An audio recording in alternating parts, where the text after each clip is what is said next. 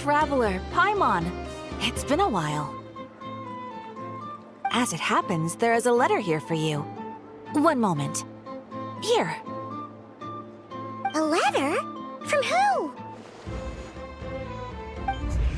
Dear Diary, I'm Kale. I work as a trainee forest ranger under my master, Tainari. I'm also studying at the academia.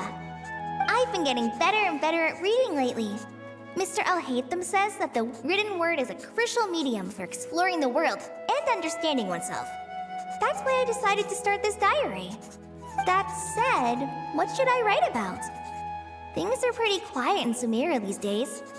Life is good. Every day is a fulfilling and happy one.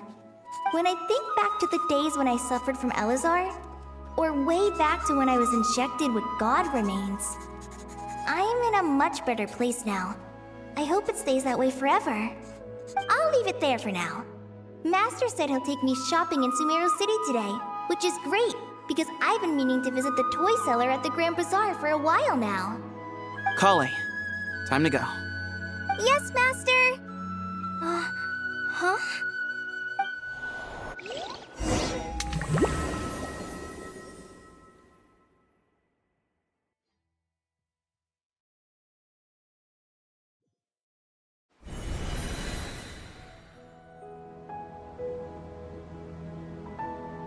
What's wrong, Kale? Is there something on my face? No, sorry. I didn't mean to stare. Did Master Tainari send you to pick me up? Master Tainari? What are you talking about? Tainari is the General Mahamatra. He's probably busy arresting criminals in Sumeru City. I mean, if that's what floats your boat, I can introduce you, but... Wait, Master Tainari is the General Mahamatra? But what about Mr. Sino? Sorry? Oh, you mean that guy who just joined the Vahumana Darshan? Rumor has it he's the leader of the Temple of Silence. If that's true, it's pretty impressive. Sounds like you've been getting to know more and more people since you joined the academia. That's great, but don't let your forest ranger duties fall by the wayside, okay? What's going on? Sethos is acting like he's my master, and Master Tainari has taken over Mr. Sino's job. Is this some kind of prank? If so, it's a weird choice of prank. But anyway, Sethos doesn't look like he's joking. What is this all about? Hey, you're zoning out again. I'm gonna buy some tools for the rangers. Why don't you stretch your legs a bit? It's been a while since you last visited the city, right? Wait! He's right. It has been a while since I last visited Sumeru City. Was it always like this? I mean, it feels familiar, yet somehow... something seems different. Is this really Sumeru City?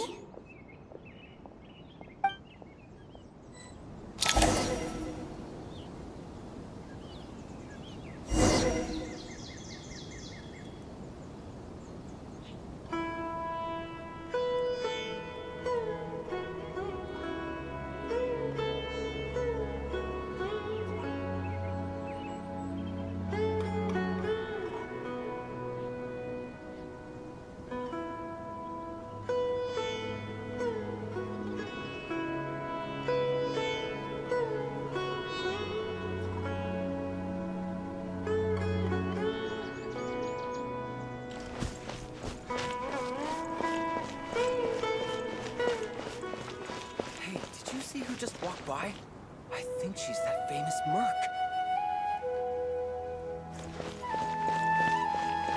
Would you like some fruit? How will I ever save enough money to buy that custom-made axe with floral carvings from the to maintain blacksmith? a peaceful life, too.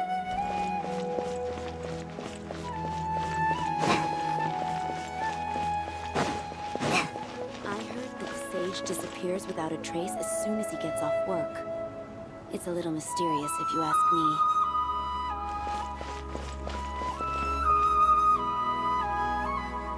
Lord Kaveh Bey, did you get a chance to review this month's accounts? Any feedback? You mean the version you sent over a few days ago? Yeah, I took a look when I received it. I was thinking that maybe our profit margin is a little excessive. I visited some of our commercial partners last month. Their earnings are very slim. Are you suggesting that we give up some of our profits for them? Well, since we have more than we need, yes. Making money for its own sake is pointless. Don't worry, I've already planned for it, and the numbers look fine. We can adjust the rates starting from next month.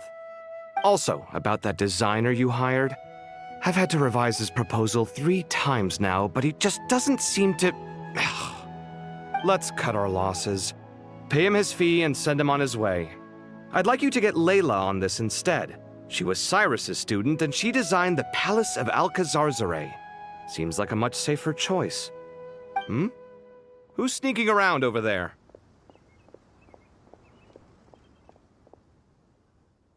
Mr. Kaveh?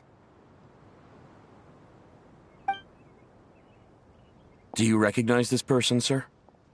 Yes, it's all right. We've met. This is Kale, Sethos' trainee.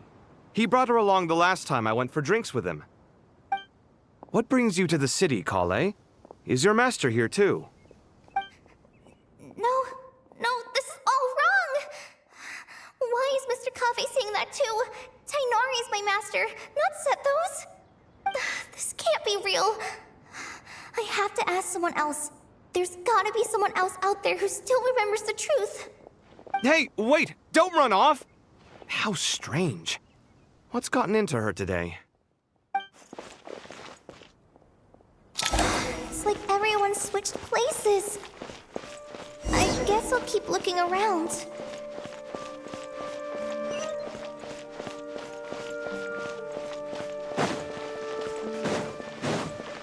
Would you like... Students are under so much pressure these days. Lots of visitors today, I see. Welcome all. It's been a while.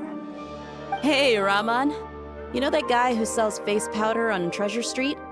I haven't seen him around in a while. Any idea what happened to him? Oh, you mean a Hongar? Yeah, he got into a brawl with Shavirme on Treasure Street. He's been banned from setting up shop there for now. Seriously? Oh, well, that's a shame. I was planning to pick out some makeup for you. Oh, don't worry about it. The legendary Flame Mane discussing makeup with the Zubair Theater star dancer. Now there's something you don't see every day. Flame Mane? You know, I'm not actually sure when people started calling me that. Maybe the other Eremites thought I needed a fiercer title to scare people off? To be completely honest, I think the title would fit you better than me, Dia. You think? Can't say I've never imagined myself as a merc. If I ever give up the dancing, maybe I'll head to the desert and give the Eremite life a try. You would? Is that so strange? Oh, not at all. In fact, I've actually had similar thoughts before. If I ever get tired of sleeping out in the wild, I think I might go look for a job at the Zubair Theater. I've adored the dance of Sub-Zeros ever since the first time I saw you perform it. If the chance ever came up, I'd love to try it out on stage for myself. Really? If our manager Sataria heard you say that, she'd hold you to it. Probably grab you by the sleeve and never let you go again. Hey, when that day comes, I'll do your makeup myself. How's that sound? Sure. If the day comes, I'd be honored.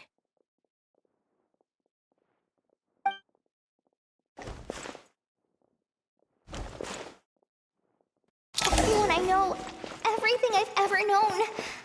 Suddenly it's all a jumbled mess. The question is, who's right? Them or me? My head feels so heavy. I can't think straight. Hi, Mr. Sino. What are you thinking about? There's a chapter in King of Invocations where the spirit of someone who died long ago possesses a living man's body. To the outside world, It looks like he's developed a whole new personality. I was just thinking how terrifying that would be for his friends. Imagine waking up one day to find that a friend of yours has suddenly become a different person. Huh? So what got you thinking about that? I don't know, but something feels off. Everything looks fine on the surface, but can human perception really be trusted?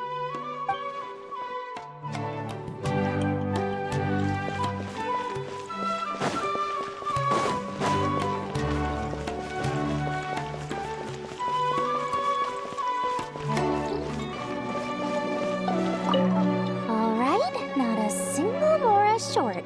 That covers you for this month's rent. What a relief. I was worried the design fees I received this month wouldn't be enough. Well, next time, don't fret. Just let me know and I'll give you a few days' grace. We've known each other long enough for that. Anyway, how are you settling in? I couldn't help but notice that you're staying up late quite often. Yeah, I can't explain it. I just feel more inspired at night. Once I get in the zone, I can race through a whole bunch of drafts, no problem. But what about you? I keep hearing you sighing these days. Is everything okay? Well, it's just... Don't you think this house is a little small? I guess I should be used to it after living here for so many years. But for some reason, I've been feeling claustrophobic recently. I want to move somewhere bigger. Once I've made enough Mora, I'm gonna buy a huge new house. As big as... at least as big as the Palace of Alcazarzaray. That sounds really expensive. True. I'll never be able to afford it on a scribe's salary alone. I need to find another way.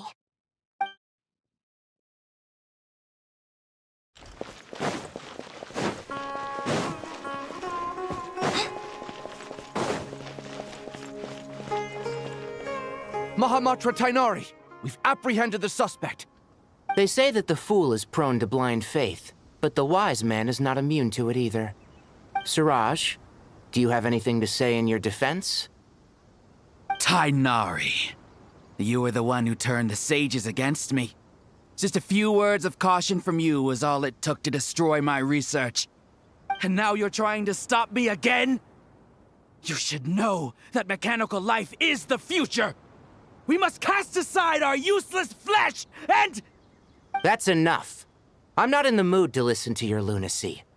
Anyone could tell you how amateur your work is. Karina, Ilias, put him somewhere safely out of the way. Yes, sir. Next on the agenda is... Master? What is it? Wait, did Professor Zahahati send you? She's been encouraging me to take on an apprentice. Might be getting a bit ahead of herself there, though. No, Master! It's me! Kale!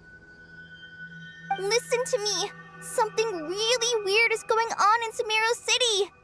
It's like everyone's identities have switched around. You're not the General Mahamatra. You're a Forest Watcher. Just yesterday, we agreed to come to Sumeru City today to go shopping together and... All right, there's no rush. Let's back up a little. Your name is Kale, correct? Although this is our first meeting, you do seem strangely familiar somehow. Is there anything I can help you with? No.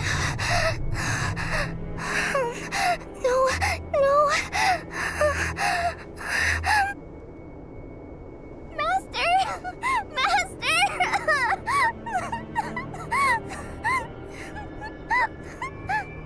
What is it?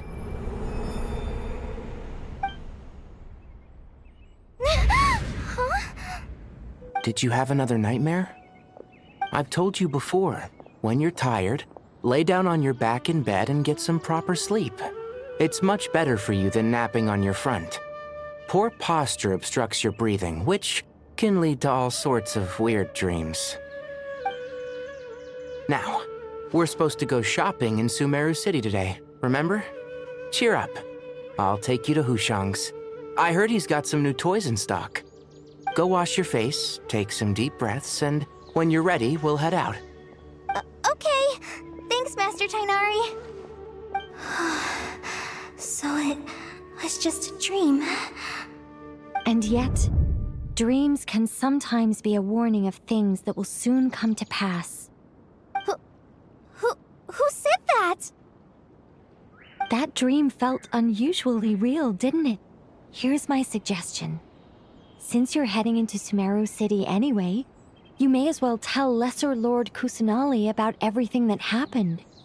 And just to be on the safe side, I think you should also inform your 2 traveler friends who once helped save Sumeru. I'd write them a letter if I were you. Time is short. A storm is coming from beyond the bounds of fate.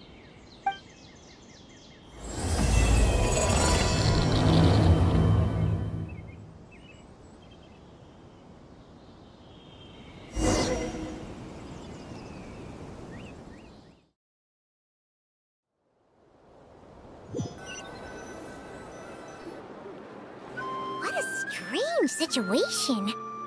No wonder Kale was in such a rush to write us a letter. Imagine waking up one day to find that everything around you has changed. You might not even recognize Paimon anymore. Whew, that's a scary thought. Let's get to Sumeru and find out what the heck is going on.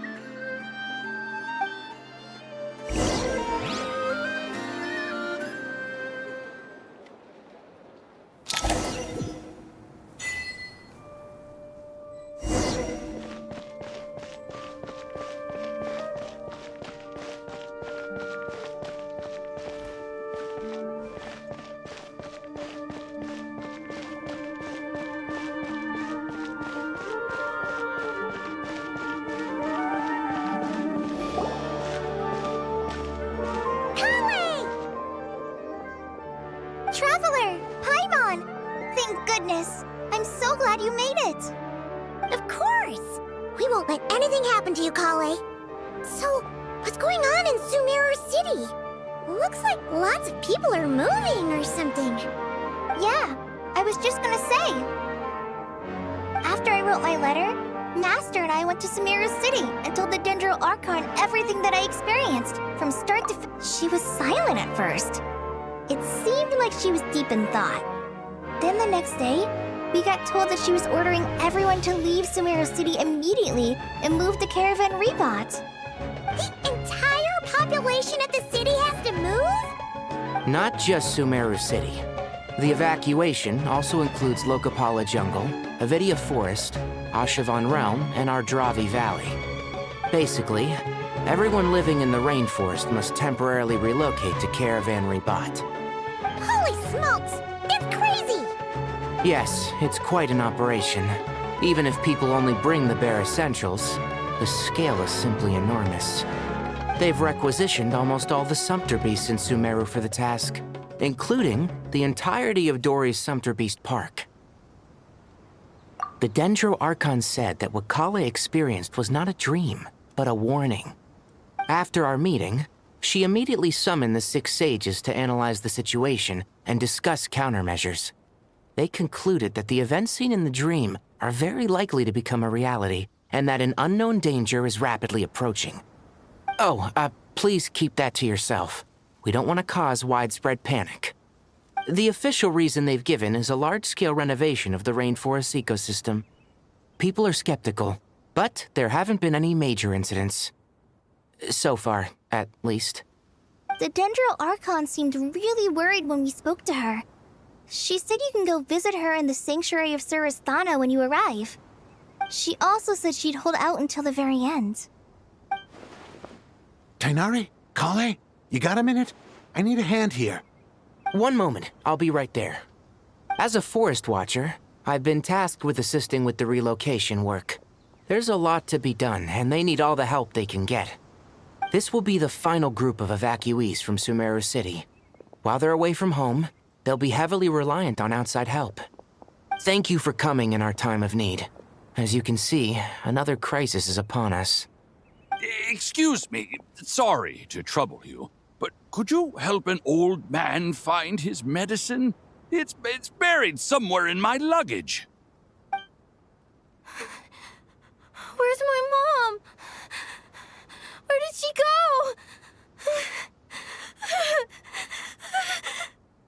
go? Don't worry, it'll be okay. Those items are worth a small fortune. Make sure you store them somewhere safe. You understand? I bet you thought you'd get away with this in the chaos, huh? Guess again. No petty thief gets past me.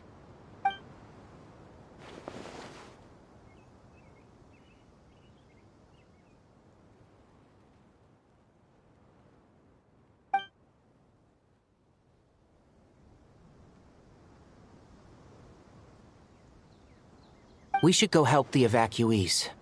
See you around. I'm so glad that you believed me and came all this way to help. It means a lot. Please stay safe. Don't worry. We may not know exactly what's going on yet, but as long as we stick together, we'll find a way through this. Goodbye! Look after yourselves! Will do. See ya!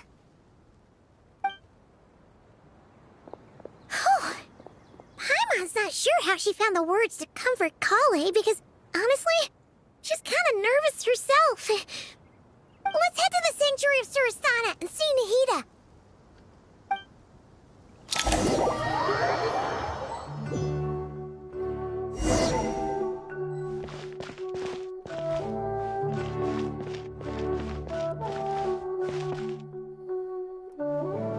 Who goes there?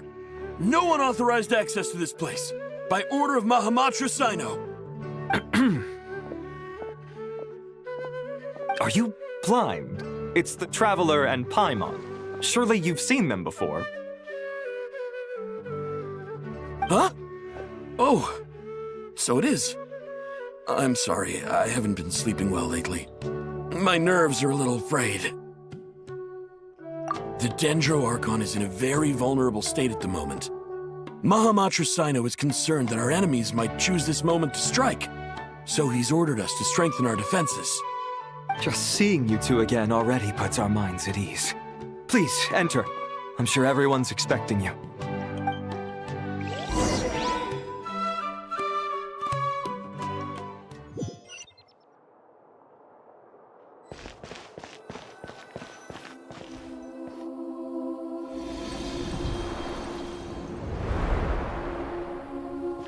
Traveler, Paimon, you made it. Aha! Perfect timing. Reliable helpers like you are just what we need right now. Oh, it's good to see everyone again. Kale gave us a rough idea of what's going on, but we still have a lot of questions. What kind of danger is Sumeru City in exactly? And how come everyone has to move to Caravan Rebot? At this stage, we can't be certain. We're investigating, but no definitive answers yet. I take it that Kale told you about her strange dream? Yeah. Apparently, everyone in Sumeru City was acting super weird. Even you guys. It was like you'd all switched places. That's right. Kale and Tainari reported the situation to the Dendro Archon. She believes that it wasn't merely a dream, and that whatever it was has something to do with Irminsul. It's a reasonable inference. Only through Irminsul can people's memory and cognition be so significantly modified in such a short time. We don't know why Kale would dream of these things, nor who was trying to warn her. The Dendro Archon decided to connect to Irminsul to investigate more thoroughly. Irminsul is connected directly to the ley lines. The tree serves as a central hub where the ley lines converge, and its core function is to record and store the world's knowledge and memories. But something has gone awry, severely compromising the performance of this core function. Information is bottlenecking inside Irminsul, hampering the ley line's flow. If this continues, new information will languish unrecorded, with existing records thrown into disarray. In short, the souls of the dead will be stranded, while the living have their sense of reality warped. In the long run, Kale's dream could well become a reality. And that's just the beginning. There's no telling what other nightmares could end up coming true.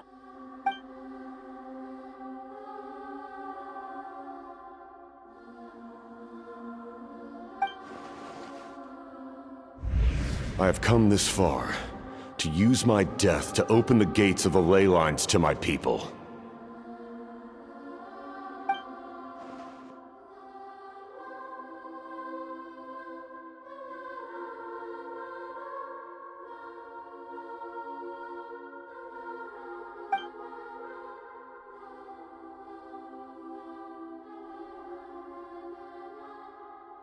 Faced with a growing backlog of information, the Dendro Archon decided to connect herself directly to Irminsul and take over the recording and processing function herself. But it is an almost impossible task. Individual brains aren't equipped to deal with the sheer volume of knowledge and memories involved. All that information flooding in at once would instantly fry any human mind. And for a god, even for a god, the suffering must be unimaginable. The Dendro Archon's power originates from Irminsul. Any issue with the tree itself takes a toll on her to begin with. On top of that, she's subjecting herself to the grueling task of processing all that data. It must be torture for her. And despite all of this, she is somehow finding the strength to investigate the Irminsul situation from within and send us her findings. I finished analyzing the latest data. Looks like our working theory was wrong. There's no signs of Irminsul having been attacked from the outside. So it's internal then? Some sort of disease, perhaps? No. I've spent half my life studying the ley lines. If Irminsul malfunctioned this easily, the world would have met its end long ago.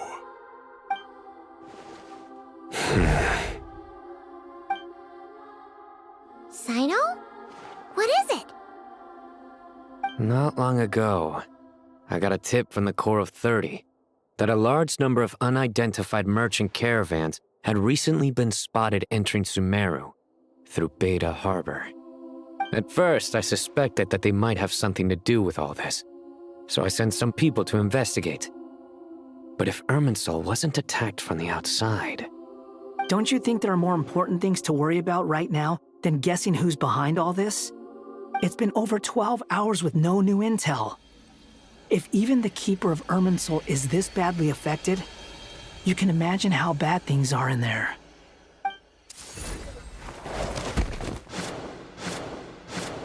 Dendro Archon.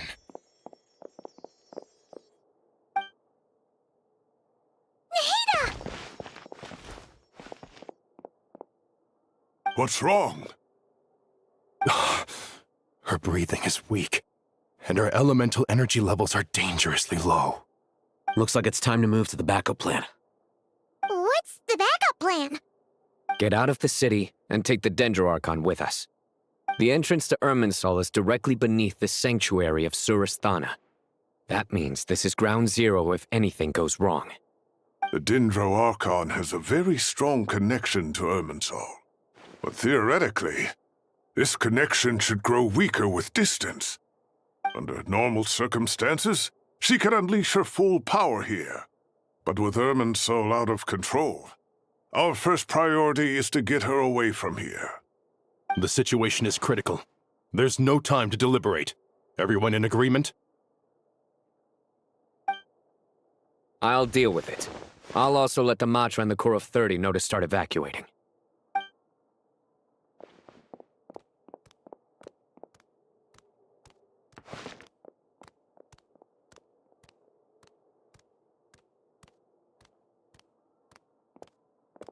Let's go.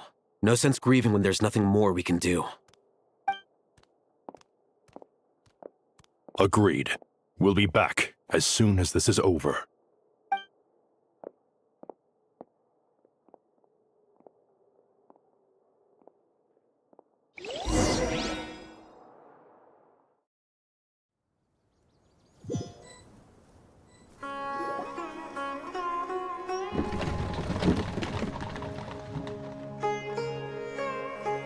Last group of civilians has been safely evacuated.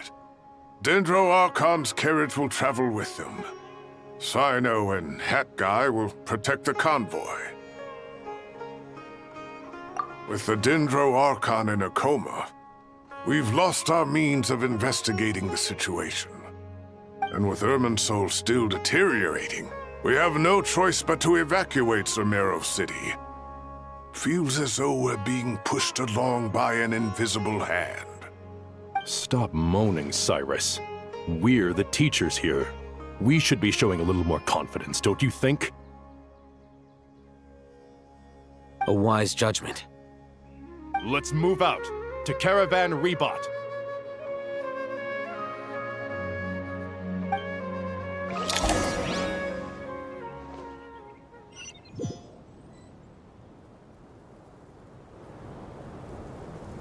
Sir, all units are in position.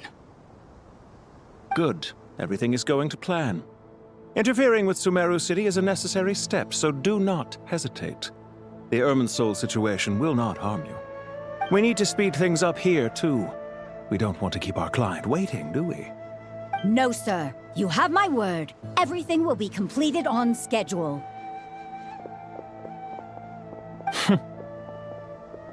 They say that fervent ambition attracts the favor of the gods, and with it, a vision. But we appear to be the exception. So, is our ambition not strong enough? Or does it threaten the very foundations of this world?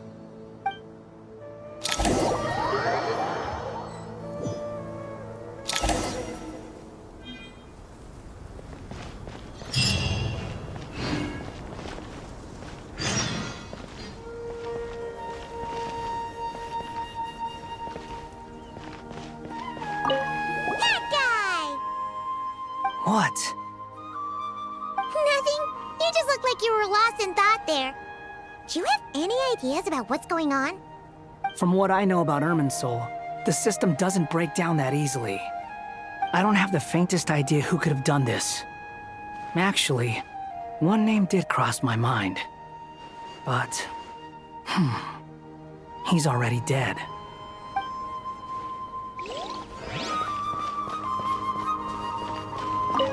So, can I assume that this period of time away won't count as part of the rental period? Maybe we should deduct it from next month's payment. Sure. Great! Wait, why are you suddenly being so reasonable? What's the catch? I'm always reasonable with rental payments. Like the time I refused to let you use that wine you brought home as collateral. That was a perfectly fair request, and you know it! Everyone runs low on funds now and then, don't they? And that bottle of wine wasn't cheap. You ought to be thanking me. Anyway, Sumeru City should be empty by now, right? With no one at home, I've been worried about security. I'm worried about burglars. What would they steal? That new scroll you bought? Ah! I'd almost forgotten about that. Oh, I only went and hung it up in the most conspicuous spot in the house. If anyone breaks in, it'll be the first thing they see. Well, no one but you gave it a second look while it was on display in the shop.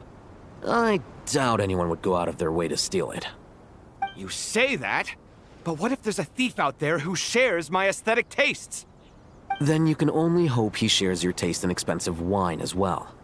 Always worth having some collateral. You!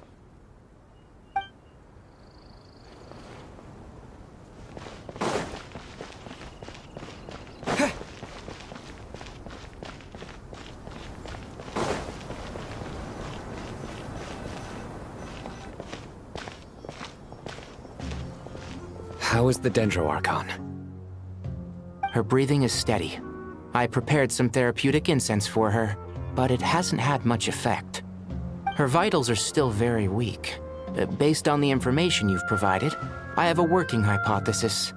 Her condition is partly due to Irminsul's influence, and partly due to a physiological imbalance caused by the rapid depletion of her power.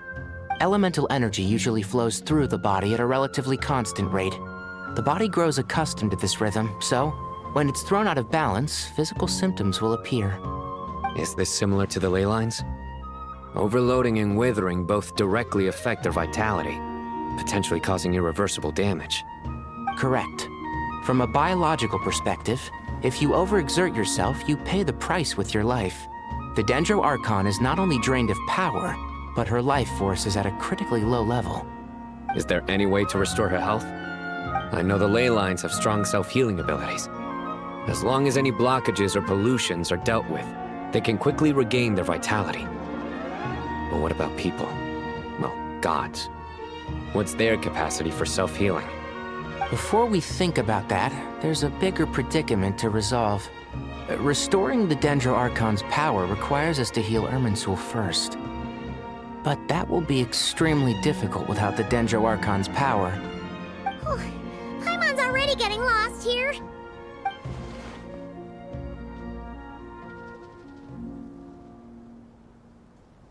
Master Tighnari and Cyno look so serious. I've not heard Master speak in this tone for a long time. Tighnari.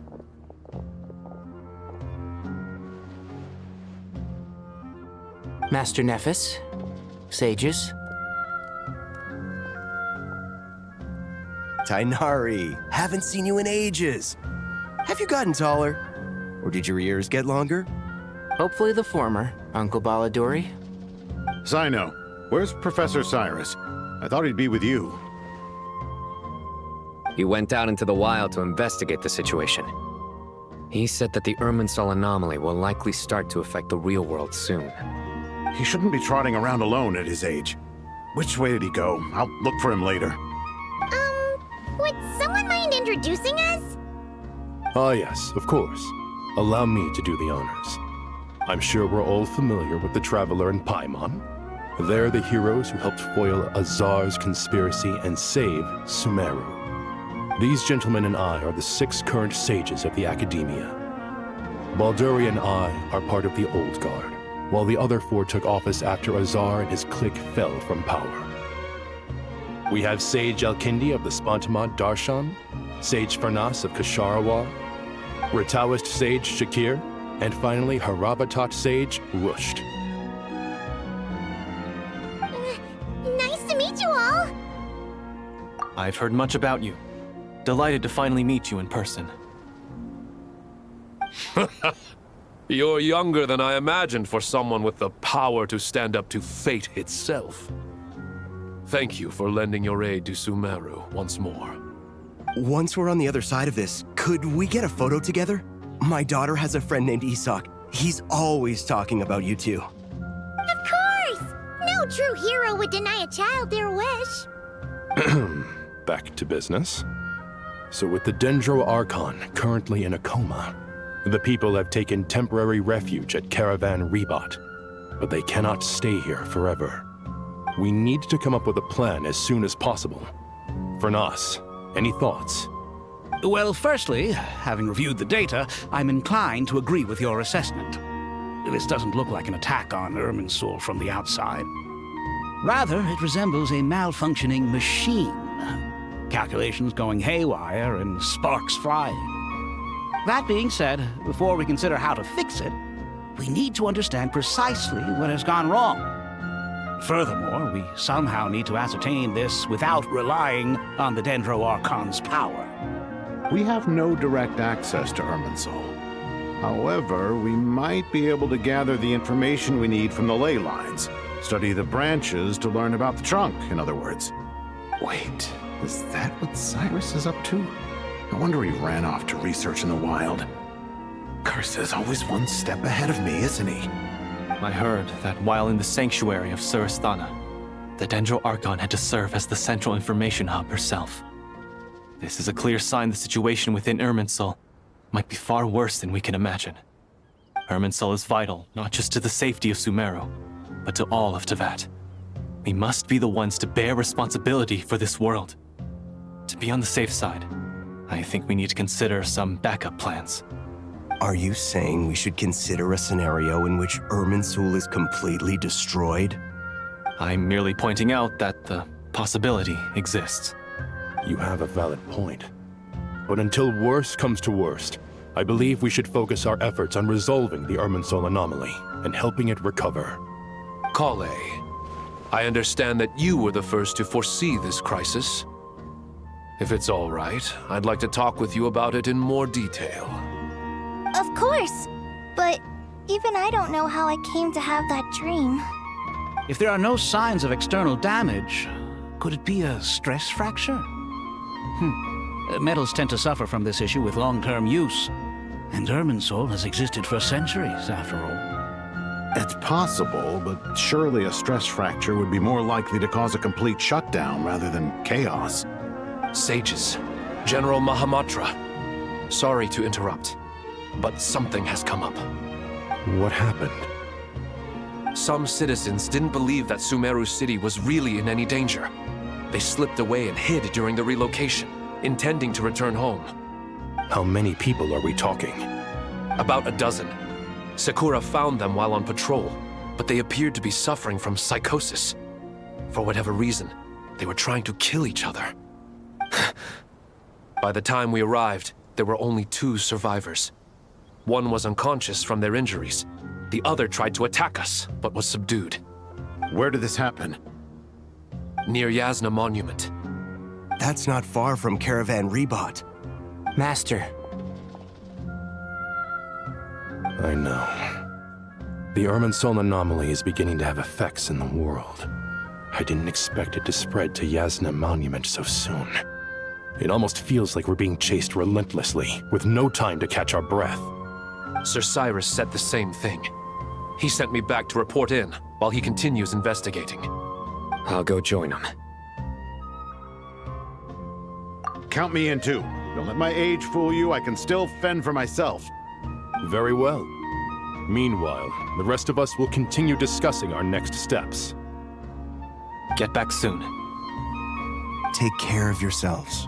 It's getting dangerous out there.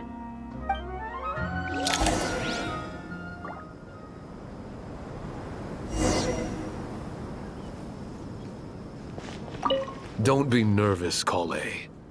I just wanted to ask, have you ever had similar dreams to this one before? Similar how? Dreams so vivid, they seem real. Filled with strange or dangerous things that you cannot explain. Let me think. There was one time, I don't remember it very clearly, but I saw fire. Fire? Yeah. I wish I could give you more details, but all I remember is fire everywhere. From the sky to the ground, everything was burning. The heat was unbearable, and ashes were blowing in the wind. I doubt this dream was a mere coincidence. Perhaps it was some kind of prophecy? And yet, you've never studied astrology. I'm at a loss to explain it.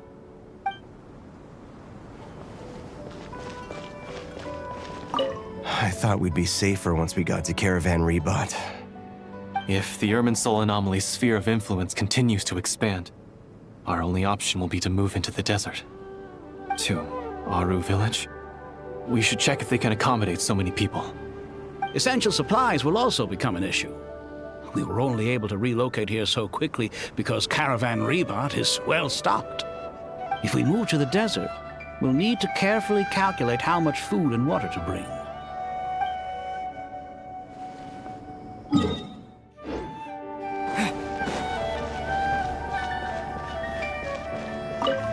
Thank you for everything, Tainari. Don't worry about me. I'm fine. But if you don't mind me saying so, Master, you're looking a little nervous yourself. I only just got appointed as Grand Sage, and now this happens. It's quite overwhelming. Looking back now, I don't think I handled the situation with Azar very well at all. Yes, I protested, but I went about it the wrong way. Instead of helping, I just ended up getting locked away. Now that I'm the Grand Sage, I have to be responsible for everyone's lives, including the dozen or so who fled to Yasna Monument. I can't help but blame myself for their deaths. It's only natural that you want to do the best job you can, but Master, we both know perfection is impossible. You're right. We may well be heading into the desert before long. Feeling up to it? We left in such a hurry that I didn't bring any sun lotion, but I'm sure I can make some from local ingredients here. That was a big part of my graduation thesis, after all. Still remember? Of course, like it was yesterday.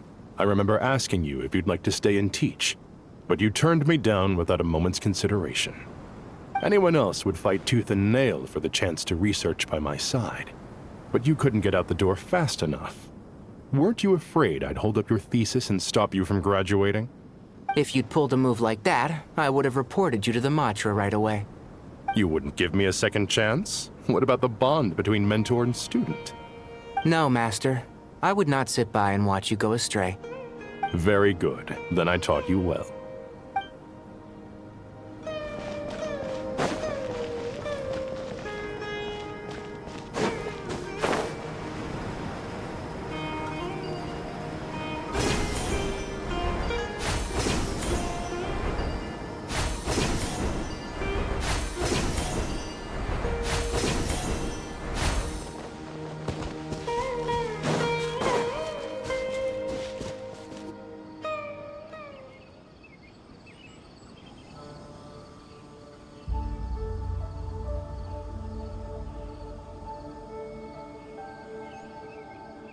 Please, don't go any further. As you get closer to Sumeru City, there's no knowing what dangers you might encounter. So this is our mentally disturbed man? I'm going to gut you all!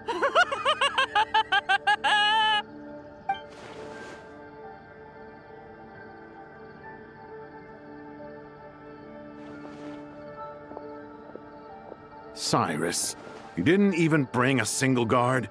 Do you think you're some sort of warrior? It's fine. Come here and look at this. Oh, it's... That's right. Flowers that bloom from openings in the ley lines, indicating some sort of anomaly. I don't believe I've ever seen a color like this before. Did you discover it nearby? Not just here. Way over there, too. They're everywhere. There's even more in that direction. How did you ascertain the situation further ahead? Didn't you just say that we can't go beyond this point? Yes. This area is relatively safe so far, but if you continue forward, delusions will start afflicting your mind. However, some vision-bearing mercenaries were able to maintain their sanity a little better. They're the ones who brought back news from further afield. Sino, do you remember the class I taught on dissecting ley line blossoms? I do, Professor. I received full marks in that course. Good. After all these years, it's time to put that knowledge into practice. There must be anomalous information hidden within these blossoms. Alkindi, I'll need your help as well. Been a while since we worked on a project together, hasn't it? Sure has. Well, what are we waiting for? Let's get to work. Anything we can do to help?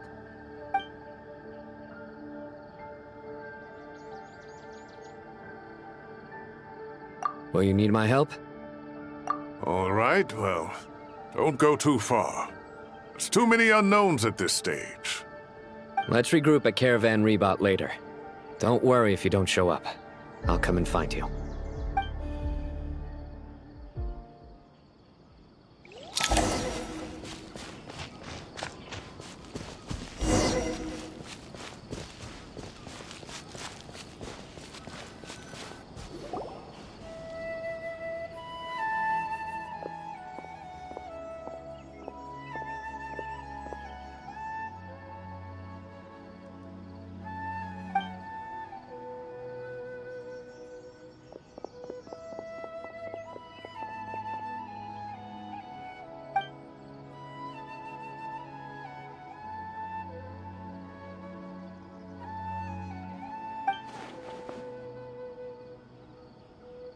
That should be the heart of Oasis.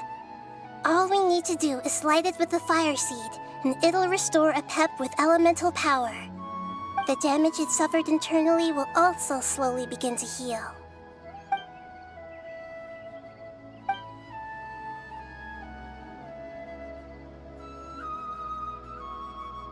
What is it? You thought of something? Really? Then let's get back and tell the others!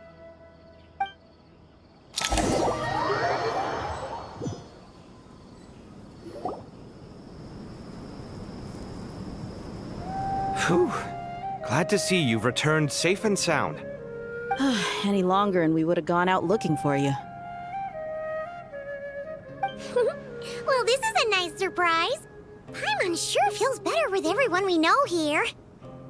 We've made some progress, so let's start by giving you and Paimon a quick update. By dissecting the ley line's blossoms, we've been able to deduce that although Irminsul is experiencing an anomaly, it has not completely rejected access from the outside. The Dendro Archon has the power to connect to Irminsul, but there's also another way. I assume you recall the devices everyone was wearing when you first arrived in Sumeru? Devices? Oh, wait. You mean... The Akasha terminals? That's right. Of course! It's been so long, Paimon almost forgot all about the Akasha. Wasn't it shut down, though? Yes, but although the system isn't currently operational, the technological infrastructure is all still there. And it turns out that a certain someone gets so bored at work that he's actually read through every single one of the instruction manuals. No prizes for guessing who that was. If praising others is that embarrassing for you, you can simply spare yourself the ordeal. As much as it pains me to say anything nice about him, there's no denying his intelligence. He rarely forgets anything he's read. The Akasha is exactly what Sumeru needs at this moment. Between us, we should have all the knowledge and expertise we need to get it up and running again. But if I recall correctly, doesn't the Akasha need a Gnosis to function? That's exactly right. The Akasha relies on the Gnosis as a power source, and in its absence, we'll need to find an alternative. To tackle this problem, it looks like we'll be relocating once again. Mainly to the Temple of Silence. Ring any bells? It's the only major institution in Sumeru dedicated to preserving the knowledge of King Deshret's civilization. You might find the answers you're looking for hiding there. I agree. There's a good chance. Master Nephis and the other sages have discussed it. As the chaos from Irminsul continues to spread, Caravan Rebot won't be a safe haven for much longer. We have to move into the desert next. The scholars and sages will head to the Temple of Silence, while the civilian population seeks refuge in Aru village. The Eremites will keep everyone safe during the journey, and Candace will be there to receive us at the village. This leaves us just one thing to worry about. That Dendro Archon. She's very weak. We can't afford to wait until Irminsul is fixed. There has to be another way to help her. Huh. Wow. Luckily, the Traveler had a eureka moment while we were out investigating. Really? Wow. Nice one, Traveler. Let's hear it. What say our Amorta experts? Theoretically, it's feasible.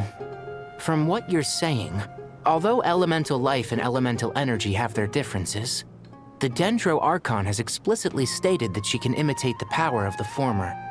In which case, as long as a Pep is willing, she should be able to convert her own power into a form that the Archon can use. It wouldn't be difficult for her at all. The only problem is convincing her to help. Yeah! Even though she wasn't exactly friendly the last time we met, she didn't refuse to talk with us. When she realizes the danger that Nahida is in, surely she won't turn a blind eye to it. Well, hopefully not. Either way, we're not exactly spoiled for choice here. Hey, it's better than having no options at all. I agree. Without Irminsul's aid, the legendary Dendro Dragon Apep may well be the only living thing in Sumeru who can help our Archon recover her power. There's no time to lose. I'll bring this proposal to Master right away. If he and the other sages agree, we'll split into 3 teams. The academics will go to the Temple of Silence to look for a solution to the Akasha problem.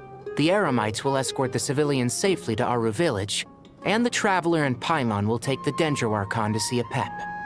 There's still a long road ahead, and no knowing if we'll make it.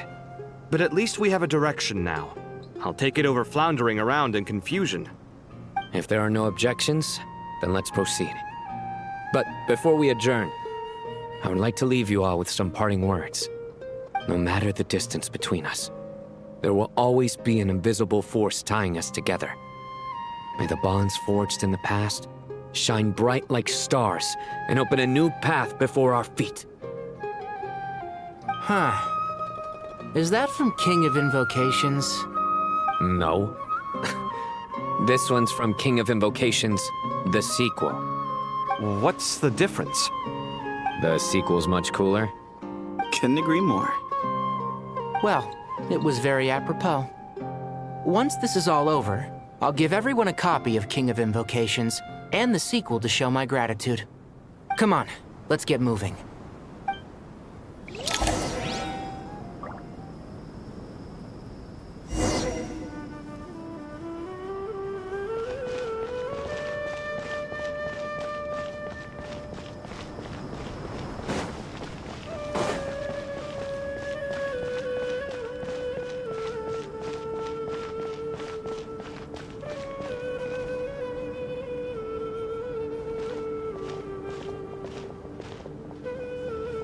Tighnari has brought me up to speed. I approve of your plan of action. But we can't proceed with everything right away. The people need to rest. For many of them, this will be their first time in the desert, so we'll need to find additional personnel to help escort them. You two, please go on ahead with the Dendro Archon. Let's rendezvous at the Temple of Silence later. No problem. We got this. Words can't express my gratitude. So let me just say, I hope everything goes smoothly for all of us. Goodbye for now. All right, let's get going. If Paimon remembers correctly, the last time we saw a pep was in... Traveler, Paimon. Could I borrow you guys for a moment? It'll only take a second. Kale, what's the matter? Well, the thing is... Master Tighnari once told me, after you raise a problem, you should think about how to resolve it. But ever since I had that dream, I feel like I haven't been of any help at all. I tried my best to keep up with the conversation, but there was so much new information, I couldn't take it all in. So, I just wanted to ask, do you have any tips for me there? Paimon knows exactly how you feel. But fear not, everything you need to know is right here in Paimon's notes. Sumeru chapter. It's got tons of info about all the things we've seen and heard on our adventures. Some parts are a little simplified, but hopefully it all makes sense.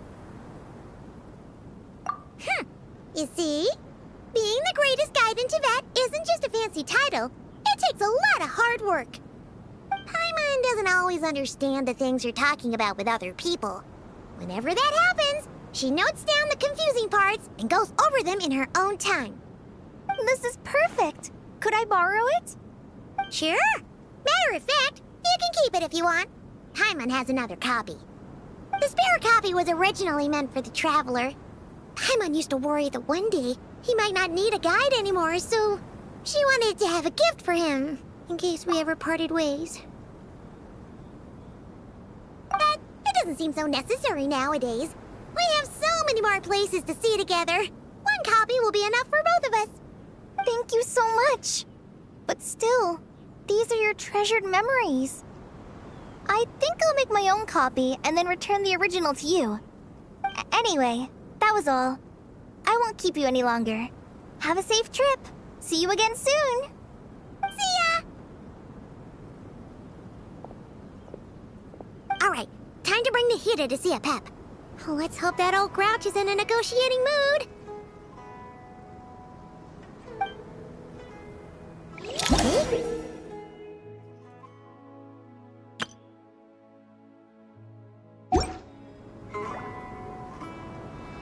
Actually, never mind. And a pap-sized Nervalet's probably one of those dragons who's grown too close to humankind. They might end up fighting for all we know.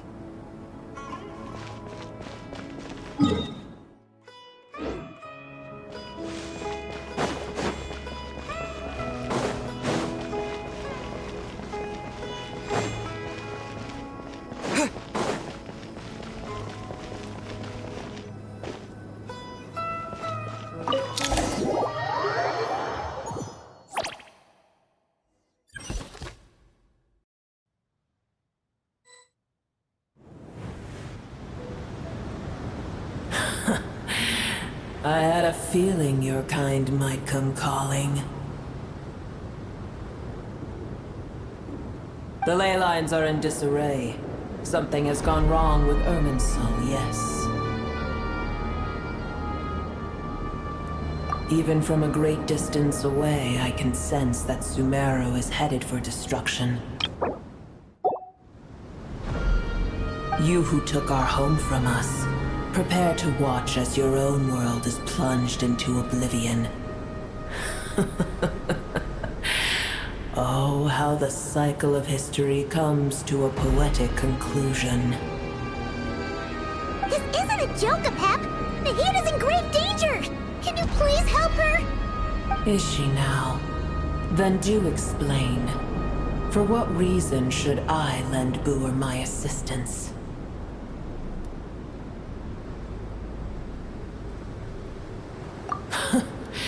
The age of the dragons ended long ago, and the world that replaced it is under the dominion of the heavenly principles.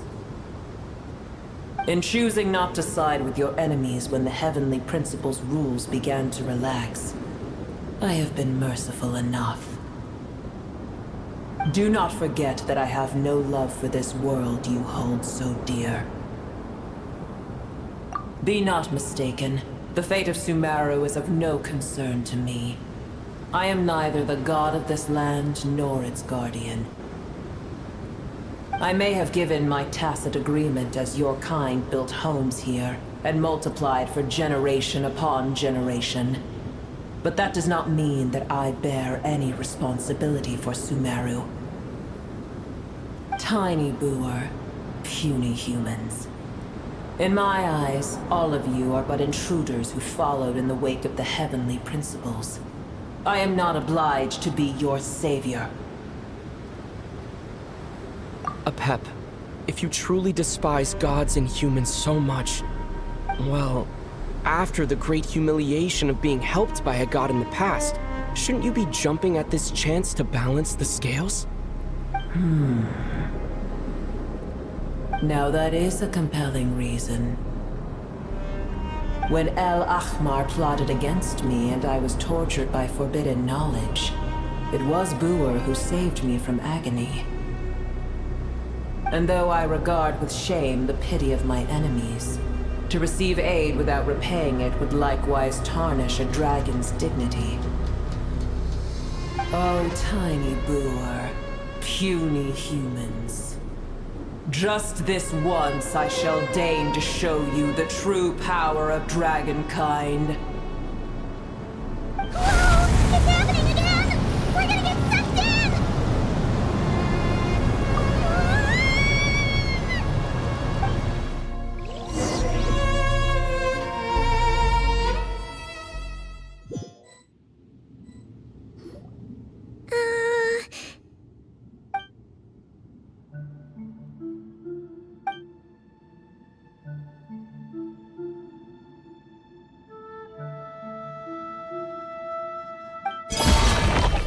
It is done. The heart of Oasis is supplying her with life force as we speak. It shall not be long before she recovers. But I should warn you. Boer's existence is closely intertwined with Irminsul. Unless the issues plaguing it are resolved, she will never completely recover her former strength. Oh, thank you. Spare me your words of gratitude.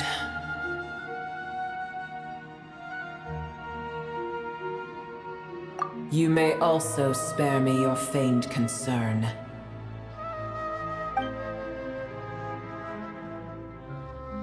A dragon's sovereign's power is far greater than you can imagine. While I was indeed weakened when the heart of Oasis ran dry, providing Tiny Booer with a morsel of my life force shall have little consequence for me. Oh, good to hear.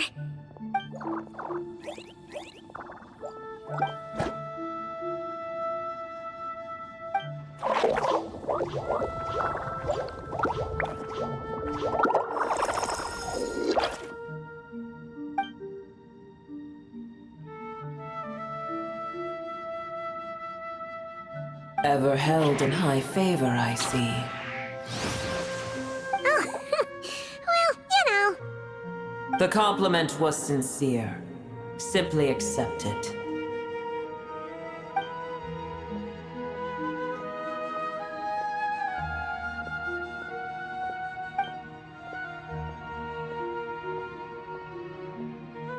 I did once.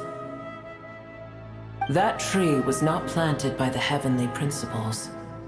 Irminsul existed before they ever arrived in Tevat. What? There was a time when it belonged to Tevat, to dragonkind. Its appearance and function then differed greatly from today. The ley lines flowed with an abundance of a familiar, primitive form of elemental energy. You may know it as the power of the Light Realm.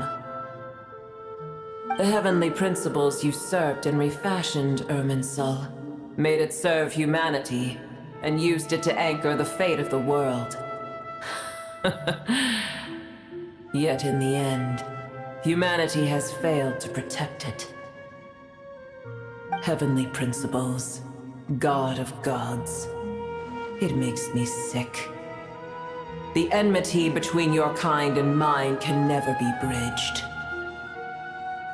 As things stand today, holding a grudge against you would serve no purpose. But there will come a day when we reclaim this world for ourselves. The opportunity will arise no matter how long we must wait. I can already sense that far away from here, the Hydro Dragon has wrested his authority from the hands of the usurpers. But we have yet to meet. I know that we are both preparing for our revenge day and night. Uh-huh.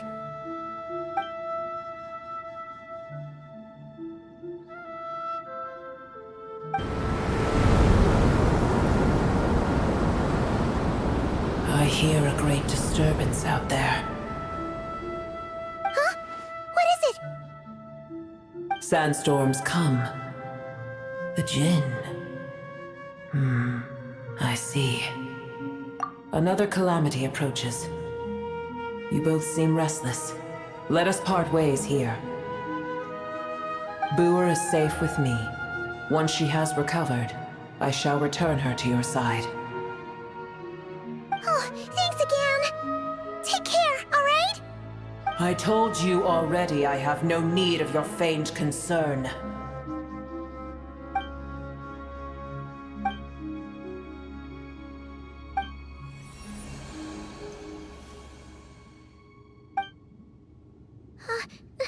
Nahida?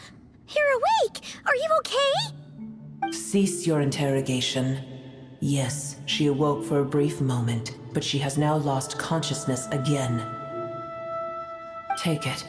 We shall talk more at another time.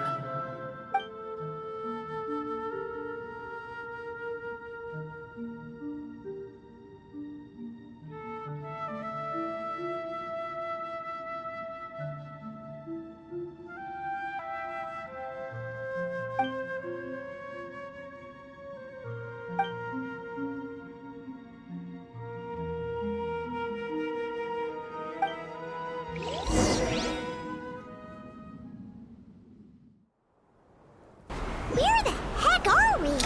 Did you just dump us in the middle of nowhere? Wait. No. Paimon remembers now. The Temple of Silence is over that way. Come on, let's go find the others.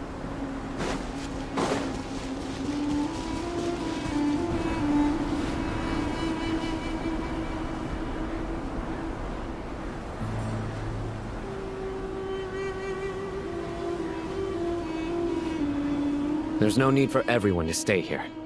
I'll protect the sages. The rest of you, return to Aru village. Yes, Mahamatra Sino.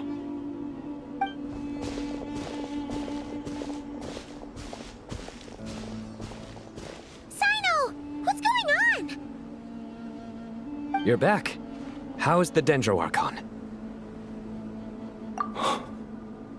What a relief. It's the Jinn. Countless Jinn have stirred up violent sandstorms across the desert, blocking our path to the Temple of Silence. Tainari and Kale have returned to Aru village to help. The Jinn are being highly aggressive, so both the village and the merchant caravans require protection. It's just one thing after another. Where did all of them come from anyway? In all my trips to the desert, I've never seen anything like this before. As I see it, the only possible candidate is Gurabad. Gurabad? Baladuri could explain in more detail if he were here. All I know is a rumor I've heard about from previous trips to the desert. Supposedly, a great number of dormant Jinn lie sealed beneath that city.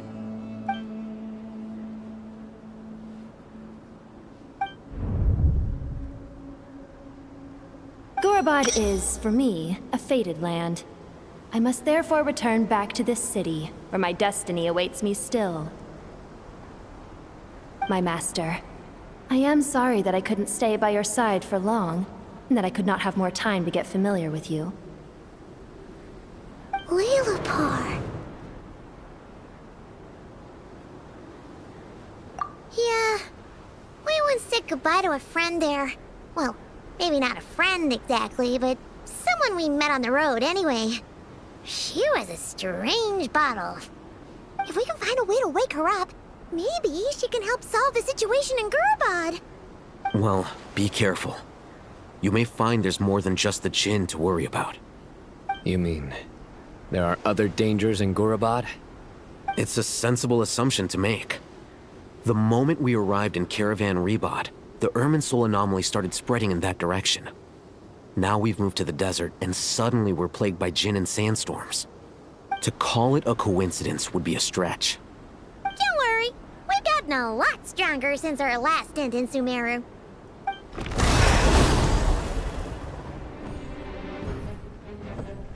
Ah! When did they show up? It appears the monsters native to the desert have been stirred by the Jinn's activity.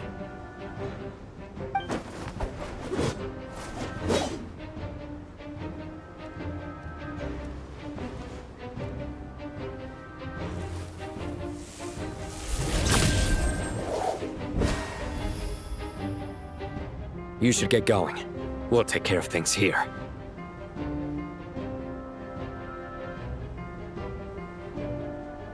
You too. Don't do anything too risky. You got it?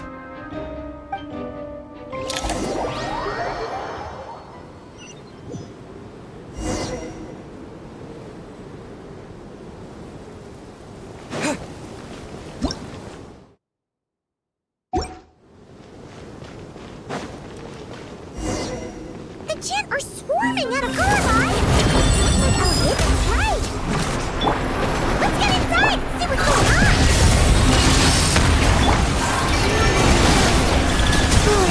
Can't hide the truth.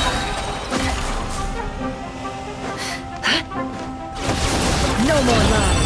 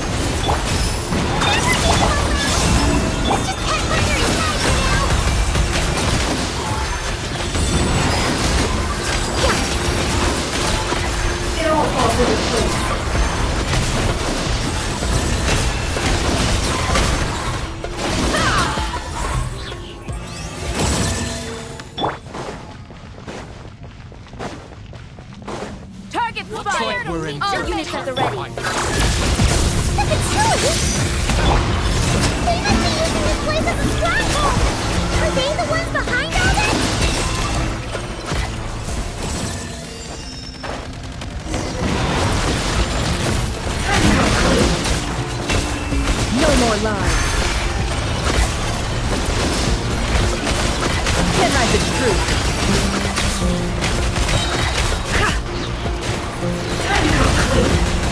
Surge.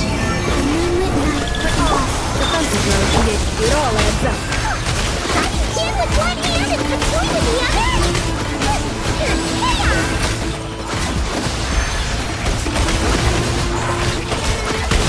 Can't hide the truth.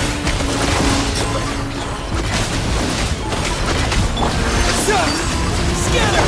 Ultimatum protocol.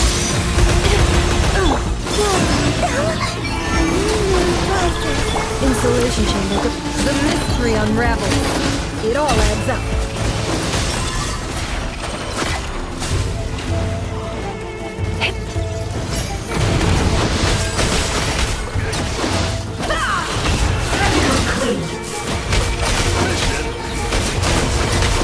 Springboard! Here!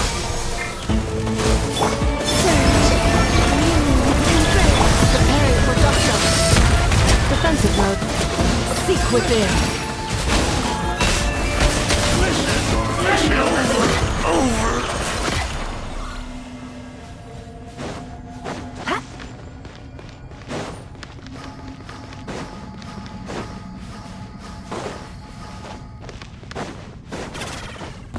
I'm gonna fix your skull!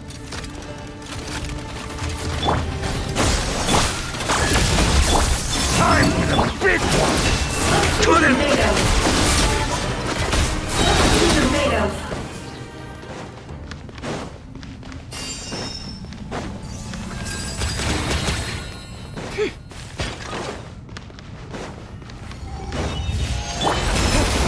Scatter!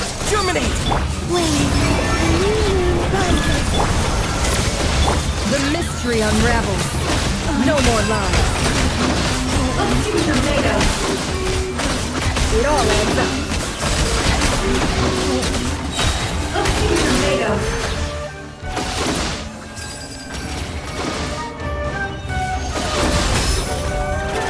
Can't hide the truth.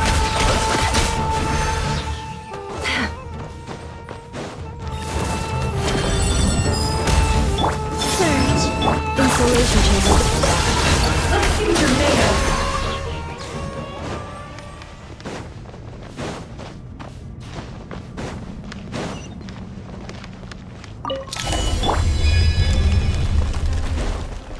You see that strange machine? Paimon has a sneaking suspicion that that's the thing wrecking Gurubad and setting all those dangerous Jinn free! The target has reached the core zone. Requesting backup. Repeat, requesting backup. Backup en route! Stop him at all costs!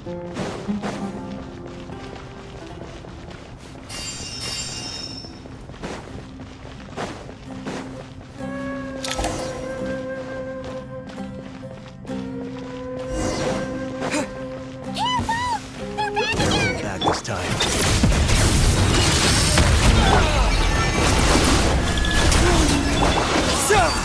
Propagate! It all adds up. Nice one, Traveler! Let's get going!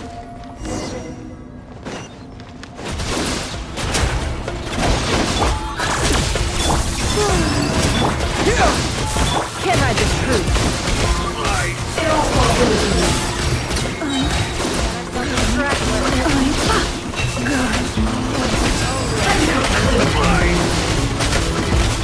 Defensive mode engaged. Ultimatum protocol. Moonlit night for all. It all adds up.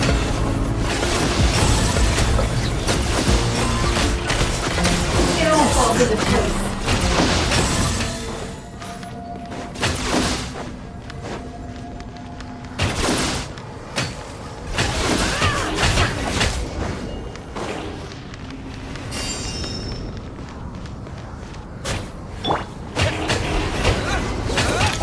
Jin's gone kaput! Now we can finally... My subordinates failed to stop you in your tracks. Apologies, sir. There is no need to apologize. You did well to hold your ground against such a powerful adversary for as long as you did. I must commend your courage and perseverance. So, you're in charge here, huh? First the problems with Irminsul, now this mess in Gurabad? Are you the ones responsible for all this? I'm afraid I cannot answer that. I assume you aren't naive enough to expect answers from an enemy. Ugh, this guy is so snooty! However you want to spin it, you're clearly involved in this somehow. So you can either start talking, or we'll have to make you talk. Let's get him! Traveler? What's wrong?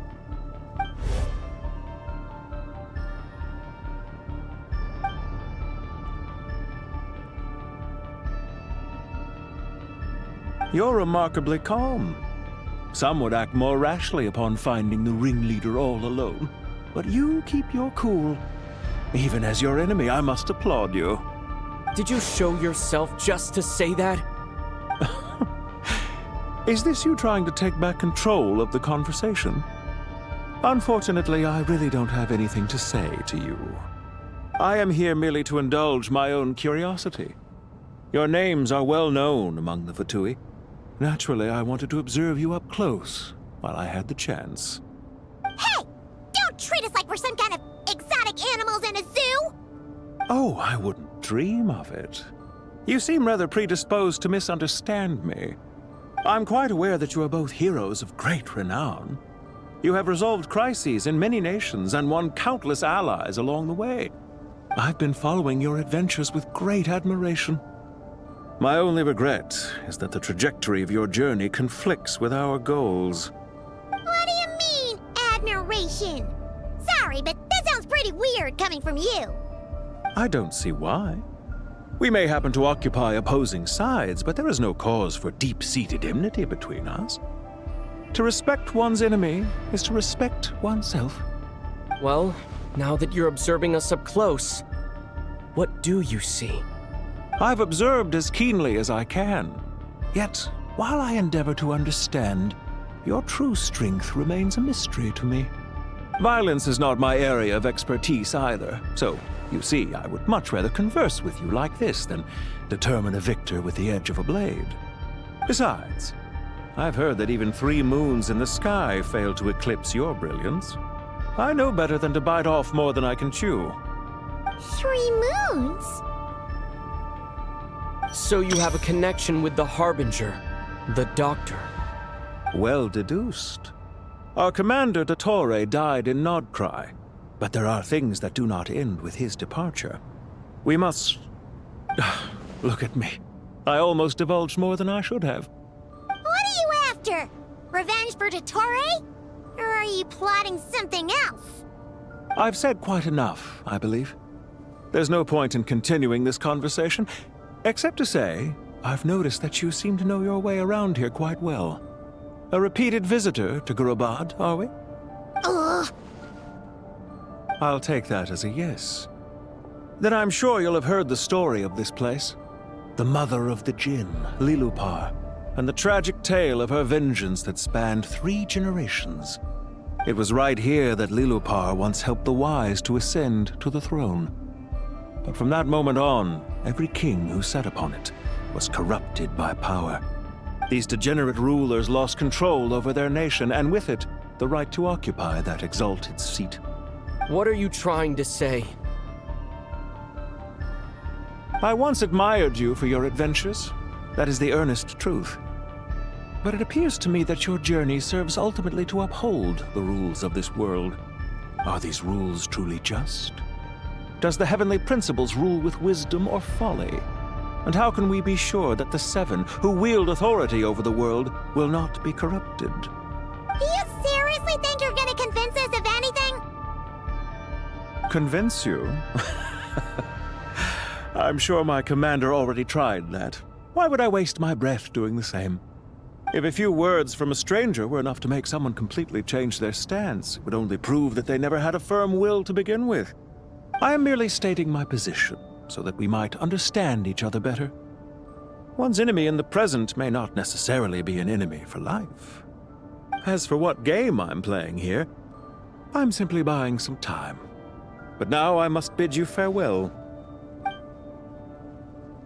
It was a wise decision not to attack me immediately. Since you did not fall for my ambush, I will now have to ask those in hiding to reveal themselves.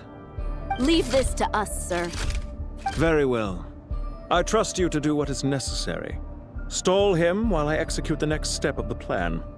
Sumeru City, Irminsul. Hey! Stop right there! Don't you dare leave without explaining yourself! All units, stop them! Protect the commander! Did you hear that? This time. He mentioned Sumeru City and Irminsul! He's definitely something! We can't let him get away! Get rid of these pesky soldiers! Quick! Rear guard to the front! Don't let them through! Get that thing in position! Hold on! Just a little longer!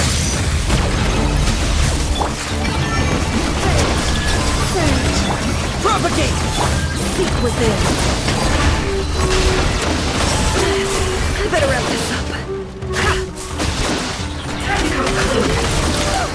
We finally beat them! That mysterious guy can't have gotten far! Let's catch up with him!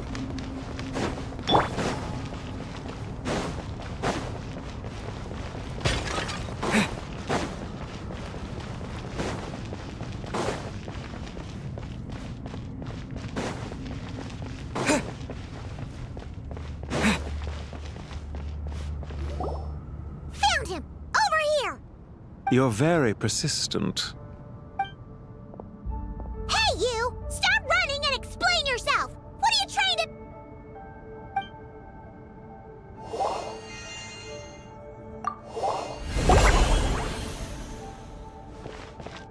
What's this? Relax. A small trap like this won't be enough to hold you. The sandstorms from Gurabad will die down soon enough, but this small window of time was all we needed to launch the next phase of our plan. Don't be discouraged. I knew that someone would come here eventually, so I planned ahead. Where to chat with you, which door to exit from, even which mechanism to wait by for you. I thought through every detail. You, meanwhile, know nothing of who I am. So far, you've only heard my voice, and for all you know, it may not even be real. But not to worry. This is only our first meeting. It shan't be our last. Just to answer me one last question. Why do you continue to follow Dottore? Countless cruel experiments, even on his subordinates. Follow isn't quite the right word. Let's just say even those you see as villains have their friends, even if they aren't the most sincere of friendships. When any set of rules is established, there will be those who benefit and those who lose out. People will do anything to justify what they have gained or escape from the hardship imposed upon them. Neither he nor I are tolerated by the rules of this world. We were both searching for a new order. Our ideas of the final form that should take may have differed, but our journeys took a shared path. Goodbye, Traveler and Paimon. I wish you a timely escape, albeit not too soon. I will need a little more time to prepare, after all. Hey! Come back! Wait, this dark wall. We've seen these on our adventures before. It swallows people up! Oh, I'm sorry. She shouldn't have jumped the gun! Oh, okay. He may have fooled us this time, but we'll get him back!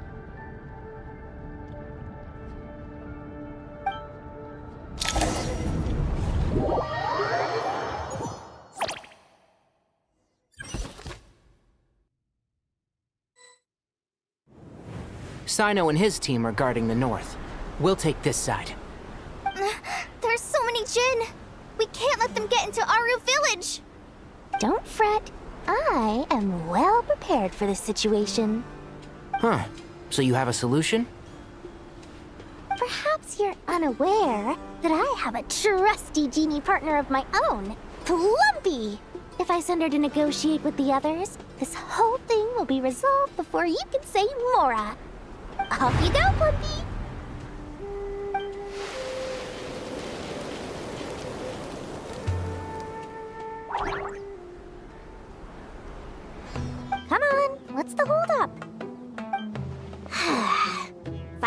100,000 mora.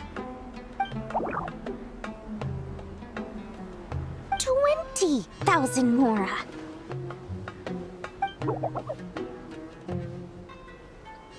100,000 mora. Final offer.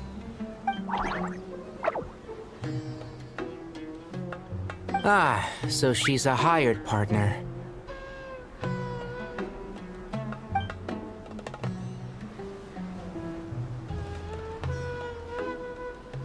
Hired partners are reliable too. Plumpy here is a totally skilled negotiator. You'll see. Just a few words from her and...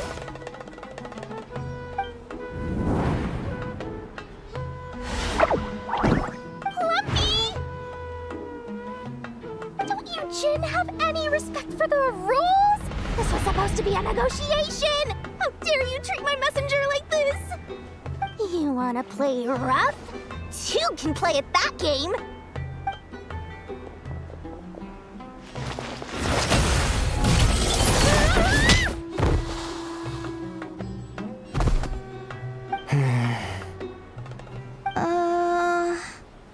Looks like it's up to us now. Be careful, Kale. Yes, Master.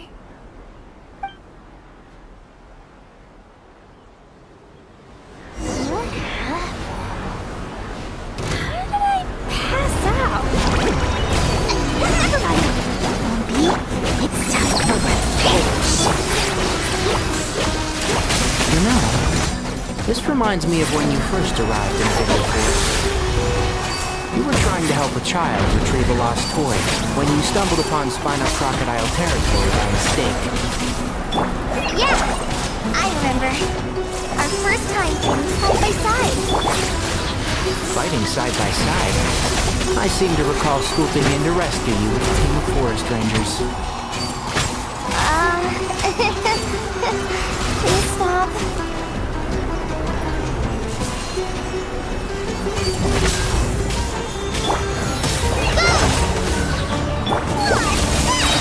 Here's the gun!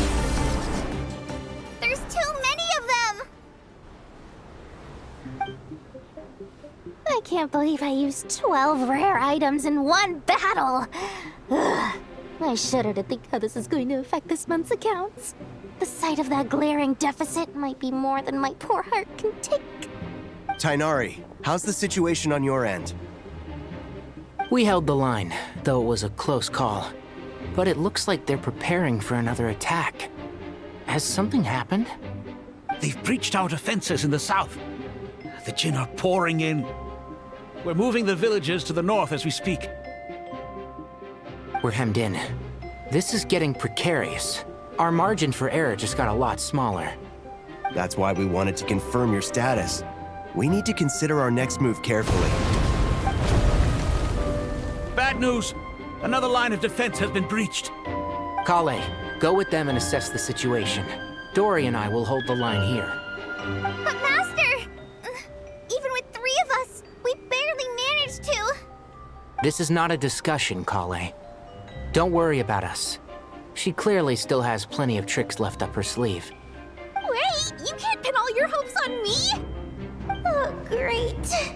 I've almost run out of the things I brought with me, and the rest is back at the caravan. I should be able to hold out for a little longer, but still... Master! Need any help? Huh? What is it, Kale? If things continue like this, it won't be long before Aru village is overrun by Jin, and the sandstorms are sure to follow in their wake. I do have a plan, but I can't guarantee it will work. I don't care. Whoever you are, please just help us. The only one who can help is you. I am merely here to guide you along the correct path.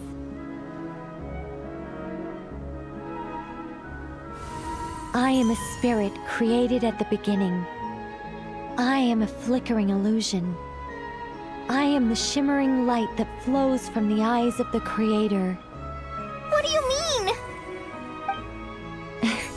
It doesn't matter. You don't need to understand it. Just repeat after me. Watch out! Jin incoming!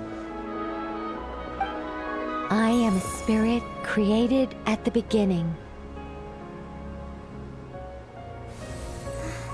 Here goes nothing!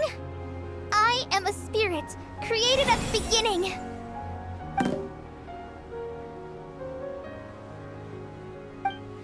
I am a flickering illusion. I am a flickering illusion.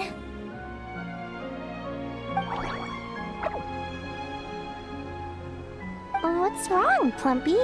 I've never seen you so agitated before. But how do you... Do you know what Kale is reciting? I am the shimmering light that flows from the eyes of the Creator.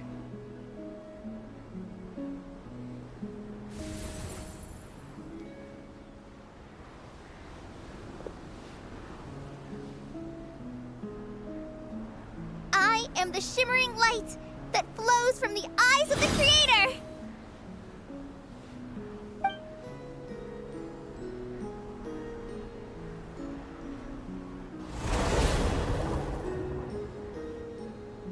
It's a song composed by the goddess of flowers, but very few records of it remain, even in historical texts. All we have is a few fragments. Is Kale an avid historian? Not to my knowledge. The Jinn have actually quieted down. Although... no, it's more than that. It looks like they're showing... submission. Clearly the songs left by the goddess of flowers have a soothing effect on them. At the very least, they're much calmer now. Really? Let me try. I am a spirit created at the beginning.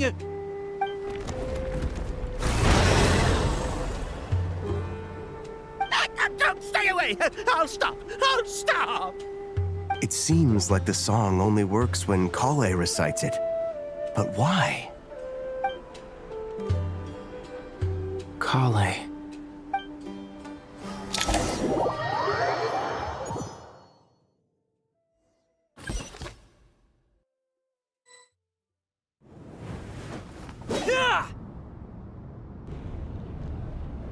Any luck?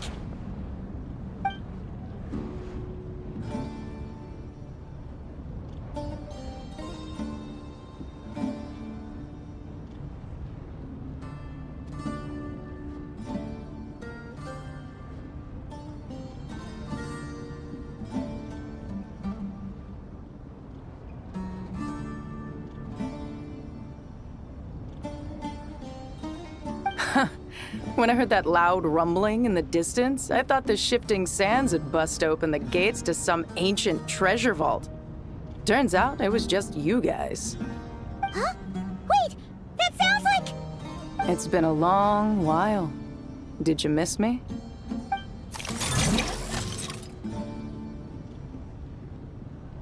Jet! Ben! Let's save the catching up for later. First, I gotta get you guys out of there. This should be the right mechanism. Ben, can you handle it?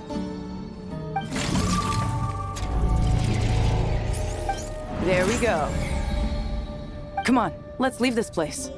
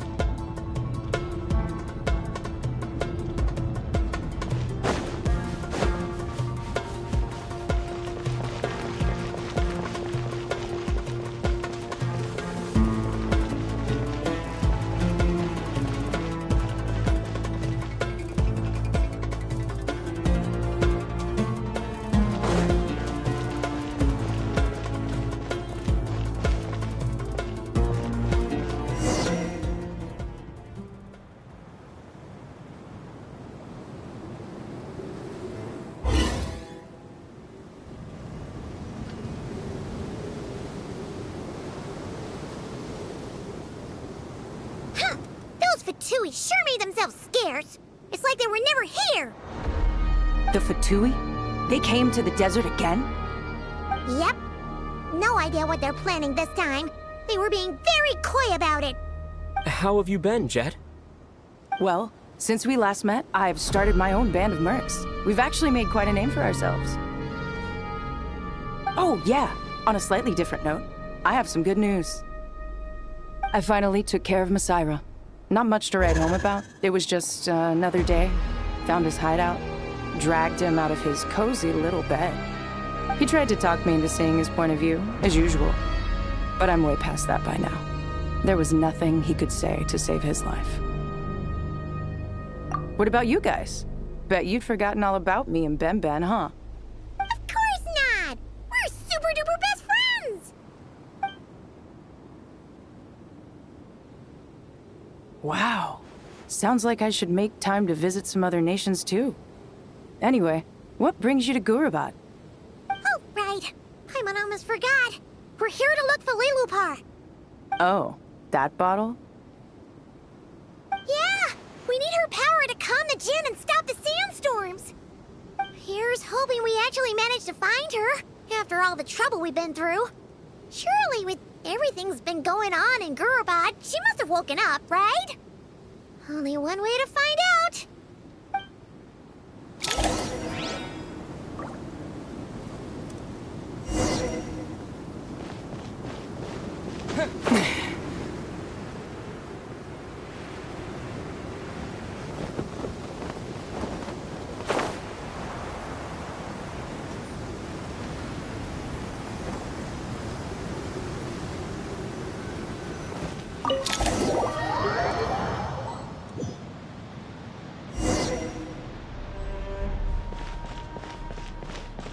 Let's see. She should be around here somewhere. Aha! Found her!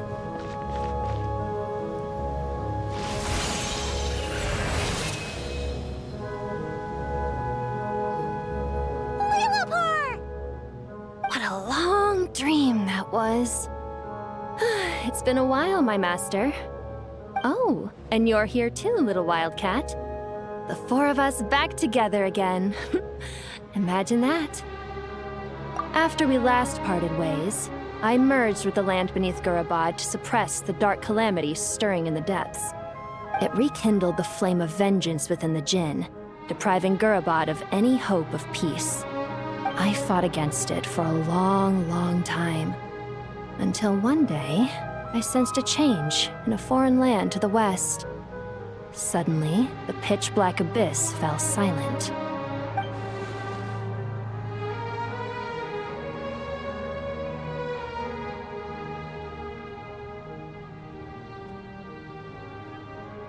Once satisfied that that dark power could no longer bewitch the Jinn, I too fell into a deep slumber, from which I have only now awoken. Why have you returned to Gurabad, my master? And why is my sand-swept homeland in disarray once more? Well, basically, Sumeru's in danger and a lot of our friends are affected. Some bad guys messed around with Irminsul and now they've released the Jinn in here. We managed to chase off the culprits, but we have no idea how to seal this place back up and stop the sandstorms. Child's play. I shall quell the Jinn and scatter the storms. Thank you, Lilupar. No need to thank me, my master. I have granted many wishes in my time, and this was the most trivial of them all.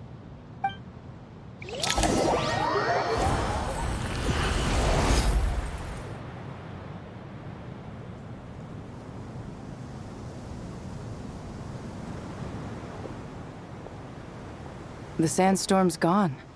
The sun shines bright again. When I said that we'd meet again under a lovelier sun, this was exactly how I imagined it. Yay! Although, honestly, Paimon would love to hang out with you more, even if the weather sucked. Well, there shouldn't be any more Jinn breaking out, right? Are we okay to head back? Sounds good. You can introduce us to your other friends. Another adventure begins. Lovely. The storms have stopped! We should be able to get to the Temple of Silence without any problems now. Time to regroup!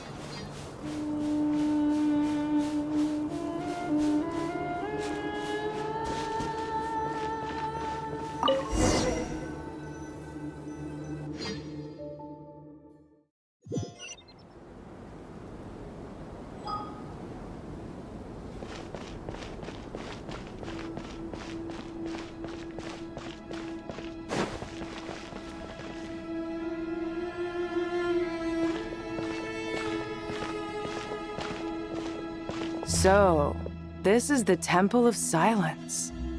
I've heard the Nagarjanites mention it in passing, but I never imagined it would be this big. It's colossal. I thought the temple moved to the rainforest ages ago. When did they scamper back into the desert? I don't know. This plan sounds a little too risky for my liking. Even in King Deshret's day, this was experimental technology. We have no idea what could happen if we activate it. Well, unless you know of another viable alternative for the Akasha terminal, I'm afraid this is our only option. The plan is sound, and the risks are manageable. However, if we are to proceed, we must act quickly. The scale of this project is enormous. Even with Kaveh, Faruzan, and every other scholar of mechanics working on it full-time, the proposed modifications won't happen overnight.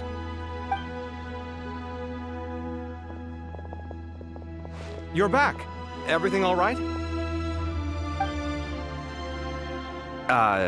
And who are they? Friends of yours? Pretty much everyone in the Temple of Silence is. This guy's Kaveh, and the one next to him is Alhaitham.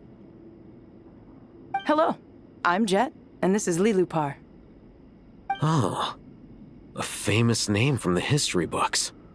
Pleased to meet you. A friend of a friend is a friend of mine, as they say. Who's they? Huh? Do people not say that? Not in the desert. Friends you can trust, but friends of friends? Gotta keep an eye on them. Still, I do trust the Traveler's judgment. I'm sure you're good people. The sandstorms have calmed down. I take it the Gurabad problem is resolved? What did you find?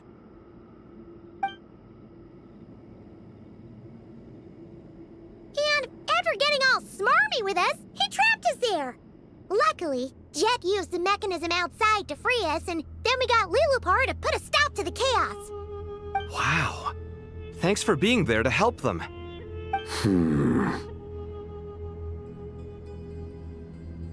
So, this mystery man openly admitted that he was merely a Harbinger subordinate. Yeah? Is there something weird about that?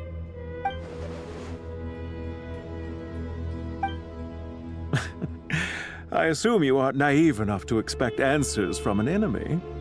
Well deduced. Our commander, Dottore, died in Nordkrai.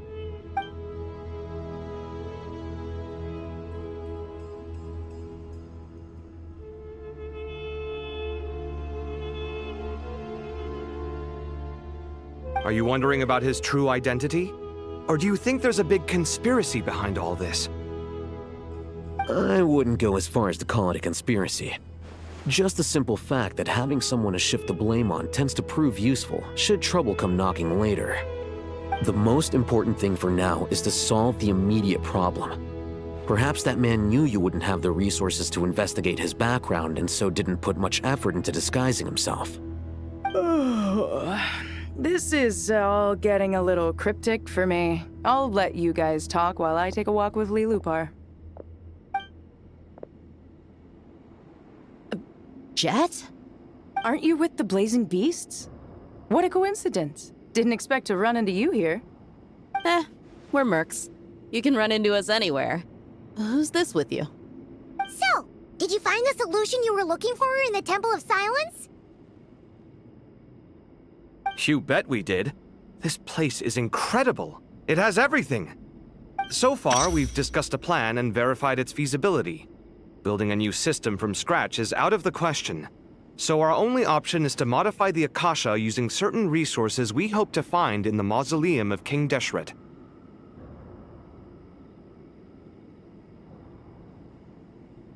According to certain sources in the Temple of Silence, there is a core device in King Deshret's mausoleum known as Aru. Little is known about this device in academic circles, which suggests it was hidden quite effectively. If these sources prove correct, the energy contained within Aru may be sufficient to power our Akasha renovation plan. However, this raises difficult questions regarding technological integration. The sages are still debating it. Yeah, but I'm sure they'll reach a compromise once they've argued it out. The people of the rainforest are always cautious when it comes to desert technology. But times of crisis like this leave us with little choice. Wait, Paimon has a question. Is this the same Aru we've heard of before? It's sealed off, right? Some sort of prison where the Goat King, Ibis King, and Crocodile King are locked up. Well remembered. Yes, that's exactly right. According to our records, Aru was the most brilliant creation King Deshret ever conceived of. Built by divine and mortal artisans working together. It was a miraculous accomplishment, and it lies hidden deep within the king's mausoleum to this day. That being said, what Aru actually does and why it was built, those are deep secrets we are not privy to. Until recently, I wouldn't have been optimistic that the place even exists. The only reason I'm inclined to believe it now is because we heard it from the Ibis King Thoth himself at his temple. The tale of how the 3 retainers of Al-Akhmar were imprisoned in Aru. Paimon totally gets that.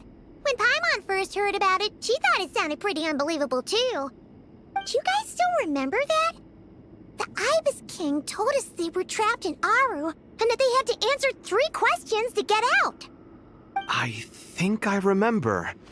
What causes our rise and fall? What obliterates love and hate? And what determines truth and falsehood? Those were the 3 questions, right? Yeah. If only Nefer were here. She's dealt with the Ibis King before, so she might know more. Oh, Nefer's a friend we met in Nodcry. Nodcry? Funny. She showed up here earlier. Huh? Yeah. Had another lady with her, too. Both said they knew you. They contacted the sages, claiming they might be able to offer some assistance. Really? They came here to help out? Yes, really. It was just before you got back. One of them said she's made Nodcry her home. If she's the person you were talking about, then... Looks like betting on Aru was the right choice. See? They're right over there. Nicole! Nefer! Why, hello! We're here to help.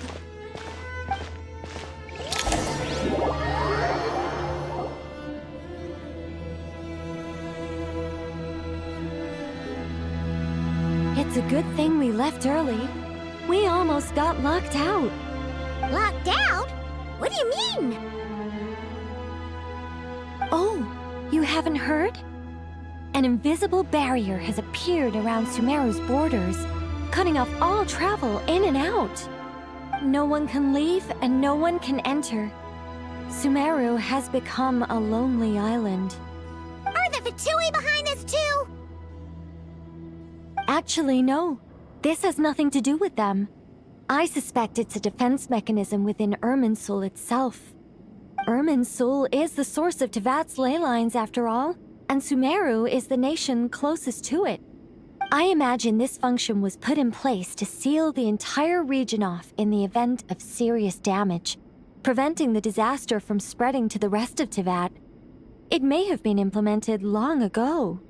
But doesn't that mean that the people here won't be able to escape to other nations if the anomaly keeps spreading?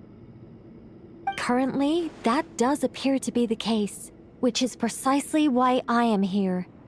This is a critical moment for the world, and Sumeru is the eye of the storm. Paimon's surprised you managed to convince her to come back to Sumeru. Indeed. Even for someone of my wisdom and eloquence, this tested my skills to the limit. And why should it concern me that Sumeru's in trouble? Surely you don't think I still have feelings for that place? Judging by your tone, I suppose you don't. Sounds like you don't know much about my past. And here I thought you knew everything. All I know is that the Ibis King is the source of your power. He was quite a prominent moon envoy once upon a time, so I do know a thing or two about him. As for your past, I have ways to learn the full story if I wish to. But everyone has secrets they'd rather keep to themselves, wouldn't you say? I'm glad you see it that way, Miss Nicole. I've chosen to call Nodcry home, which is why I did my part in its hour of need. That doesn't mean world savings become a habit with me. I have no particular desire to play hero in Sumeru, thank you. I understand. Human emotions do not appear and disappear without cause. There is always a reason to be found behind both salvation and destruction. Still, if time has taught me anything, it's that human emotions are often complex and in conflict. That's why people change their minds about things all the time. But that's where we angels come in. Our duty, ultimately, is to guide people towards their deepest, truest desires and help bring them to fruition. So I wish to hear about your past, because I do not believe you are motivated by hatred alone. And if we still arrive at different conclusions in the end, that's okay.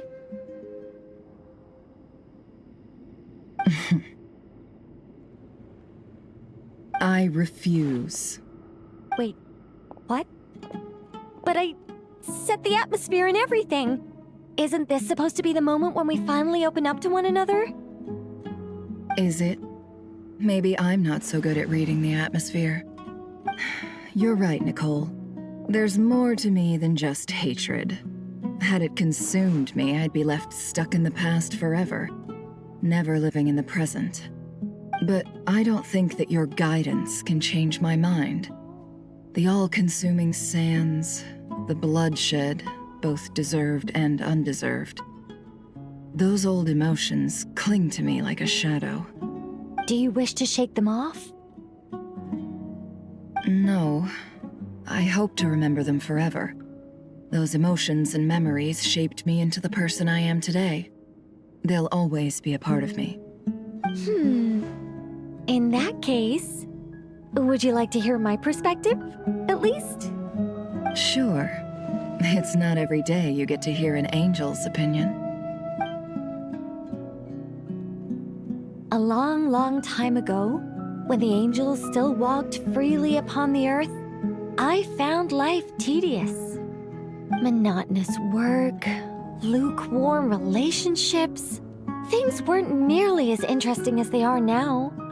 And yet, since the angels' demise, I have found myself missing those days on more than one occasion. Human emotions are often attached to a person, a place, or an object. When those things are gone, the memories quickly fade, and the emotions slip away along with them. If Sumeru were destroyed, both rainforest and desert would be no more. With the object of your hatred wiped from existence, it would not take long for the memories buried deep in your heart to slowly fade. Both love and hate are intense emotions, but they are nothing compared to the void left behind when they disappear. Most sophisticated, Miss Nicole. But anyone focused on the future could only ever applaud the destruction of the things they hate. Still, I'm a special case. Someone once told me that human memory is more selective than a Mora-hungry merchant choosing between customers. We all need a reality check once in a while, so we don't forget the truth. As much as I dislike Sumeru, This is no way for it to perish. All right, you win. I'll help you out a little, but I won't work for free. How much will you need? You're not gonna melt this for all it's worth, are you? What do you think? I'll be upfront with you. I don't have much more on me. If that's what you need, I could borrow some from Alice. Or perhaps I could pay in sculptures. The ones I carve are actually worth quite a lot. Just cover my travel expenses. Huh?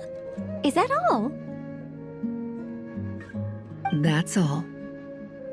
Given all the people I owe favors to, I can just about justify a trip to Sumeru. Yehoda! Here, boss! What do you need?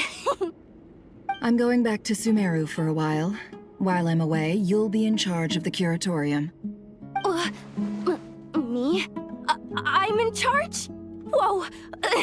Don't worry, boss. You can count on me! And that was how the ingenious Angel Nicole brought you the perfect person for the job in your hour of need. Hip hip hooray! That was far more detailed than necessary. Not lacking in embellishment either. I never thought I'd return. Especially not the desert. But life doesn't always go as planned, I suppose. What's Candace up to? I don't think I've seen her yet.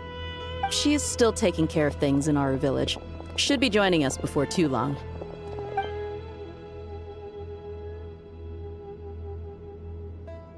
Oh, and sorry. Hope we're not interrupting anything. We have some good news, though. We're planning to go to the mausoleum of King Deshret to look for the legendary Aru, then use it to try and restore the Akasha system. According to records in the Temple of Silence, the mausoleum houses something called Aru's Chute, which can be used to establish connection with Aru.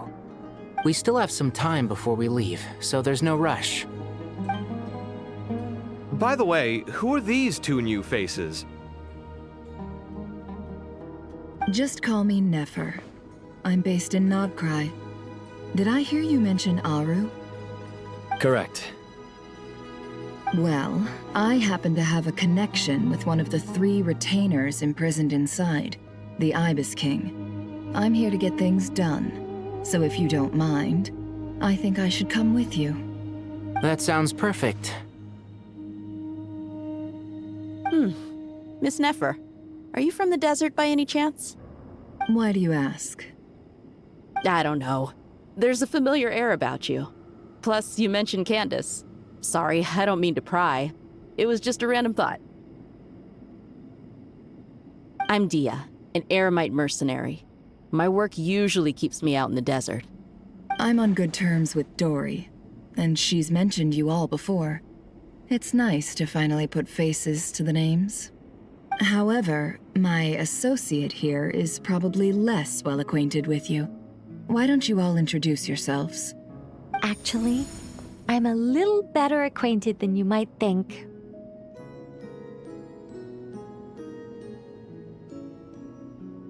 Huh? Huh. Are my eyes playing tricks on me? Ventriloquism. I have heard tell of it before. What is it, Kale? It's you! You're the voice who's been speaking in my head, aren't you? You encouraged me to report my dreams to the Dendro Archon, and got me to recite that magic prayer. I have many titles, but let's go with the most pertinent one. I am Nicole Rain, an angel who has lived since ancient times. An angel? Sounds like a big deal, but, what exactly is an angel? Oh, Well, we're a rather long-living race of beings.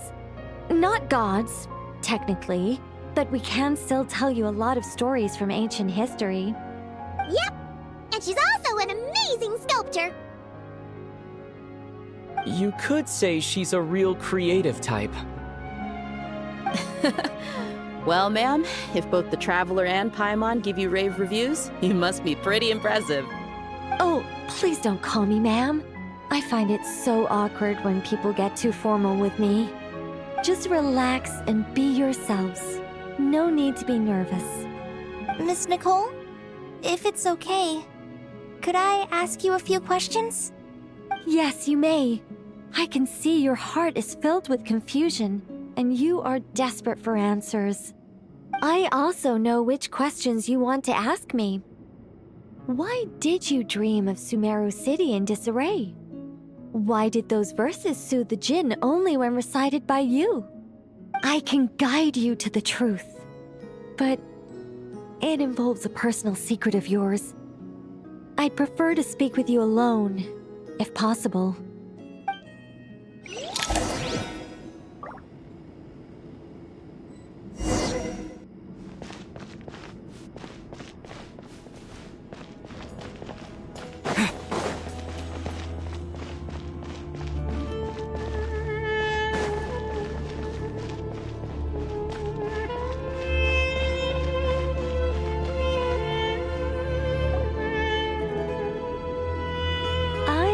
We were going to speak alone. This is a lot more people than I was expecting. What's wrong with it? Even the doctors at Dar al-Shifa allow patients to be accompanied by family members. Well, if Kale doesn't mind her secret being revealed, I have no problem with it. Thanks for being so considerate, Miss Nicole. I don't know what secret you mean, but whatever it is, there's no need for me to hide it from my closest friends. Closest friends? It's so nice to hear that. All right. In that case, I'll get right to it. Kale, are you aware that there are god remains inside your body? I am. When I was young, I got sick with Elazar. Nothing could cure it. The Fatui convinced my mom and dad that they could help, and I was sent to an unfamiliar place. There were a lot of other kids just like me there. This creepy guy injected us with some strange medicine, which I heard contained god remains. I can still remember the pain like it was yesterday. But thanks to the friends who've stuck by me all this time, I've gradually been able to overcome those memories. Anyway, so you're saying that what happened to me has something to do with the god remains they injected me with? Yes. Those were the remains of Nabu Malikata, the goddess of flowers. What? Huh. Fascinating. You don't seem surprised like the rest of us. Why? The possibility crossed my mind when Kale recited the Goddess of Flowers song and calmed the Jinn. You made Paimon jump! What are you doing here, Lilupar? I was merely passing through when I heard the name of the Goddess of Flowers. Be assured that I share your surprise. You, with the hat. Are you certain? I sense no trace of the Lord of Flowers within her. Well, it is a very small fragment. Unless special methods are used to manifest its power, even her closest acquaintances would find it near impossible to detect. After the goddess passed away, her remains were scattered across the desert. King Deshret gathered all the pieces he could find and buried them in the eternal oasis. But some fragments remained unaccounted for. Eventually, the Fatui must have found a way to track some of them down. Presumably for use in some experiment. It's not an uncommon occurrence. You're more shaken than I thought. In one sense, you've been extraordinarily lucky.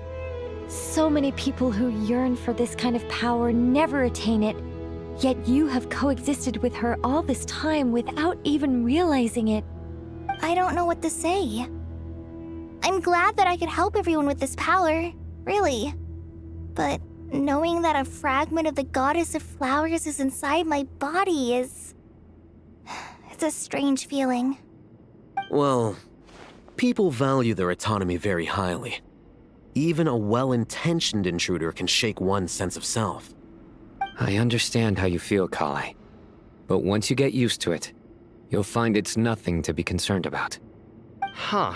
I guess you, of all people, have a good reason to speak on this. 2 good reasons, in fact. Incidentally, 3 is the maximum number of Hermanubis's Ba fragments that I could bear.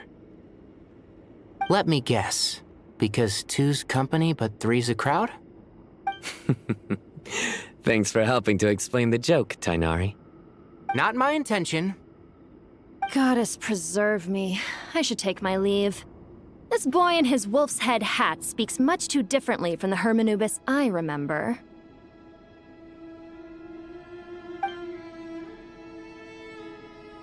Kale, all I'm trying to say is, no matter how many Hermanubis fragments there are within me, you wouldn't think of me as Hermanubis.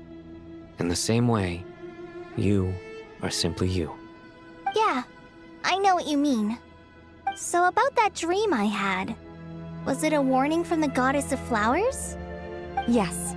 Just like me, she was an angel created by the primordial humans, born with the instinct to guide living beings. Though her body and soul have perished, her essence retains its natural instincts. Even her smallest remaining fragments would do their utmost to send you that warning. The Mother of Dreams? Lord of Flowers and Oases? She must have had a premonition. That is why she gave that dream to you. We won't let our efforts go to waste. But I still don't understand. Why me? Yes. Why indeed? You weren't the only one injected with God remains, but only in you have her fragments persisted. I suspect it may be because of the firm will you showed in the face of suffering. She was likely assimilated by that will. Of course, this doesn't mean you have to shoulder any extra responsibility. As this young man said, you are who you are, and that will not change. All right, any further questions from the family members of the patient? If not, we should head to the mausoleum of King Deshret. Let's move out. Time to put our plan into action. We all hope it'll work. But will we really be able to open Aru? And even if all 7 pillars of King Deshret agree to let us proceed, the scale of the work to follow is daunting, to say the least. Haven't you handled other big projects before? I mean, the biggest project I've worked on to date is probably the Palace of Alcazarzaray, I guess? But this is orders of magnitude beyond that. It's a total nightmare. Look on the bright side. At least this time you're actually here when Sumeru needs you most. You won't have to come asking me for details after the fact. Mock me all you want. But now that I'm here, things will be resolved far more quickly and smoothly than last time. Kave's self-doubt disappeared in an instant. Like magic. Well, this confidence is most gladdening. Now, go and pack your things. We'll head to the mausoleum as soon as you're ready.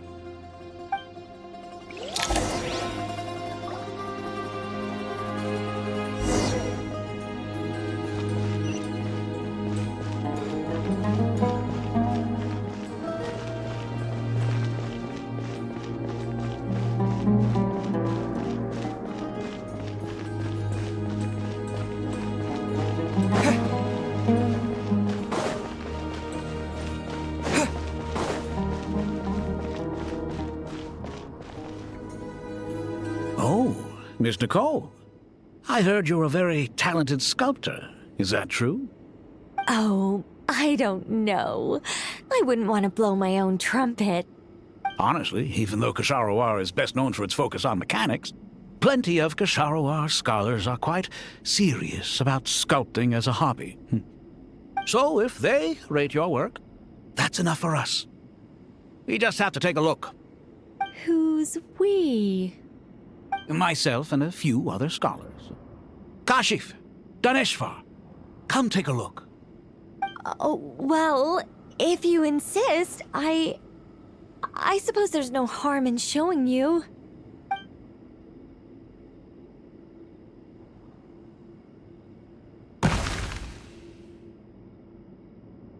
Whoa.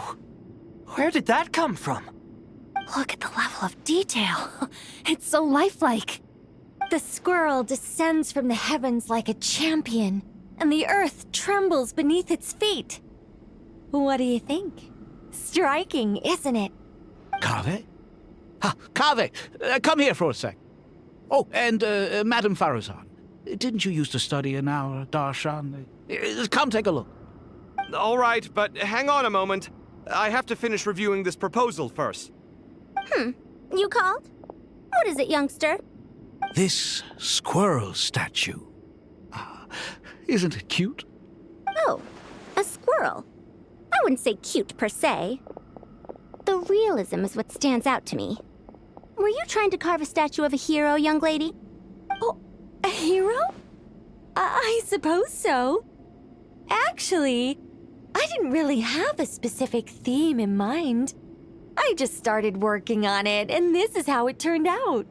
I see. Well, do you tend to read novels about heroes in your spare time? As a matter of fact, I do quite enjoy those. Everyone loves a good tale of daring do, right? Then perhaps this statue represents the heroic tale you long to see deep down inside. Also on the subject of heroism, I feel that if the subject posed with a finger raised towards the heavens, it would lend a greater gravitas to the overall image. I'm sure some would call it cliché or old-fashioned, but not me. I think it would be a perfect fit. It has a certain classical beauty about it. Kaveh! Sorry, Madame Faruzan, I'm a little busy right now. Don't wait up for me. What a pity.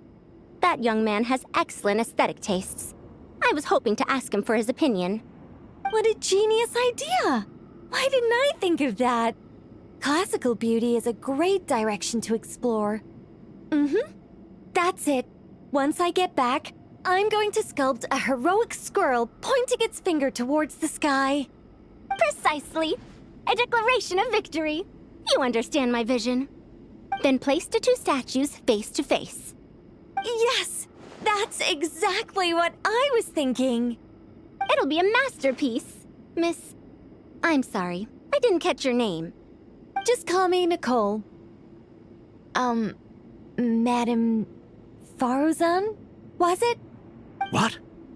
Oh, no. That wouldn't be right. Why ever not? Madam is a state of mind cultivated from within. Anyone may call me Madam if they so desire. My dear Miss Nicole, once we make it through these trying times, should we have the pleasure of meeting again, I shall look forward to seeing your new work. In this day of age, it's rare to find people with an appreciation for classical aesthetics. Meeting you was truly a pleasant surprise. Honestly, I feel the same way. It's been a long time since I met anyone interested in this style of statue. Clearly, they don't call you Madam for nothing. Also, I have to say, you're a very good judge of character. Because when I think about it, I really am someone who likes stories about heroes. That must be why I've quietly kept watch over generation after generation of them. Sorry, keeping watch over heroes? What exactly do you do for a living? Oh, never mind that. Let's not tell Madame Faruzan about Miss Nicole's true identity for now. Good idea. Let's limit the conversation to aesthetics.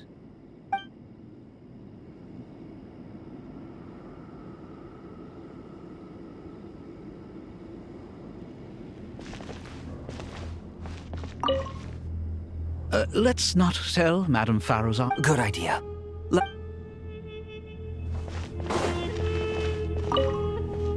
What's wrong? You look a little depressed. Kale got a fragment of the Goddess of Flowers, and all I got was one of the 7 pillars who served under King Deshret. I lost out, didn't I? That's what you're upset about? You're such a child.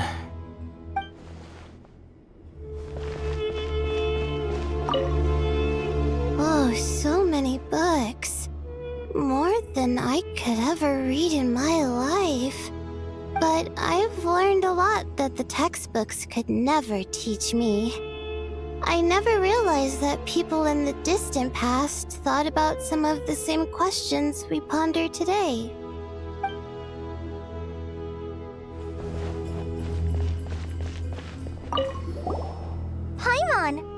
again for your notes. I'm done copying them, so here you go. You're welcome. Just let Paimon know if you ever need help again.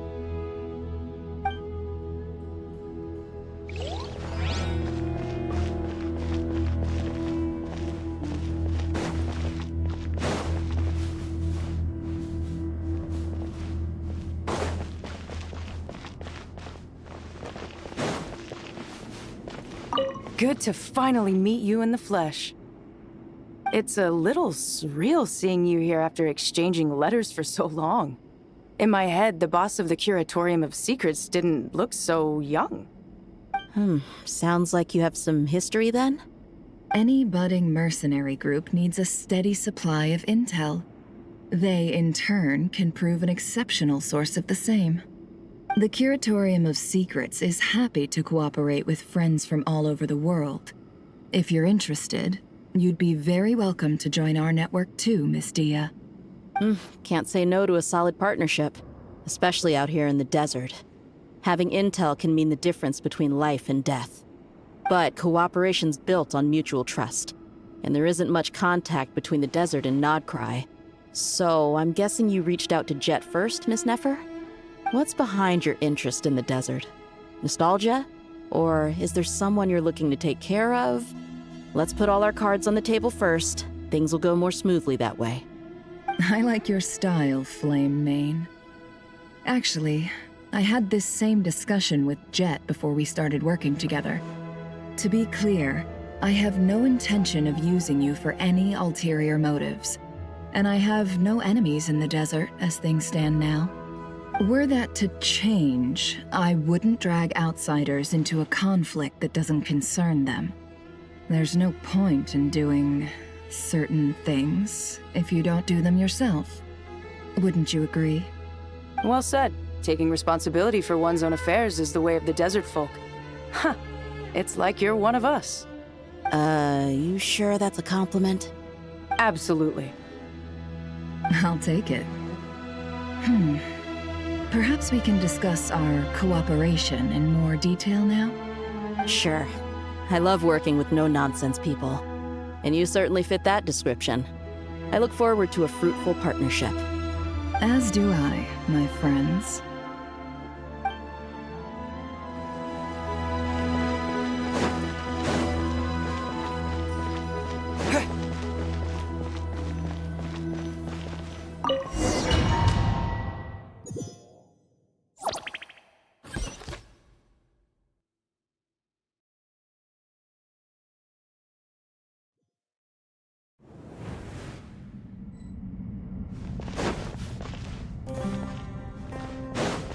I hope everyone's ready. We'll be arriving at our destination very shortly.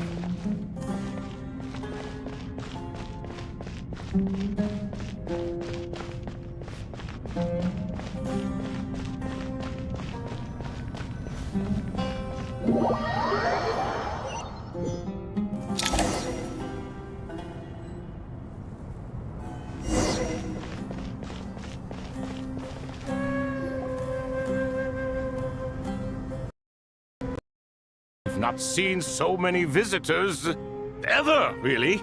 What is this place now, a tourist attraction? Closer inspection reveals many familiar faces. To what do we dusty old fellows owe the honor? Surely you're not just here to chat. You surmise correctly. We are here to carry out a rather enormous project. Ho, enormous, you say? How large, then? Larger than the gaping void in our lives? Why, you've even put a smile on Goatee and Croco's faces. All this activity is making for quite the special day.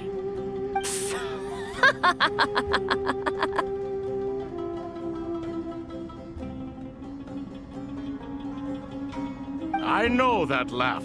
Lilapar? What on earth are you doing here? Oh, this is hilarious. Turns out good things really do come to those who wait, as long as you stay alive long enough. When did you three get locked up in here? And still you act all high and mighty, putting on a show for the younglings. Truly hysterical. Why, you... Yes, I know. No need to shout. You're right, Lilupar. Goatee, Croco, and I all have the same problem. But didn't King Deshret seal you away? How did you break free, and how did you get in here? Who knows? Perhaps you can ask my master one day, should you ever get the chance. Behold, the executioners of old. Some have turned into fragments residing in human bodies, and others are imprisoned eternally, leaving not a single shard behind.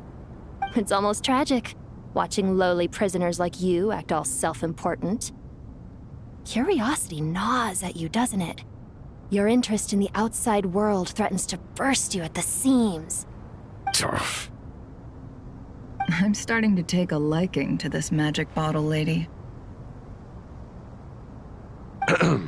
Time is of the essence. Let's get down to business. We come to you, O three ancient lords, to request your assistance on behalf of the Academia. If we can help you regain your freedom, then please consider lending us your aid. As for precisely what we need your help with, it's a long story.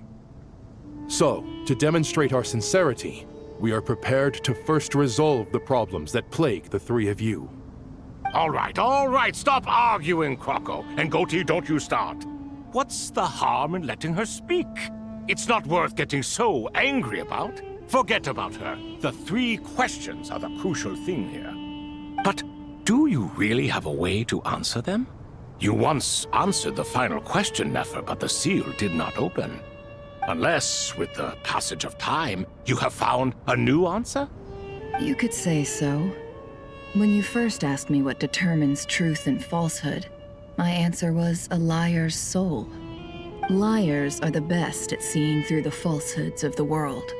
But if you want them to tell you the truth, you have to reach their soul. I think that makes sense.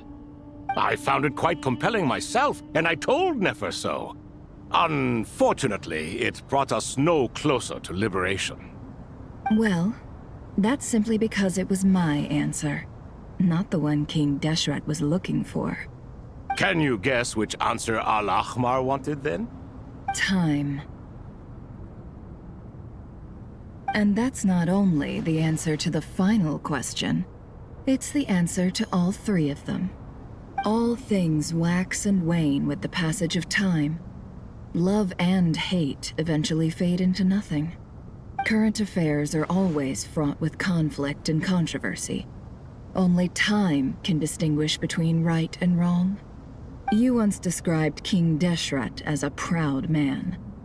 I'd say that the prouder someone is, the more inclined they are to believe that only time is qualified to be their judge. Time. Well. Indeed. Perhaps in building Aru, our king was in fact attempting to reverse time, to bring love and hate, right and wrong, the rise and fall of all things back to their point of origin.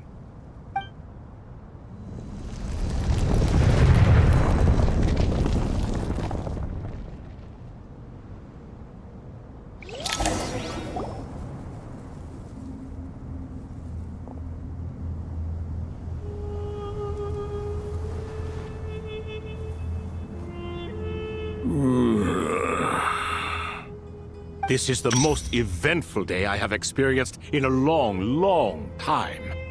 You have my sincere gratitude. Are those 3 of the 7 pillars? Turns out the statues were quite faithful to the source. You three seem to be in good spirits. Prison can help a person grow and learn to cherish what they have. Nevertheless, after everything you've done for me, I sincerely hope you never have to experience it for yourself. Hello, Nefer. It's good to see you, Thoth, the Ibis King. Nice. Definitely puts my mind at ease, seeing you two getting along so well. Should we maybe introduce ourselves, or... Sure. I'm Sethos, the current leader of the Temple of Silence. This is General Mahamatra Sino, and this is the former Spantamat sage, Cyrus.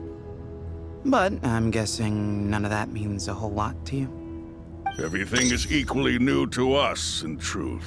We've been gone from this mortal world for longer than you can imagine.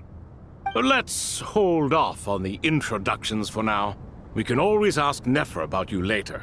It'll give me something to talk about with my chosen disciple. You're like a helpless parent. Gods and people of yore are not necessarily welcome in today's world. Self-awareness is one of my finest qualities. I thought I ought to share its fruits with you two. Is that so?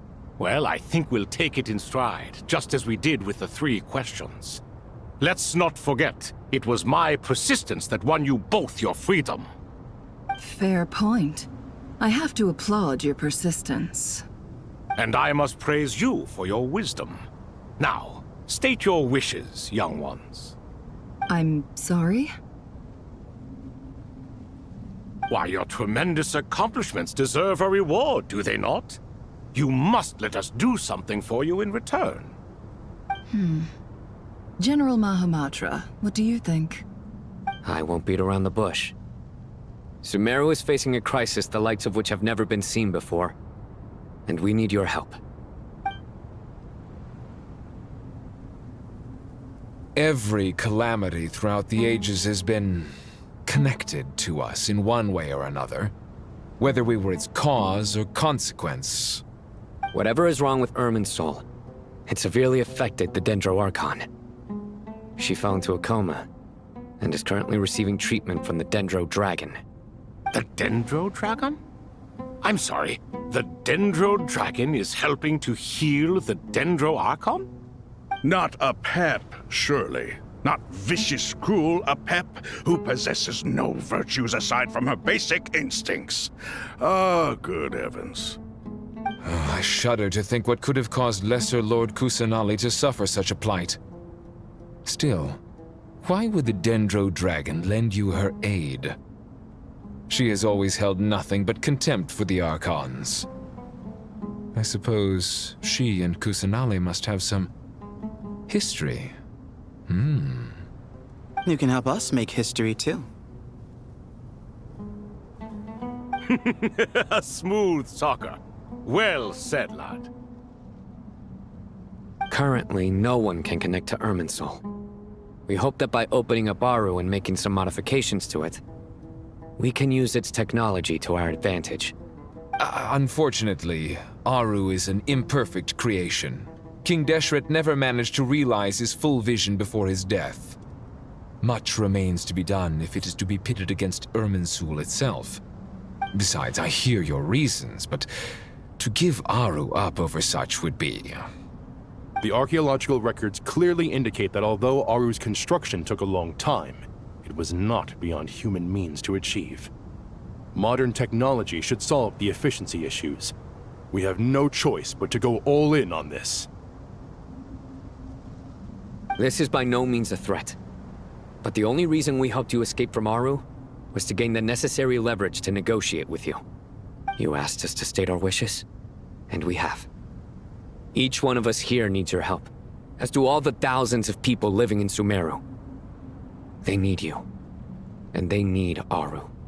What do we think, my fellow old fogies? Shall we lend our support or not? Since you ask so nicely, naturally. Naturally what? Are you for or against? I simply mean we shall do what comes naturally. You claim that you wish to open Aru. Know you then that the golden slumber created by King Deshret is preserved within? We do. We understand the risks involved. In all likelihood, the mortal world will never again be able to replicate King Deshret's work. Never will there be another chance to come so close to creating a utopia. Knowing this, are you sure of your decision? We are sure. Before people can dream, they must first live. If your minds are made up, very well. We shall summon our erstwhile colleagues to discuss this further. Saint Shezepank, Saint Bennu, once you surrendered to silence and were buried with King Deshret. But now, we invoke the right to awaken you with our voices.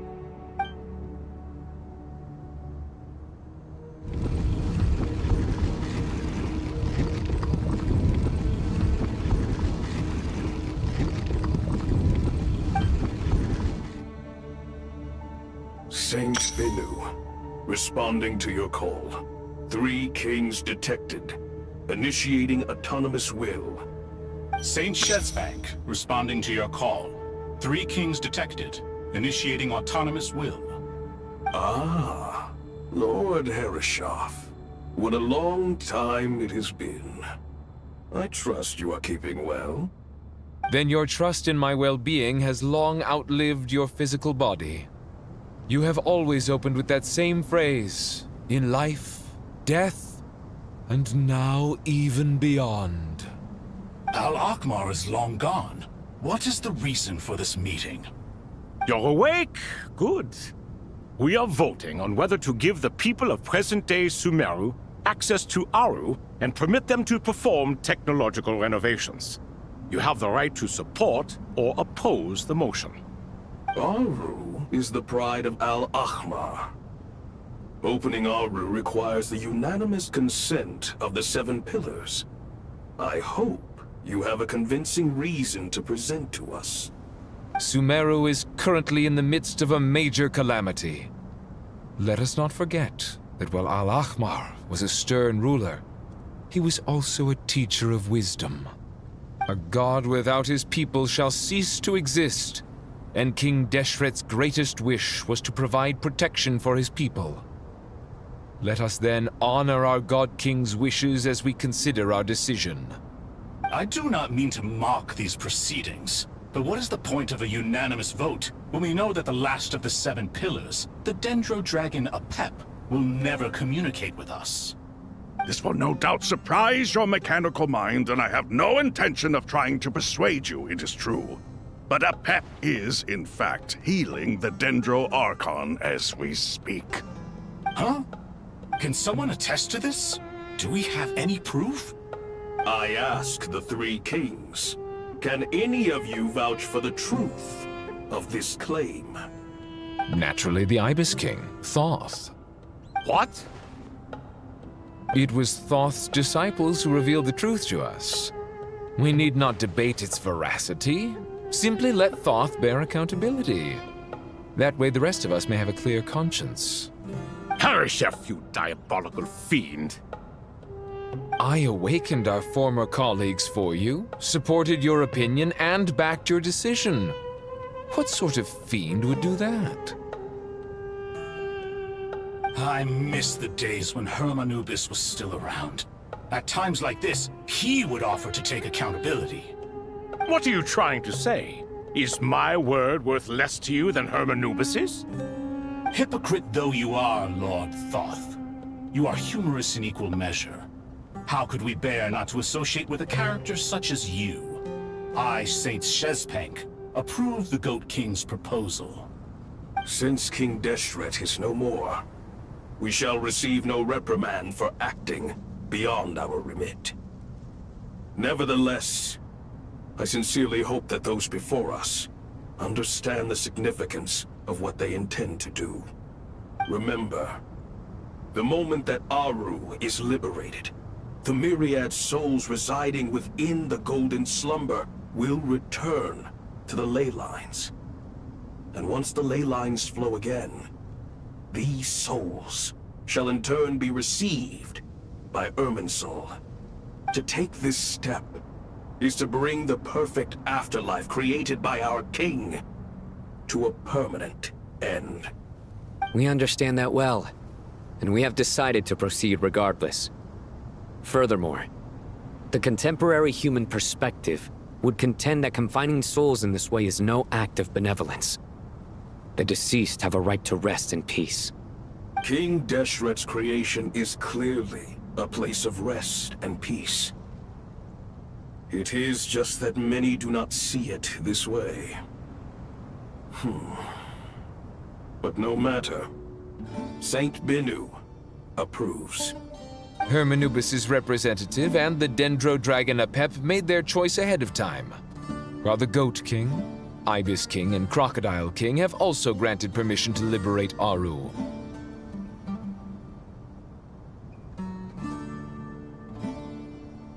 By the grace of His Majesty, guided by his wisdom and will, let the gates of Aru be reopened.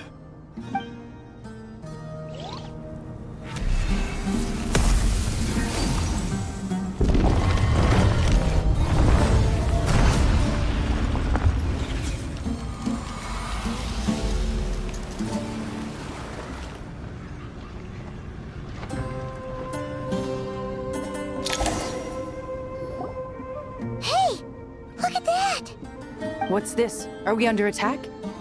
No. Wait, it's...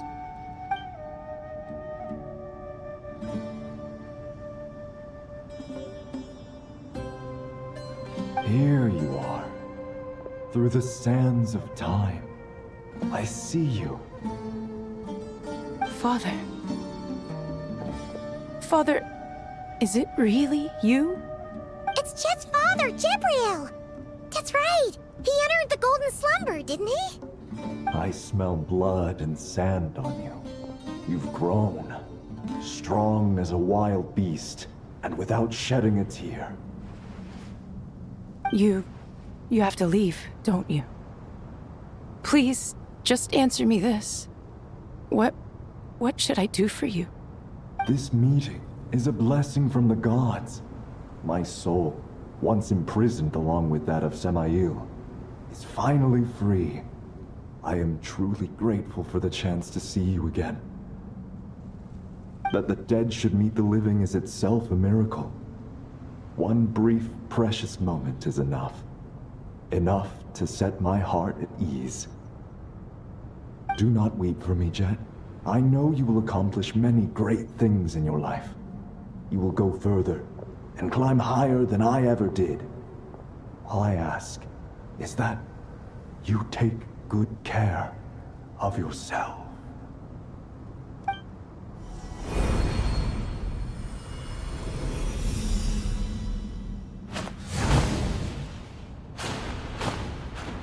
Father! Father! Father. Hey, Jet. Do you want something to eat?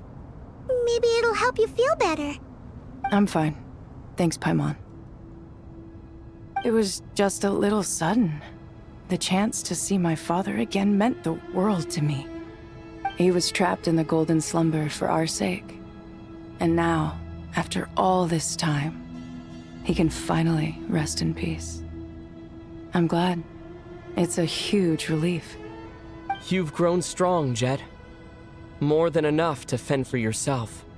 Yeah. I'll leave the past in my memory where it belongs. My family, the good times and the bad. Goodbye, Father.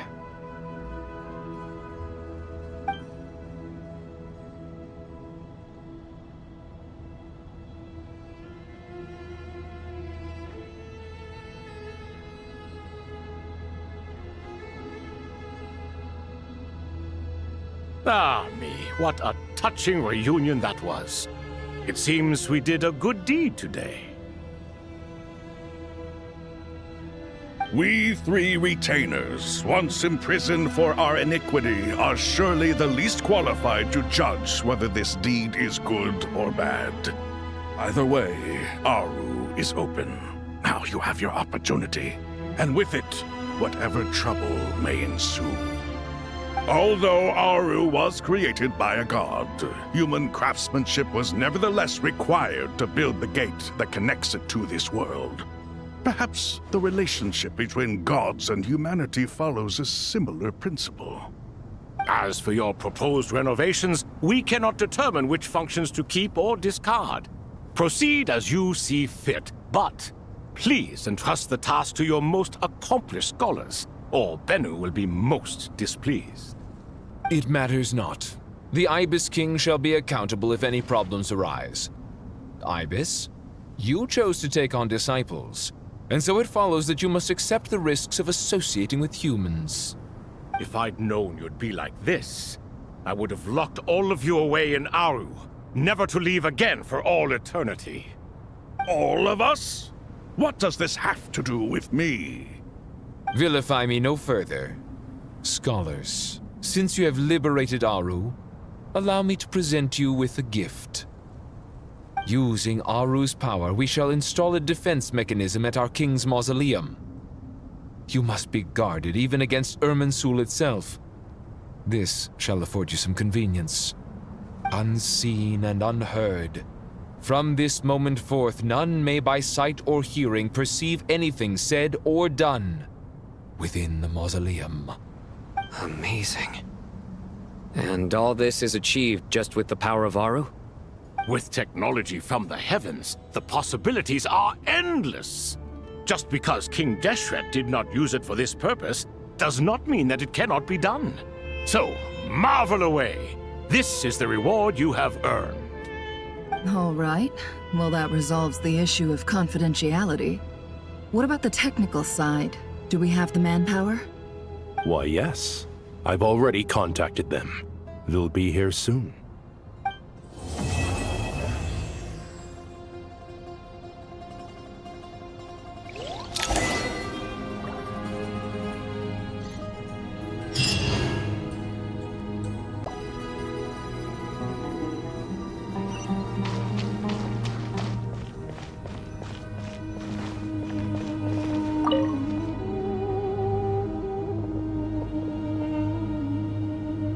You must be the ones tasked by the Academia with renovating Aru? That's right. Good afternoon. I'm Kaveh, and these two are Termezi and Naisaburi. Hey, I'll hate them! Come and introduce yourself! We've met before. This is Thoth, the Ibis King, and everyone knows these two. Afternoon, gentlemen. I've only ever seen these two in murals! Ah, the paintings in the temple. They show us chatting, playing cards, playing chess. Precisely the activities we most enjoy, funnily enough. No, only you enjoy playing chess. We were just humoring you. I wouldn't go that far. Back to the matter at hand. A preliminary assessment by the Academia indicates that this project requires expertise in various disciplines, including the deciphering of ancient texts, mechanical engineering, the restoration of ancient ruins, and elemental theory. The most capable minds in their respective fields are here before you. If there are no objections, we'd like to begin our work. The artisans who built Aru for Al-Ahmar gave their very lives to create this splendid work. Follow their example by giving your utmost devotion to this project. I didn't know that. We'll do our best, of course, but we certainly won't be sacrificing our lives. Such brazen words.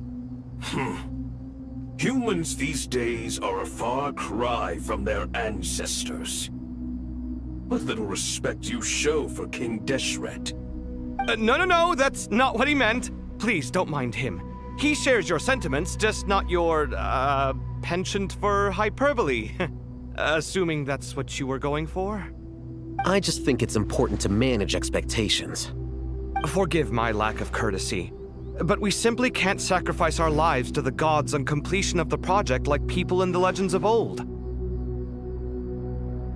Here's a first draft of the project proposal for your perusal.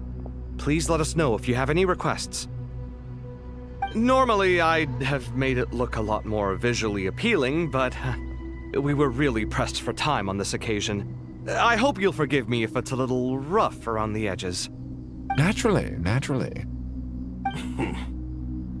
If my fellow ministers deem this meager display of respect sufficient, I suppose I can consider agreeing to their proposal. Why are you so preoccupied with the ostentatious displays of respect to Al-Ahmar? We should be trying to make things easy for them. You never know. We might have to rely on these young people to look after us in our old age. Exactly. This is Aru's mainframe. Be reminded to use it with great caution. We certainly will. Thank you for your assistance. You may attempt to lay out punishment should you so desire, though I'm afraid it would be futile. You and I both know that certain components of Aru can only be operated by humans. King Deshret always believed in humanity. Still, the reason that Aru's modules are designed that way is not so much because he trusted them, but more because he was wary of you. Is that true? No wonder human artisans helped to build Aru then. He actually required human assistance to create his greatest work. Naturally. Have you noticed that the Goat King keeps giving superficial responses? It's like he's just going through the motions and leaving the real debate to his colleagues. He understands the art of perfunctory speech. That's what earned him his position as the Minister of Ministers. It seems the rumors about King Deshret being a poor judge of character are baseless after all. Excuse me for being blunt, but it sounds suspiciously like you're putting yourself on a pedestal and mocking me. You're mistaken. And while there's nothing strictly wrong with making every conversation about yourself, it's not exactly a positive tendency either. You? Whatever. I knew it'd be like this working with you. All right, let me past. I need to look at this console. It's your job to activate it after all. Let's begin. Everyone, please proceed with the external checks and preparations as per the procedures outlined in the engineering plan.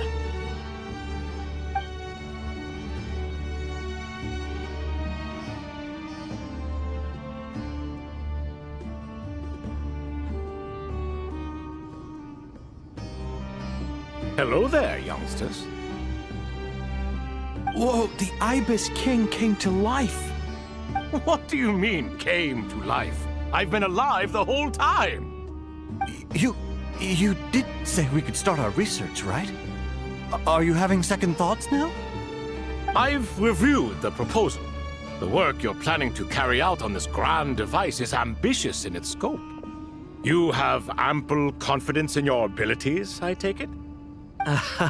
I wouldn't say I'm feeling hugely confident, but given how bad things are, I'd rather at least try something than sit around waiting to die. You are the top scholars of your day. I trust you are aware that there are countless links between Aru and the Akasha? Aru and the Akasha? But I thought the Akasha was the Academia's greatest technological accomplishment, created years ago by the Dendro Archon to help her people access knowledge. And you too? Do you not know either? You've read the instruction manual, right? You tell them. An instruction manual? The Akasha has an instruction manual? The Dendro Archon is a kind and thoughtful god indeed. It used to sit on a shelf in the corner at the House of Dana. Not the most popular read. If the manual is to be believed, Aru was in fact the original inspiration for the Akasha system. What? But there are so few records about Aru anywhere. And practically none of the scientific expeditions into the desert had anything to do with it. Ah, but this is something you could not possibly have known. You may have heard many stories about the desert, but what is the most important aspect of history? Consider this a quiz. Anyone from Vahumana present? I'm from Vahumana. It's, well, veracity. Precisely. And a large part of veracity is the chronological order in which events occur. I may as well tell you. In the beginning, Nabu Malikata, the goddess of flowers, descended upon Sumeru. The glory of the heaven was within her. She brought life, oases, and knowledge to this land. Then she created the Jinn, enlightened them, and ordered them to serve her. 2 other gods also walked upon this land where wisdom flowed in abundance, and the 3 met beneath the great green trees. It was the first and greatest alliance. We should speak with reverence of this covenant between the 3, which transcended both time and life. For they promised that in Sumeru, wisdom would be shared with all. All the great changes in Sumeru's history began with the goddess of flowers. For King Deshret's sake, she pried into the secrets of Celestia, and for this was burned to ashes by the flames of wrath. So grieved was King Deshret by her passing that he lost all interest in state affairs and devoted himself instead to the knowledge that she had brought back.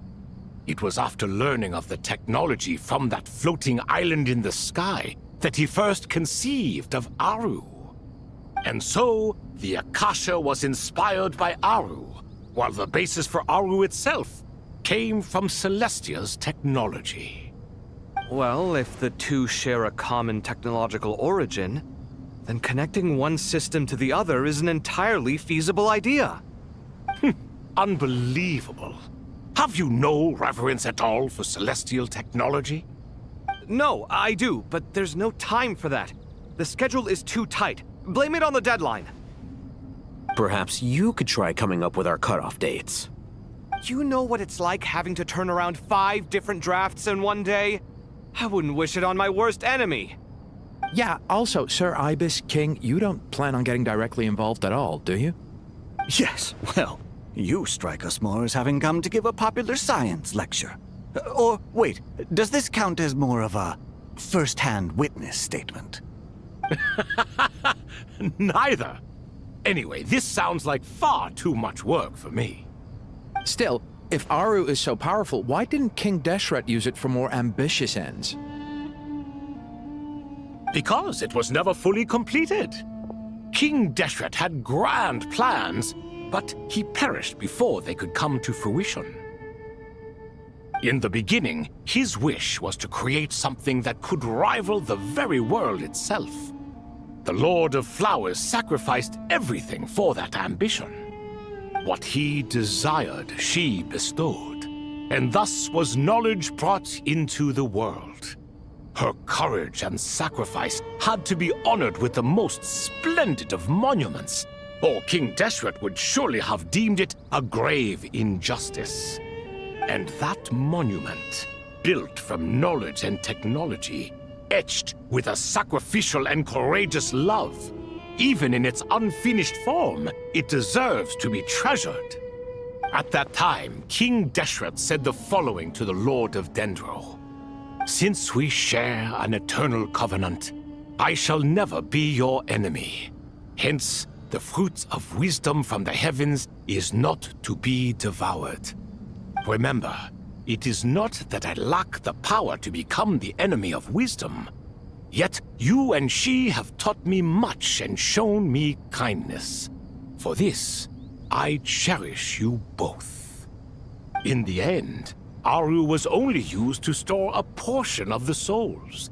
It was but a primitive form of the masterwork the king had envisaged. His final hope for Aru was to return to the past, when she yet lived. So the point you're making is, King Deshret was both powerful and ambitious, and he only ceased his imperious ways out of affection for the goddess of flowers and the Dendro Archon. You could see this as an act of mercy, but you could also see it as the sentiments that lay between these three gods placing constraints on him. This was, after all, the foundation of the alliance between them. This explains why Aru was both a prison and a monument, and why the answer to the 3 questions was time.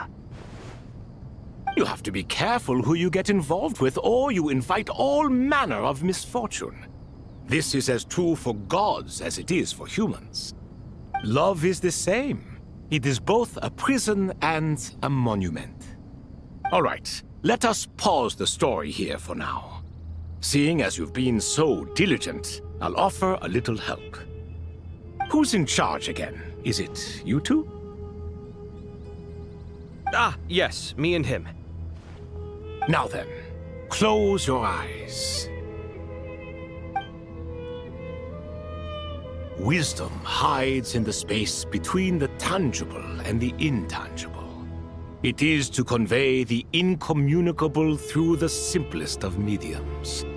By the power of King Deshret, I shall grant you a glimpse into the unseen secrets that lie at the threshold of existence.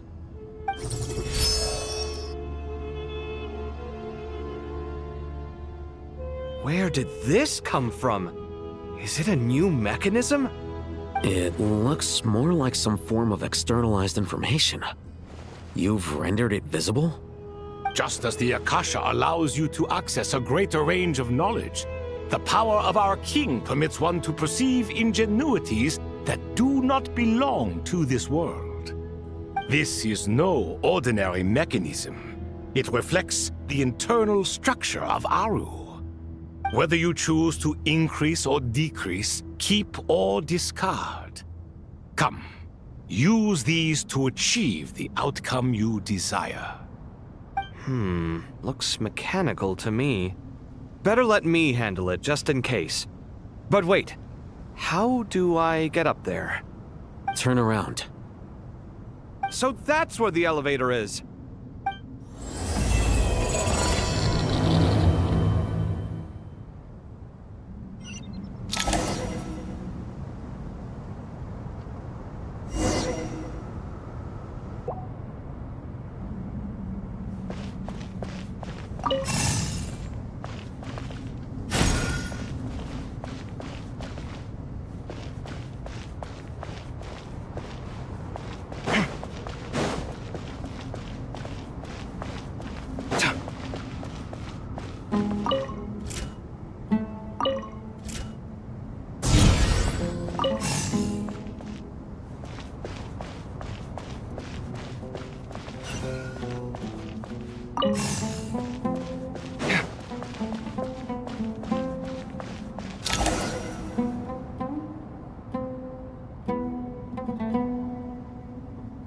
Obelisks were used to record important information in the ancient desert civilization.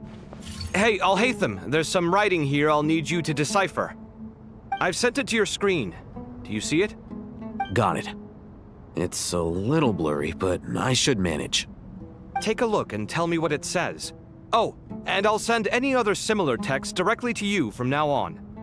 Let's start with this one. It's a variant of an older script. Herein lie verses written for the Yellow Sands. Looks like cultural information from the age of King Deshret. If so, I suggest you delete it. Words thrown together merely for fun. I had no idea Aru kept a record of this. Well, as long as you're certain that this is strictly private information, that's fine. It is unimportant. All right, well, I guess I'll start now.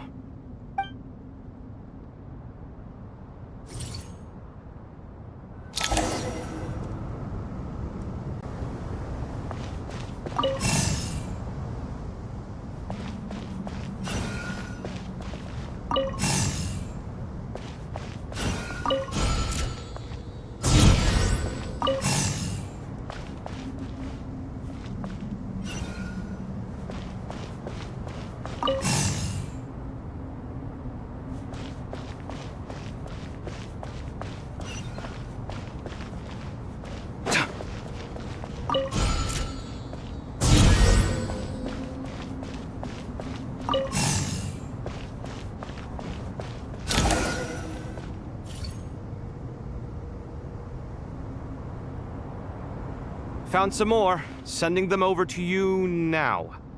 These are all reports about the Gurubad conflict. Can we delete them? I'd say so. Most of this information has already been archived anyway. What if there are details in there that Vahumana missed? What are we supposed to do if they come after us in the future? They'll just have to live with it. If we don't resolve these issues now, there won't even be an academia in the future, let alone a Vahumana Darshan. Yeah, you're right. Okay, done. There's some other similar monuments nearby. I'll check them out.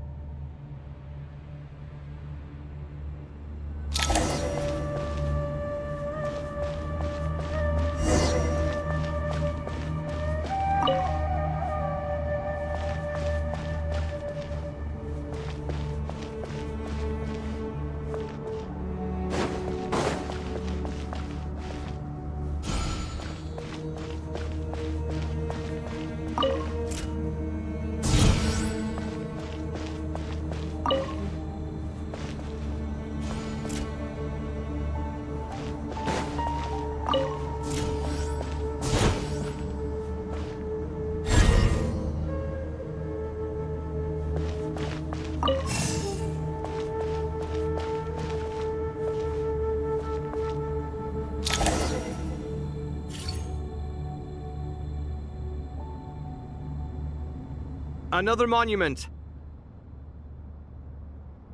Hold on.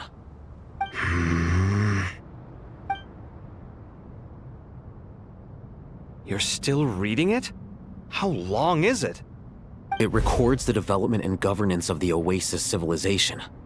Most of it concerns the Jinn, but it also contains records left by the artisans who built Aru. Is it important? Some of it. There was no way for me to read the whole thing in its entirety, so I had to rely on my intuition to pick the parts worth keeping. What about the artisans' records? What do they mention? They're speculations, mostly. For instance, they were wondering how to protect themselves if King Deshret decided to silence them after the construction of Aru was complete. Sounds like pure mythology to me. Surely that kind of thing didn't really happen. The records do emphasize that this was merely their conjecture based on various myths. Still, the artisans did leave details of their plans to survive, including blueprints for their escape route. Even that got recorded? Okay, well, I'll make a copy of this first before I delete it. Is that truly necessary? You won't be needing those. No, the blueprints are important. I want to keep them as a memento.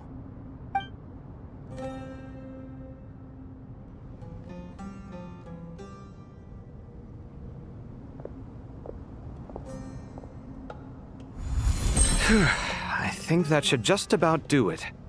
It meets the requirements of the contingency plans, so we should be good.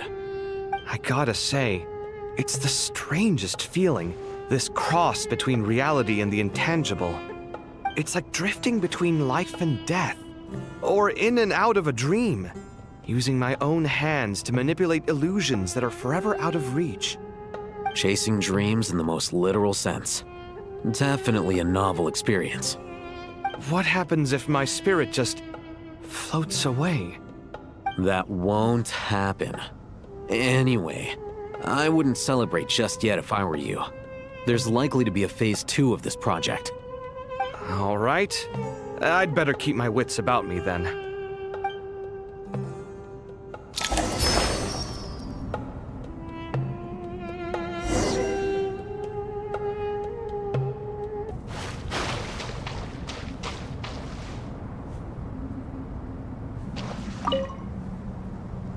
I expected that the outside world no longer respected the ancient gods, but even so, I do find the tone of these youngsters to be dreadfully impolite. It should hardly come as a surprise to you. I remember you saying the same thing last time. I assumed that was just a one-off. I did not realize it was the norm. Don't you think that young lad's matter-of-fact tone sounds familiar? It bears a rather uncanny resemblance to you, Goatee. Surely a sign that he is a man of rare intelligence. Oh. The rest of them, though, much better. The blonde-haired one, for instance. So sincere. That's the kind of kid I can respect.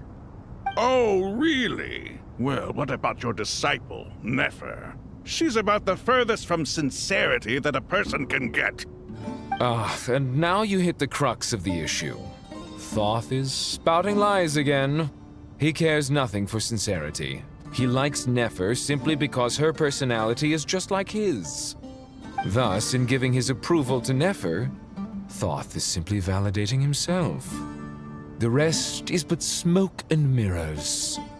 You have some nerve saying that. There really is no helping you two. Shut up, chess rookie. What nonsense is this? How dare you tell me to shut up? How can you engage in such banal chitter-chatter at a time like this? Aru has been opened. The glory and splendor of a bygone age is about to sweep over the earth like a flood.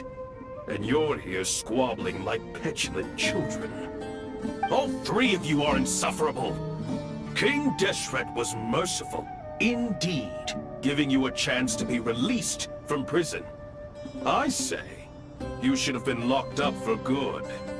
Ah, but Bennu, look on the bright side. Had they not been released, we would not have been awoken. Oh. You've been here this whole time. You should be scolding them along with me. I miss Hermanubis. It's not a real reunion without him here. And now you're avoiding the topic and talking to yourself. Why King Deshret designed your personality like this, I will never understand. Isn't this simply proof that our king supports my free will?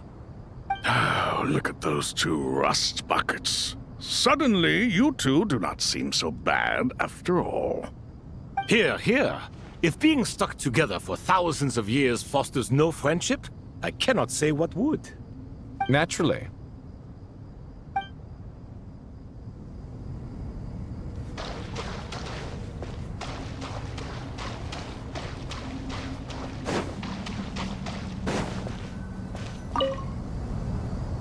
How's it going? Are things progressing smoothly? Well enough, I suppose. You know how it is. The work itself is only half the problem. The other half is having to work with Al-Haytham. I'm sure the feeling is mutual. Honestly, though, I thought you two had already worked things out. As if. Turns out working closely together is the best way to expose any tensions lurking beneath the surface. Besides, I just think that some people never change. Agreed. Case in point, you didn't make sure I was out of earshot before you started complaining about me. Old habits die hard. Actually, this is for your own good. Maybe if you spend a little more time listening to what other people have to say, you might actually realize that you're the problem. Naivete is another old habit of yours. I had assumed that you both volunteered for this project like us forest rangers. But now I'm getting the sense that wasn't the case. Definitely not. We were assigned to it by Lesser Lord Kusanali and Nephis. As much as I'd love to be doing normal work for normal clients, these Titan projects are all that's on offer right now. Though I'm sure they wouldn't be roping us in if they had any better options. Just goes to show how short-staffed the academia really is. I'm sure you've prepared yourself mentally, but I still feel the need to advise you to lower your expectations. It might make the process of working together a little less intolerable. I know! Same to you! But if you already understood that, you should also know not to say the quiet part out loud. Why don't you come help me with my forest patrols? Might help you avoid any further disagreements. Good suggestion, but unfortunately, differences of opinion will always exist. Changing the nature of the work won't get rid of them. For once, I actually agree. There is zero chance of us ever resolving our differences. Zero! But even so, the work must be done. Care for some coffee? I'm glad to see you making progress. Don't act so smug! It'd be nice if you made some too! I feel like even I've made some progress today. In the past, I never would have dared to try and mediate a conflict between you two while you're both right there in front of me. Apologizing probably makes it sound like I'm in the wrong, but I'm sorry. I was just kidding. Truth be told, I don't have any work to do at the moment, so I'm just here to kill some time. How's Kale? She's studying with Nicole. I'm not sure how she's getting along, but she seems to be in good spirits at least. I wouldn't worry. Angelic affairs are probably above your pay grade anyway. I know what you mean, but Sino and I are still a little concerned for her. He said he'd go keep Kale company after he's finished training the mercenaries. I'm planning to join them myself shortly. Kale will be okay. Have faith in her. Even we can see how much more confident and outgoing she's become in these past few years. Thanks to you and Sino being there for her and providing guidance every step of the way, she can finally stand on her own 2 feet. On her own 2 feet. Does it feel bittersweet? Watching the younger generation grow up and move on? No, not yet, at least. I was just thinking, I wish there was more I could do for everyone. She'll be fine. Yeah, she will. Just try to relax.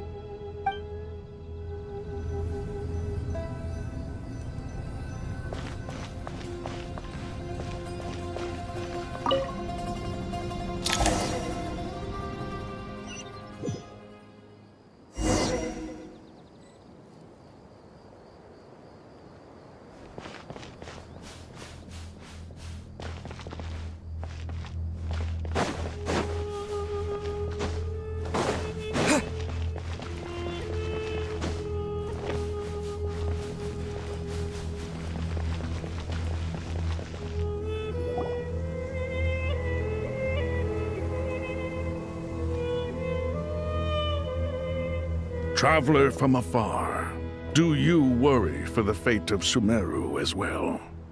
Whoa! It's Sobek the Crocodile King! Greetings, Crocodile King.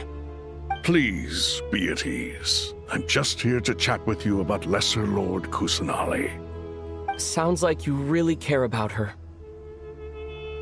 Yes, although to be exact, it is a mixture of both concern and curiosity that I feel. Speaking of Nahida, Paimon was wondering how she's doing. Wait a moment.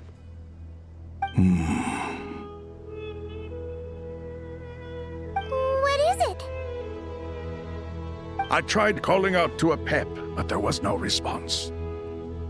This can only mean that she is focusing all her energy on taking care of Lesser Lord Kusanali. All the gods who served King Deshret seemed super surprised to hear that a pep agreed to help Nahida. Guessing she made a bad impression on you or something. Are you aware of the history between her and our king? The story begins a long time ago. Al-Ahmar was always a wishful thinker where the Dendro dragon was concerned. Without consulting her, he decided to list her among the 7 pillars, and declared his own power to be far superior to hers. That was when our king was at the height of his power. Ibis Goti and I were no match for him, and so we chose to submit and serve as his ministers. But not a pep. No, she never thought much of him. To a pep, Al-Ahmar's pride and sense of superiority were nothing but ignorance and hubris. In fact, they fought numerous times, but usually the battle ended in a draw. In the end, King Deshret coveted the power of Celestia, only to end up corrupted by knowledge. His final act was to trick the dragon into swallowing him whole, leaving her to bear the torment of his sins. The Dendro dragon stands for the glory of a bygone era. She hated Al-Ahmar and what he represented. All the gods, all the power they wielded. And so, her willingness to help the Dendro Archon through this crisis comes as a great surprise indeed. It makes one wonder whether, perhaps, the Dendro Archon assisted her in the past. Yep, Nahida did her a huge favor.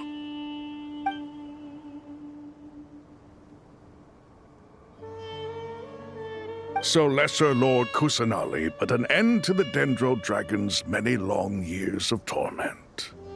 As much as she loathes the 7, a pep knows kindness when she sees it. No wonder she was willing to make an exception. Yeah, that's the sense we got from dealing with her too. She is not incapable of coexisting with other living things. Rather, she actively chooses to avoid coexistence. And this despite the fact that she symbolizes life itself. How ironic. All of this being said, I wouldn't expect too much from her if I were you. Nothing will change her hatred towards humanity and gods. We'll keep that in mind. Anyway, how much longer do you think Nahida needs to stay with the pep? For all we know, the Fatui might still be in the desert. Just to be on the safe side, why don't we grab anyone who isn't busy right now and go look for her? I'm alright, Paimon. Huh? Was that Nahida's voice? It seems the treatment was effective. Since when do my deeds require your evaluation?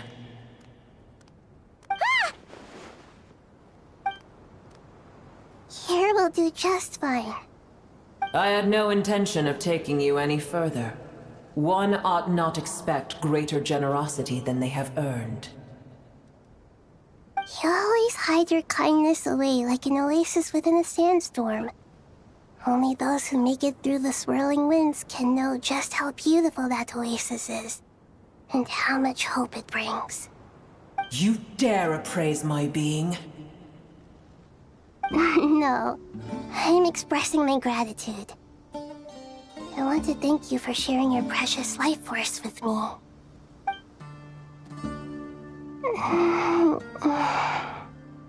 Awake already. You are more resilient than I thought.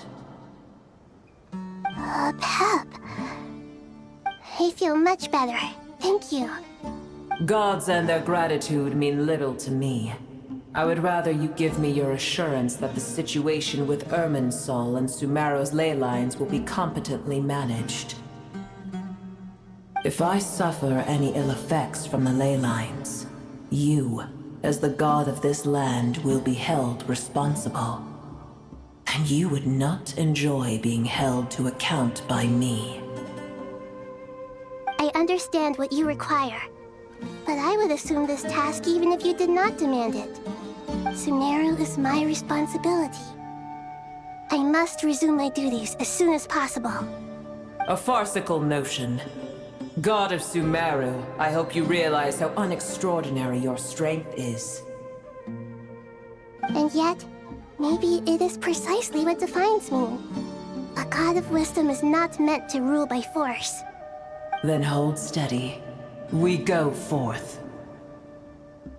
Well, I'll be. Is that a pep? Do my eyes deceive me? Of all places, the Dendro Dragon has decided to visit the mausoleum of King Deshret? I see that after all this time, El Ahmar's menagerie of ministers remain as vile as ever. It's a pleasure, Dendro Dragon.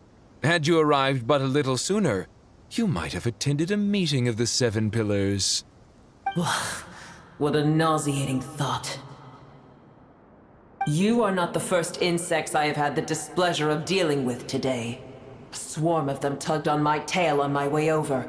Goodness knows what hovels they crawled from. Why do all the creatures of this world remain so lowly after all this time? What did you do with them? I cast them away. What would you have me do? Keep them as trinkets? Boer, this is where we shall part ways. To be clear, I do not wish to see you or anyone else here ever again, unless absolutely necessary. Then I wish you peace as you return to your dwelling place.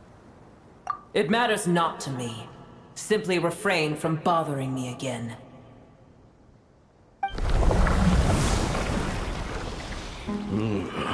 A force to be reckoned with. At times like this, I feel glad that she has no interest in any of this. Hold on, just hold on, okay? We're almost there.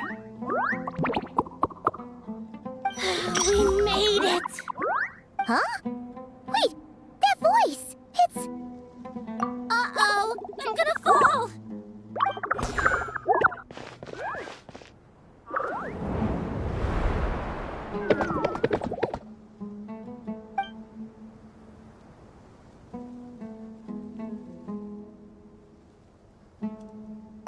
Well, that's a relief. A pair of safe hands indeed. The Dendro Archon's familiars. They are the last thing I expected to see here. Huh? Wait, what are the R&R doing here? Don't you guys hate the desert? Obviously I was worried about the Dendro Archon. I've been supporting them with my Pari powers the whole way here. Oh, you seem pretty nervous. Is it because there are too many people around? Not just people. It's all these non-human beings, too. It's hard on them. I can't believe you made such a long and dangerous journey just for my sake. I appreciate your support so much. Thank you all. I'll have to ask everyone to wait while I help our new arrival settle in. Once I'm done, I'll gather everyone to discuss our next steps. Traveler, Paimon, shall we find a place for our friends to stay? Awesome! Let's go! Well, first I have some questions.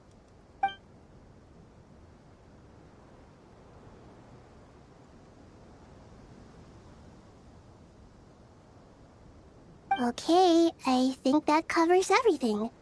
Thank you. We can get going now.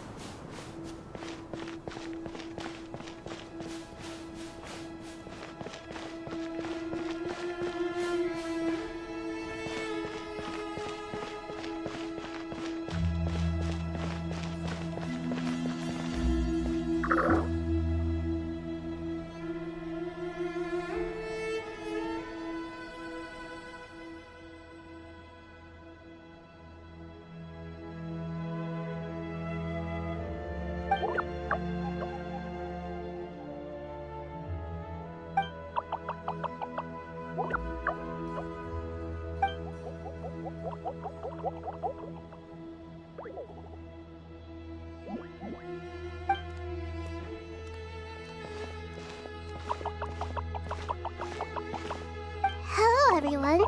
It's only us.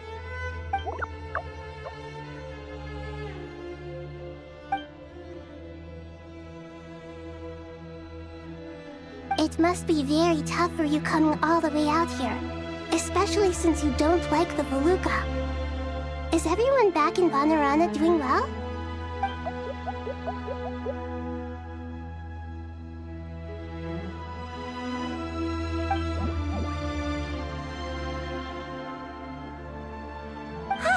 Everyone's here. Good. Are you okay?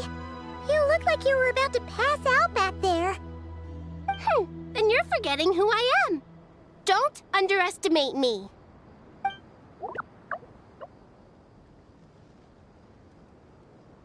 Red Oh, excuse me! Are you comparing me to Paimon? I suppose everyone is gathered here because of me. As we can see, the situation is critical, and everyone is very busy with their various tasks, so...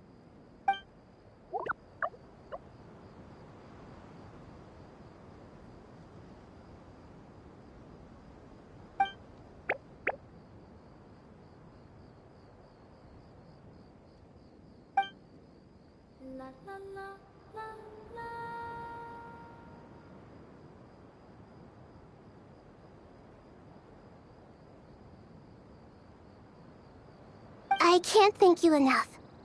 Right now, we're focused on restructuring Aru, processing excess information, and helping restore everyone's confidence. I'm sure you'll find it all very straightforward. I can help too. Just let me know where I'm needed.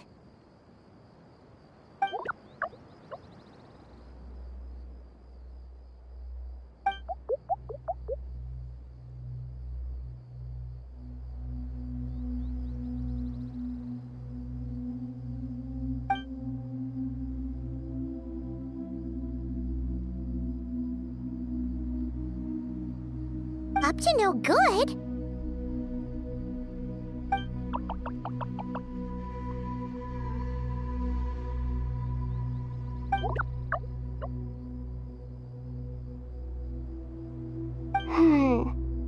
That definitely sounds suspicious. Traveler, Paimon, I have other work to attend to here that needs to take priority. Could I trouble you to investigate the situation Arabalika spoke of? No problem. Leave it to us. Thank you. I'm counting on you.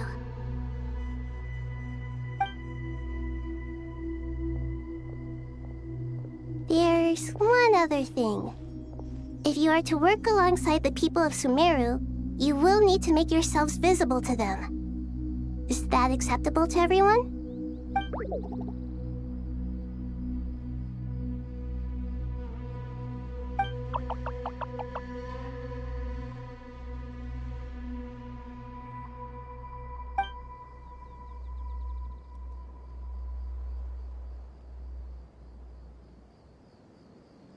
There's nothing to fear. No one here will hurt you. But if you do feel afraid, don't worry. Just call my name and I'll be there.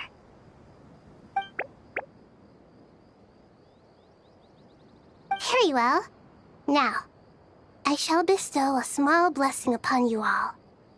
Whenever people see you and interact with you, from the moment their gaze meets yours, they will experience the most beautiful of dreams.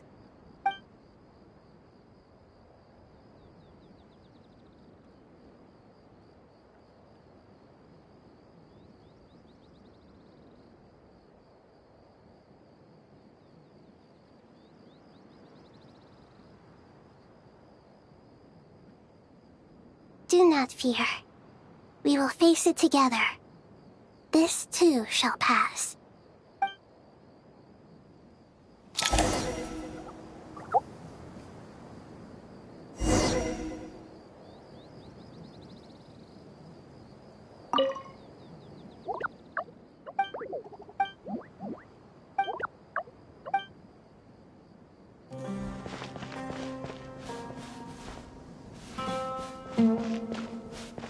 Everyone's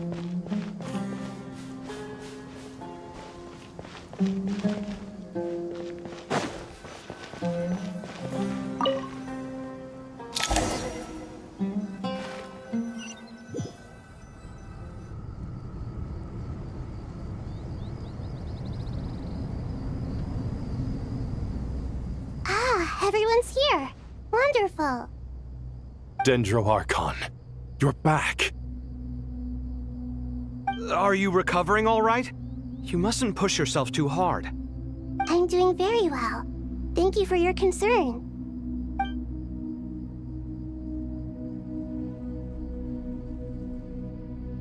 I see. Using the power of Aru to reboot the Akasha and gain access to Irminsul. It's a sound plan, although...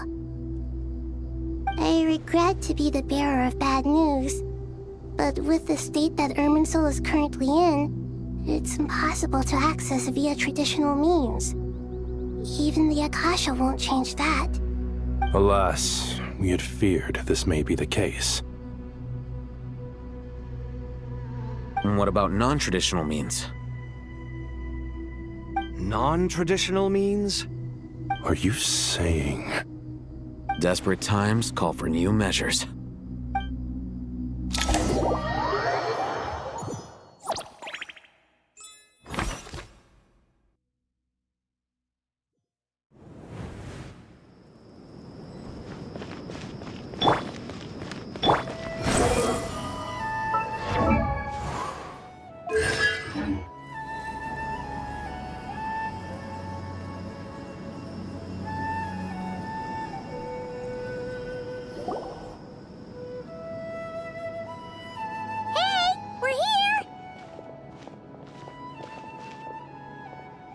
Ah, it's you.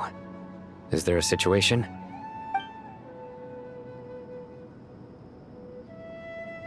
The Aranara have good intuition when it comes to people. In other words, there may well be a traitor among us. Given everything that's going on, I'd be more surprised if there wasn't. Miss Nefer, as a professional intelligence broker, I trust you have a solution? Not one that I'm willing to volunteer. What's in it for me? Let's say I'll treat this as a pilot project aimed at expanding your intelligence operations. Whatever business you're in, an avenue to demonstrate your abilities could never hurt. I like the sound of that. Glad we're on the same page. Given that you rarely set foot in Sumeru, practically no one at Caravan Rebot knows who you are. I take it you've read the files on everyone in the area? Yes. I also skimmed the list of evacuees, and am more or less up to date on where everyone stands. Any initial suspects? Limiting the scopes to males whose recent activity could be viewed as suspicious. I've identified 3 names.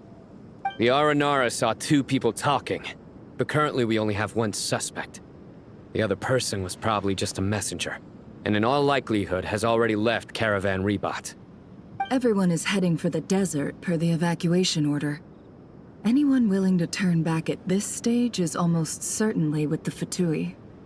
There's no way it was a spur-of-the-moment decision to act at a time like this. This spy must have been planted long ago. We need to smoke him out from wherever he's hiding. Sounds like you have the beginnings of a plan.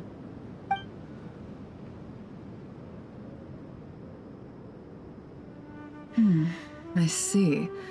Your suspicions are well-founded. I'd be watching him too if I were you. So far, we still lack solid evidence that he's been bribed. He hasn't made any recent purchases that would indicate he came into some cash. Then let's get closer to him to confirm before we make our move. I can handle it. I'm not based in Sumeru, so barely anyone at Caravan Rebot knows who I am. And you're certain you've never encountered this person in Nodcry? I'm certain. Besides, it's extremely rare for me to have had any direct contact with Sumeru mercenaries besides Jet. There's no way he could have seen my face before. Sino, stay out of sight and wait for my signal. If he raises any red flags, I'll bring him toward the main road. Understood. I'll take it from there. Excellent. Well, It's a pleasure working with you.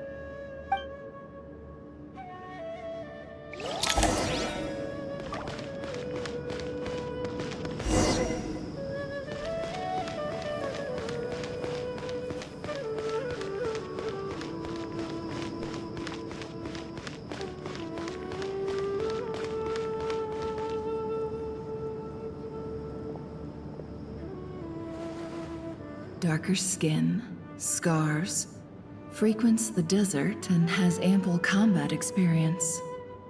Nothing unusual about how he dresses or acts. What's that he's looking at? A coin. Interesting. Could that be how his contact paid him? Conveniently discreet for someone trying to hide any unexplained income. And yet it could be highly valuable. Sorry to bother you. Has everyone here already left? I don't suppose you happen to see a lady wearing a hat? Ma'am, what are you doing in Caravan Rebat all by yourself? The main group evacuated some time ago. Didn't you pass them on the road? My friend and I lost some of our cargo along the way. I didn't want to miss out on potential business, so I told her to go on ahead and meet the client while I retraced our steps. I didn't think it would be so late by the time I found it. And then there was a terrible sandstorm. I guess I must have taken a wrong turn, because I didn't see any large groups on my way here. Forgive me for asking, but just to be on the safe side, could you describe this friend of yours? Sure. She has blonde hair, and she was wearing a hat and a white dress. You'd definitely know if you'd seen her. Yes, I think that does ring a bell. My apologies.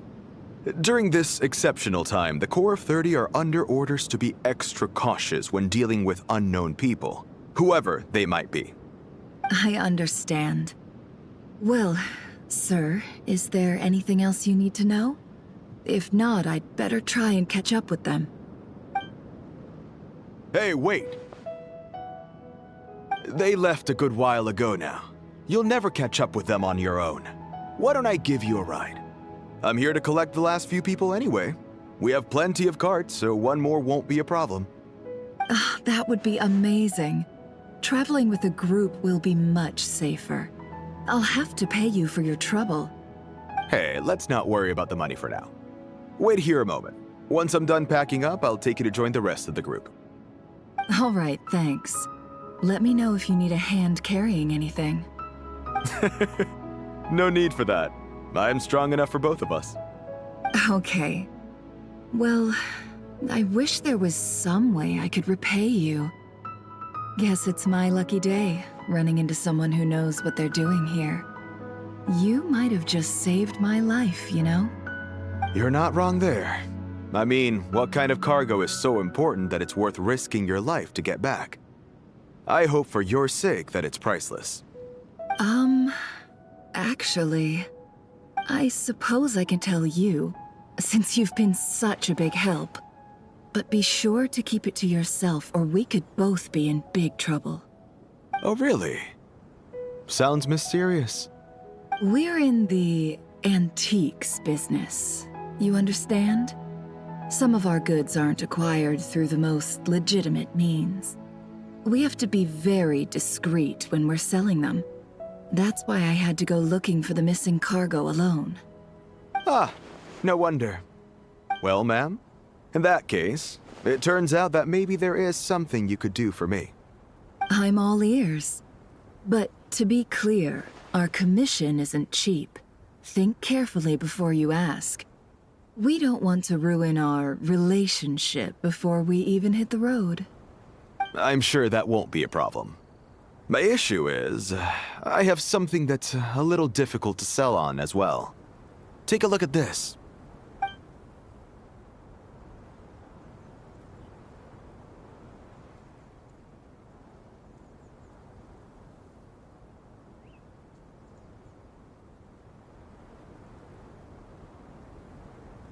Pure gold.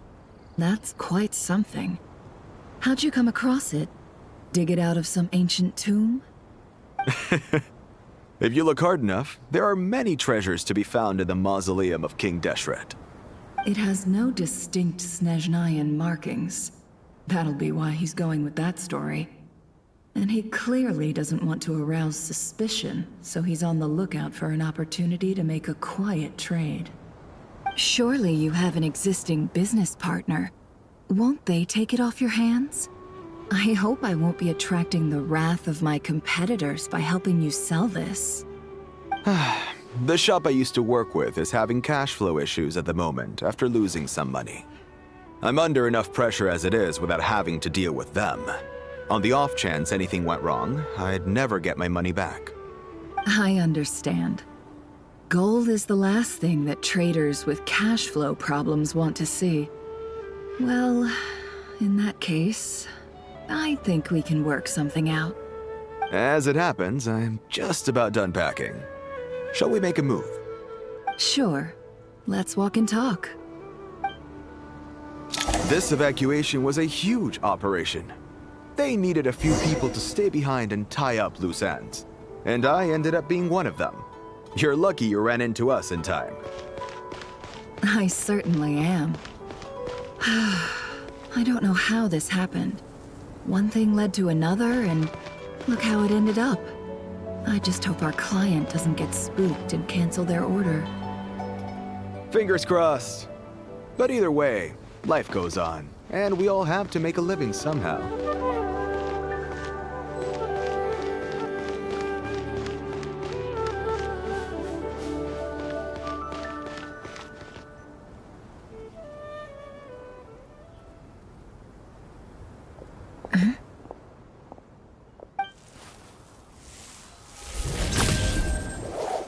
Hands where I can see them.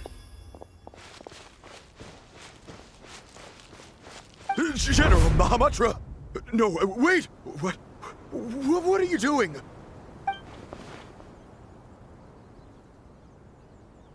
This is the coin? Good. Sadly, you won't have the chance to spend it. Nicely done. Looks like Sumeru's Matra are a well-oiled machine nowadays. Unmarked gold coins are quite difficult to trace. Thanks to you, we have secured the evidence. Here's what's gonna happen.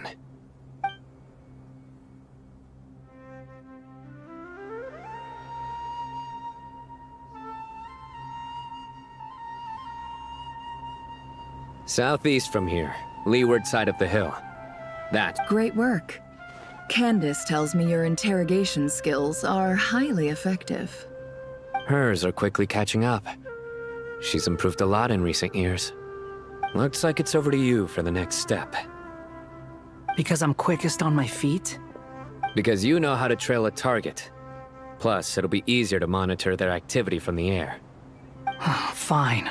I'll be quick. One more thing. The Traveler just brought a message from the Dendro Archon.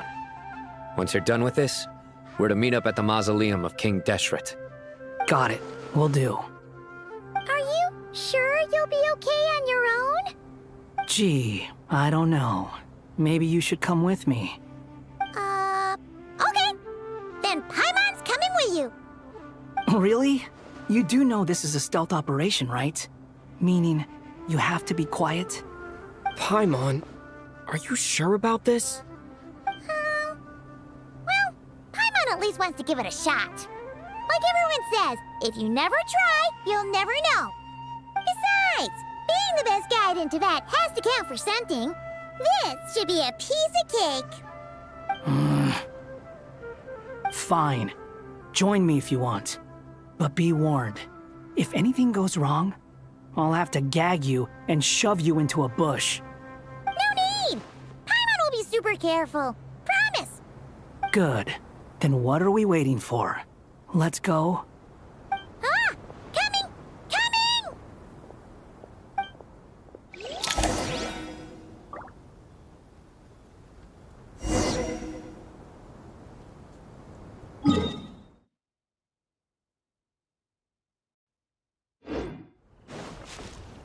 Quick, Squall and Fury!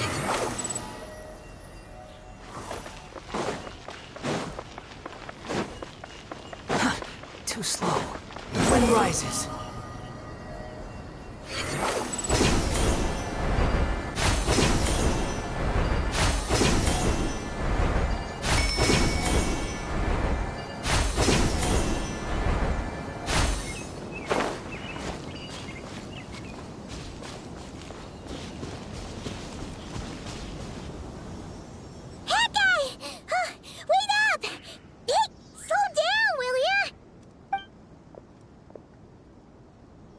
We're here. Now we wait. Okay, yeah, cool. Cool. What's on your mind, Paimon? Huh? Oh, nothing? I thought all you cared about besides being a guide was food and sleep.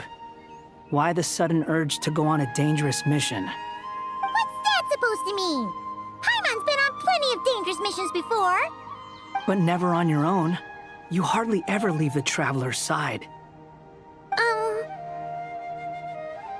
Just saying, I'm kind of at loose ends right now. So if you did want to share, I suppose I'd have to listen. If not, suit yourself. Makes no difference to me. Hat guy?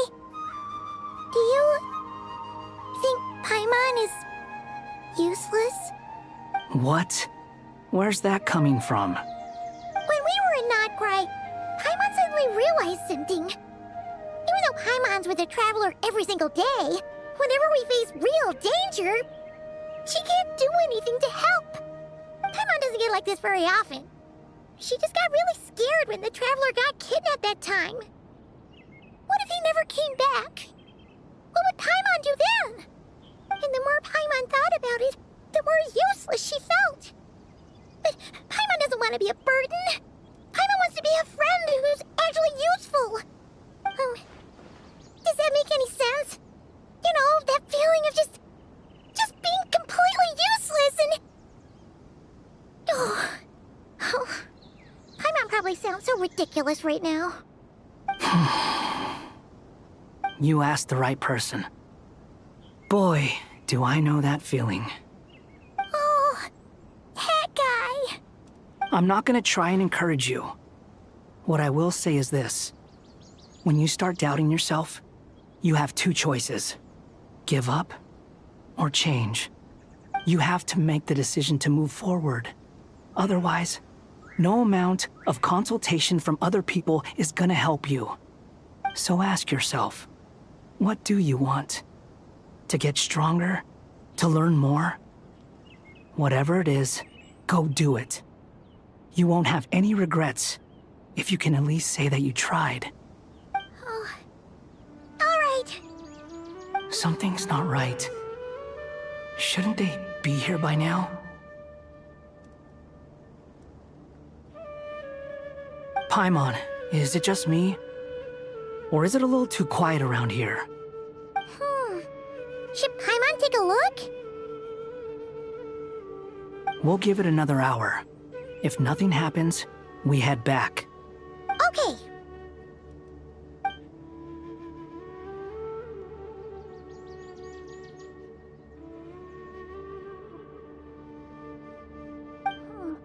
How strange. We've been here for ages. Where the heck are they? Have we been stood up? What is it? Did you think of something? Something feels off about this whole situation, but I can't quite explain why. We know for sure that the guy Sinocot had something set up, yet somehow his contact is a no-show. So, either the handler got caught, or, more likely, they decided to cut our guy loose. But how would they know to do that? Wouldn't they at least send someone here to check things out? That's the problem. They couldn't possibly know what's happening here. Unless... This feels all too familiar. Come on, let's head back.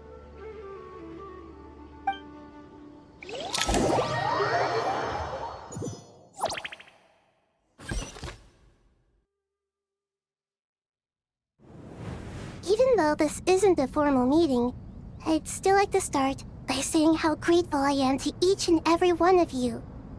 Thank you all for coming here and standing by our side. Shesipank and Bennu are currently assisting the scholars with the maintenance of Aru. Please forgive their absence. As for Hermanubis, may he rest in peace. We remember him with great fondness. There have been times when I imagined what it might be like to meet you all. Now that it's really happening, I feel quite emotional. Time has taken many things away, but that which remains is all the more resilient. I must say, there is one thing that rather surprises me. You appear to be in good spirits, Lesser Lord Kusanali. But even so, I can sense that the life force given to you by the Dendral Dragon has far from fully resolved the problem of your vitality. Oh no! So even Apep's power didn't work? Don't worry, Paimon. It worked very well indeed. The issue is how closely I am tied to Irminsul. Until the problem with it is resolved, there is no way I can fully recover. Sumeru has undergone tremendous changes during your absence. When gods pass away, inevitably, people's faith in them grows weaker. You must have sensed it already. Your power is not what it once was. Regrettably, this is true. I too have grown weaker due to the effects of Irminsul. Right now, we're all in quite a sorry state. Then what do you suggest? We take all the help we can get. Sumeru is our shared home. You and I, gods and humans alike. We must unite all our strength in this moment. Though Al-Ahmar is no longer with us, the alliance between the three gods remains in force. Regardless, as subjects of our king, we have a responsibility to support Sumeru through this catastrophe. Not to mention that it was the people of Sumeru who released us from this prison of Aru. Times have changed, and the people of today possess greater wisdom than those of the past. You really know how to give a rousing speech, Goti. Now then, let us learn more about your plan. The brightest minds of the Sumeru Academia are busy opening and renovating Aru. They claim it has something to do with Irminsul? Correct. Irminsul has existed in Teyvat since the very beginning. But during the Age of the Dragons, it did not possess the significance it holds today. After the heavenly principles arrived, the power of the Light Realm was divided into elemental energy, and Irminsul was refashioned as a device that records and preserves all information. Since then, everything in this world has been inextricably linked to it. As the Dendro Archon, I have a duty to protect Irminsul. To Sumeru, it is both a national treasure and undeniably a major threat. Teyvat has seen many upheavals in the last few years. The most recent of these was a major crisis in Notcry, which forced Sumeru to be even more vigilant than usual. I made sure to monitor all the pathways through which an outsider could potentially transmit themselves into Irminsul. But despite my efforts, a major problem still arose within. I still believe that someone has actively invaded Irminsul. But rather than taking any of the pathways I referred to, the intruder chose instead to utilize the most direct route, and the only one that cannot be protected against, by entering Irminsul through death. I see what you mean. You cannot simply stop all deceased souls from returning to the ley lines because of a potential invasion that could occur at any time. That's right. As important as it is to guard against external threats, I couldn't allow myself to stop the souls of the departed from finding peace. Please, understand how difficult this predicament was for the Dendro Archon. Defense has never been an easy task. After Irminsul was invaded, my authority was quickly restricted. Soon after that, the tree began denying access to any connections. I'm sure you feel responsible, but you are not to blame. No one can predict every possible disaster. There will always be trials and tribulations for the world to endure. But the people of Sumeru should not have to endure this. We must find a way to break through the lockdown and connect to Irminsul. And this is why you need Aru. Yes. The only thing in Sumeru capable of rivaling Irminsul in terms of overall function and performance is Al-Akhmar's legacy, Aru. All I managed to do before falling into a coma was make some minor adjustments to Irminsul. Using Aru is a last resort, and a move that comes with enormous risks. The Scholar's initial plan was to borrow Aru's power to reboot the Akasha, then use the Akasha to connect to Irminsul and investigate. Unfortunately, Irminsul has suffered far greater damage than they first thought, rendering that plan futile. To rise to the challenge, we had to resort to more extreme and far costlier means. This has led to a number of new contingency plans. To reclaim Irminsul, our brightest scholars have made further modifications to Aru with multiple goals in mind. I thank you all for giving them your blessing in this endeavor. Human wisdom has clearly improved over the millennia. You have not only our support, but that of the Jinn, the Aranara, and the Pari. Together, we will do everything in our power to save Irminsul.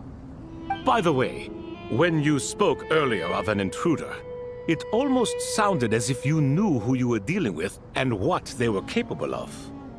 Well, since you ask.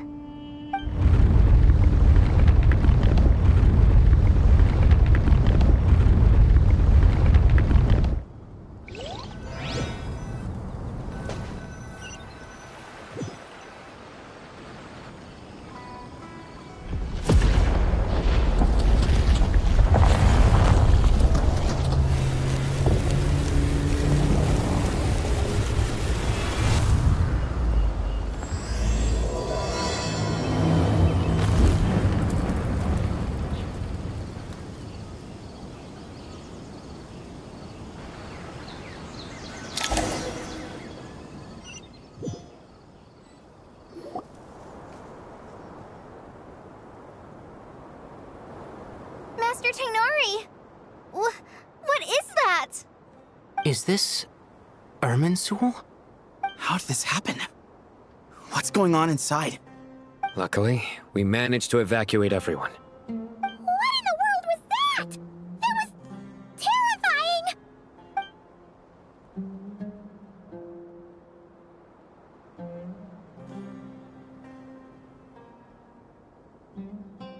Oh my.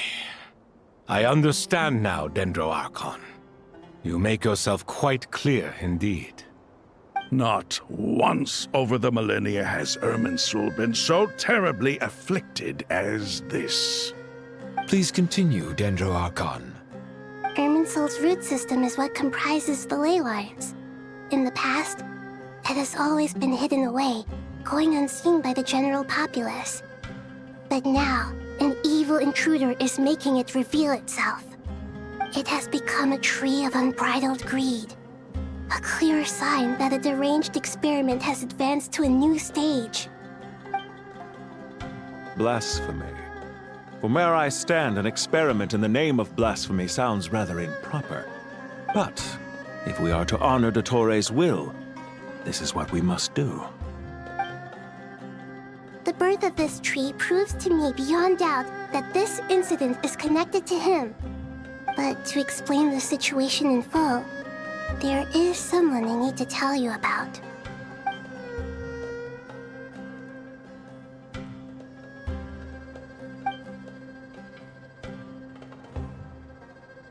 Zandik.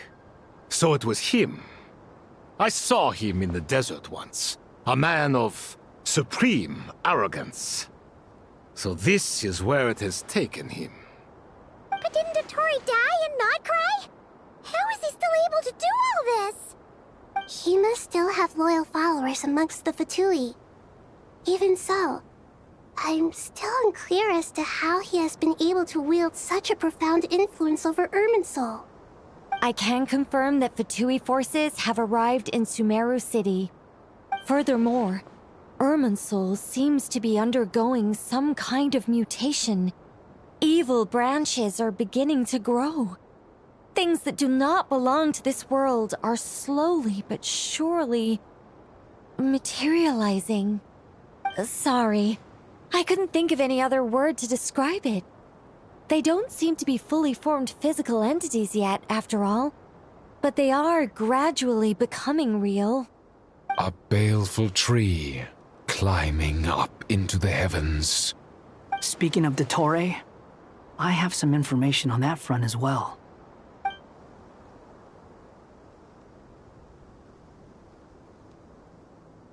I didn't think it was wise to state this out in the open.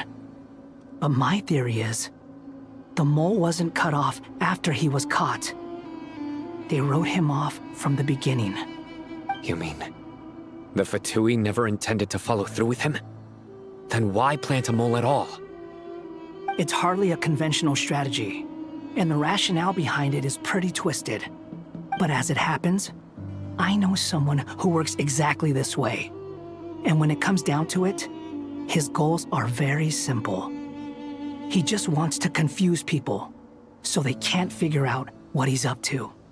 He's been a collaborator of Dottore's from the outset.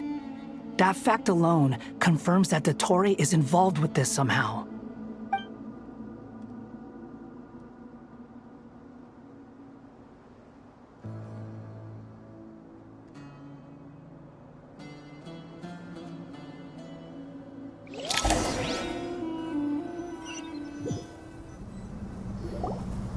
There is still much to be done. Everyone, please remember our core strategy. As per the discussions, the following groups must act immediately. Mr. Al-Haytham and Mr. Kave, the next phase of the Aru renovation project must begin right away. Godspeed to you both. We'll give it everything we've got. The plan looks feasible, but the implementation will require certain resources. General Mahamatra Sino and his team will help to procure the materials required for modifying the terminal. No problem. I've already spoken with Sethos and Hat Guy, and they've agreed to assist me. This kind of thing is best left to the fleet-footed, right, Hat Guy? If it's efficiency you're after, we're the right people for the job. Following up on the elemental energy amplifier we discussed, Ms. Dory, I assume you're the one most familiar with the status of this project. Aside from the Dendro Archon, of course. Yep, that's right. Leave it to Lord Sangamabe. Got it. Well, I'd like Madame Farazan, Kale, and Nicole to support Dory on the technical side. You can count on us. Will do. Rest assured, I'll take good care of Kale. Dia, Candace, and Nefer, you'll be in charge of negotiating between the various parties. I trust you remember our goal. You bet. We can handle it. Good. I believe that covers everything. Tainari will provide ad hoc support as needed, if that's okay. Poor Tainari. Must be tough being Nephis' student. Getting bossed around all day, every day. Hey, don't try and drive a wedge between us, you old rascal. All it says to me is that Master Nephis has faith in everyone's abilities.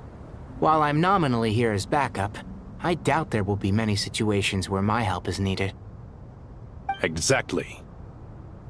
Finally, Traveler, you and I will head to the border between Sumeru and Natlan. Once that task is complete, I'll be asking some of you to accompany me to the Eternal Oasis. The Eternal Oasis? I thought that was just a legend. So it does exist after all. Regarding your trip to Natlan, under normal circumstances, a meeting between our two nations would be a far more formal affair.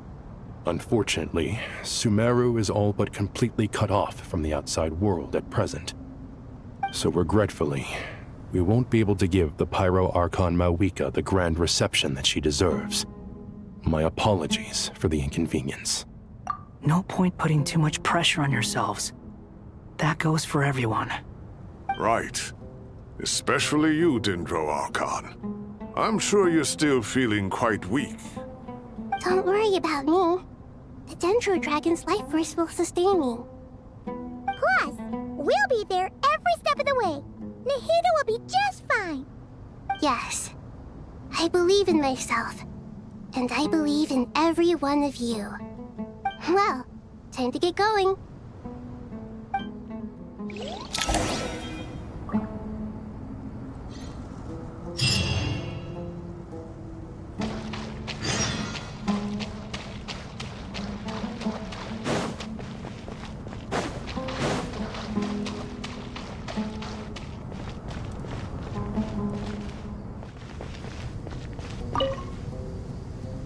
To what extent we can implement the final plan depends on how successfully the Akasha can be modified and configured. And to make sure the configuration works, Aru will also need some further optimization. Yeah, no surprises there. Once we roll this out, any Sumeru citizens who already have Akasha terminals can simply continue to use their existing devices. This still leaves us with a significant equipment shortage, though. Many groups of people were never issued Akasha terminals, including mercenaries, the desert folk, and many others. We'll need a supply of rare materials for the renovation of Aru and the production of new terminals. Right now, the best place to source these locally is from the primal constructs within King Deshret's mausoleum. Time is not on our side here. It's gonna be a race against the clock. The Aru merge and renovation project will have to be carried out by you two. Everything's riding on this, so failure is not an option. Best of luck to you both. As discussed, General Mahamatra Sino and Mr. Hat Guy will source the required materials. Mr. Sethos is quite familiar with the layout of King Deshret's mausoleum. With him accompanying them, things should go quite smoothly. I have every confidence. In the meantime, we may as well take a breather. Makes sense. There's not much we can do until the materials arrive. Get in formation and stay close. What is this, boot camp? Knock it off. It's just Sino being Sino. You know what he's like. Everyone clear on our mission objective. Look at the excess primal constructs, dismantle them, and extract the required materials. And King Deshret's 7 pillars agreed to this? If they're just sitting there doing nothing, we might as well put them to use. Thoth's words, not mine.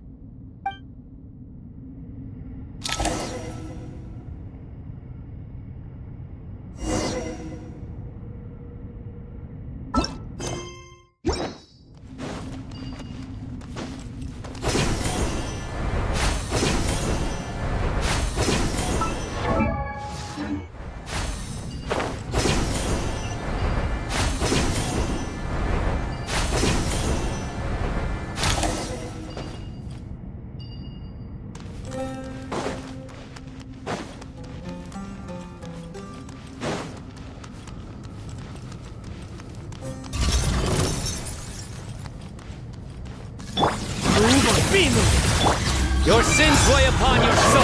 You stand condemned.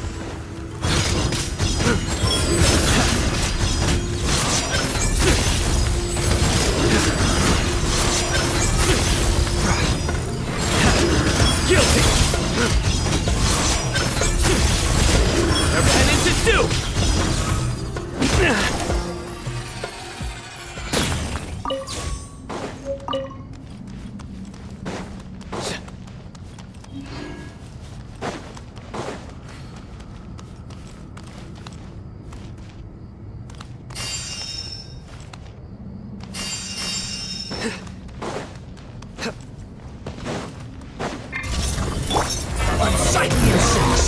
Squall Fury!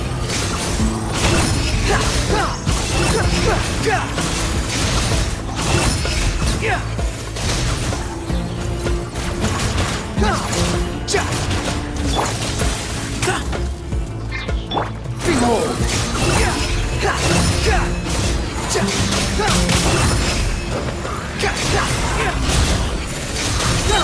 Know your place! Judgment is upon us! Stay condensed!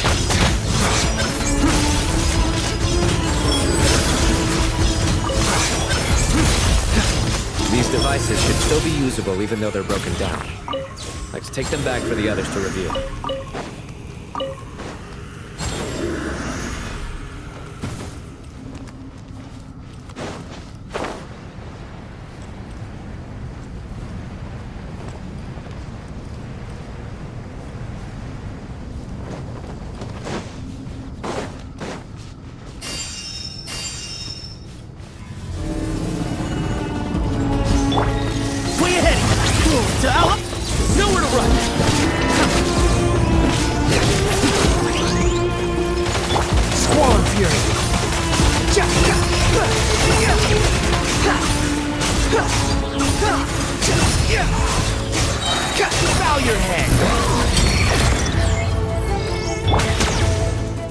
Excuse me? Through me, justice is served.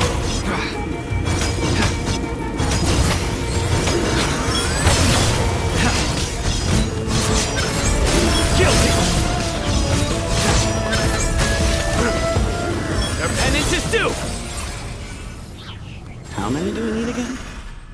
Enough to make an Akasha terminal for everyone who doesn't own one. I remember you telling me how revolutionary these Akasha terminals were. You've used one before, right? The Academia declared the Akasha to be the most powerful and comprehensive wisdom dissemination system in history. That should give you an idea of how powerful it is. Certainly sounds impressive. Neither Hat Guy nor I have ever had an Akasha terminal. Well, if it all goes to plan, that's about to change.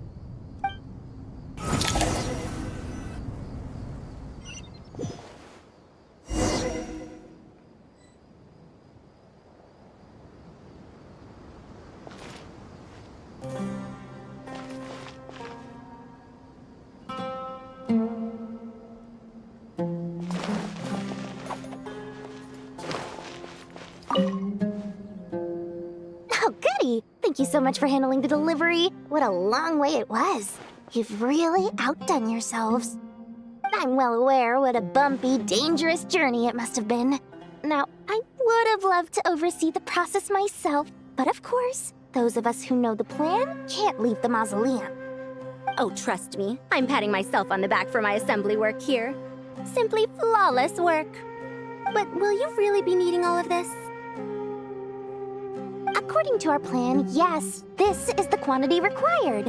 I have no complaints about the quality either. Only the price. So expensive. I heard you covered a lot of the funding out of your own pocket.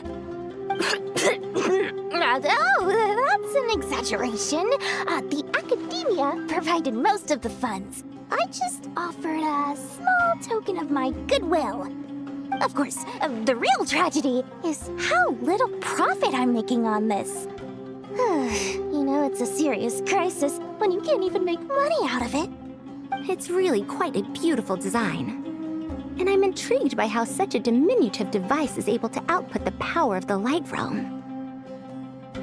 Did you attend the lecture on Light Realm energy, Madame Farzan? I don't believe I saw you there.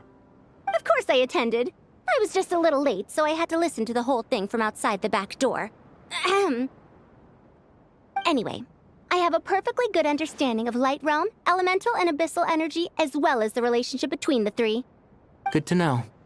Master told me in private that the conversion process between Light Realm energy and elemental energy involves highly classified knowledge that shouldn't be disseminated too widely. But even so, the scholars still shared said information. Well, you can't enforce a rule that everyone breaks. Is that the idea? At first, the Dendro Archon was reluctant to explain it in great depth for safety reasons. Later, she came to terms with it, and simply informed my master that we would all have to face the question of survival together. To protect someone from such dangers means keeping them in the dark. But for someone to know and embody the wisdom within, they must understand its very essence. It's an information hazard. We're exposed to danger just by knowing the facts. And just like bait, It lures us in by offering us the solution to our problems. But if you're not careful, you'll end up pursuing it down a dark path. A tricky problem.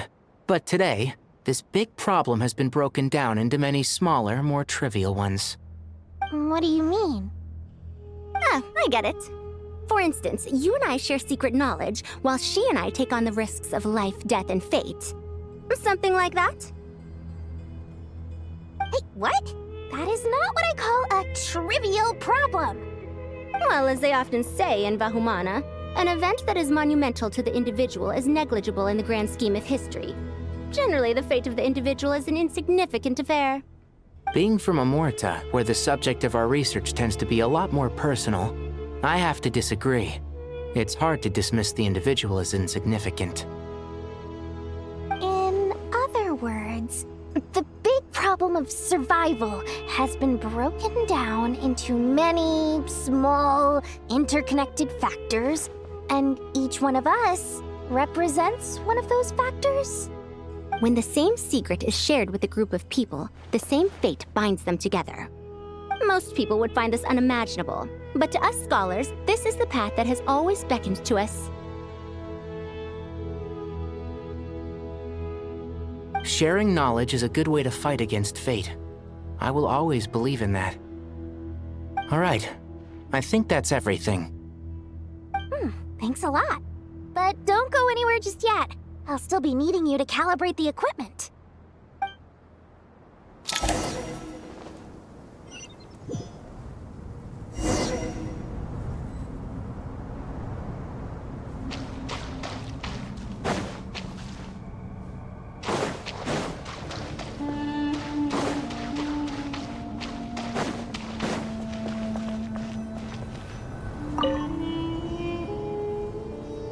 Okay, the materials are ready.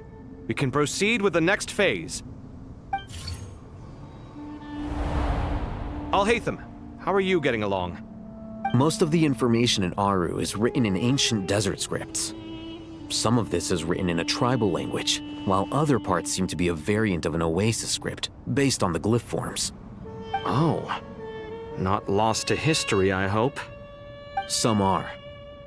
All we can do is infer the meaning based on the rules of related languages. Although, this section actually fills in some of the missing historical record. I'm transcribing it so we can bring it back to the academia. After Aru started up, 2 more lines of text appeared here. Can you read them? Humans may not read what is written by the gods, except by not reading. Victory should not be easy to attain, for it symbolizes divine wisdom. Knowledge must not waver, for it has external borders. Is this a clue to solving a puzzle? Or is it being symbolic? You can't read it unless you don't read it. Victory is wisdom. Knowledge is confined by borders. Wait, I think I've got it. It's a metaphor, isn't it? It's talking about... a chessboard.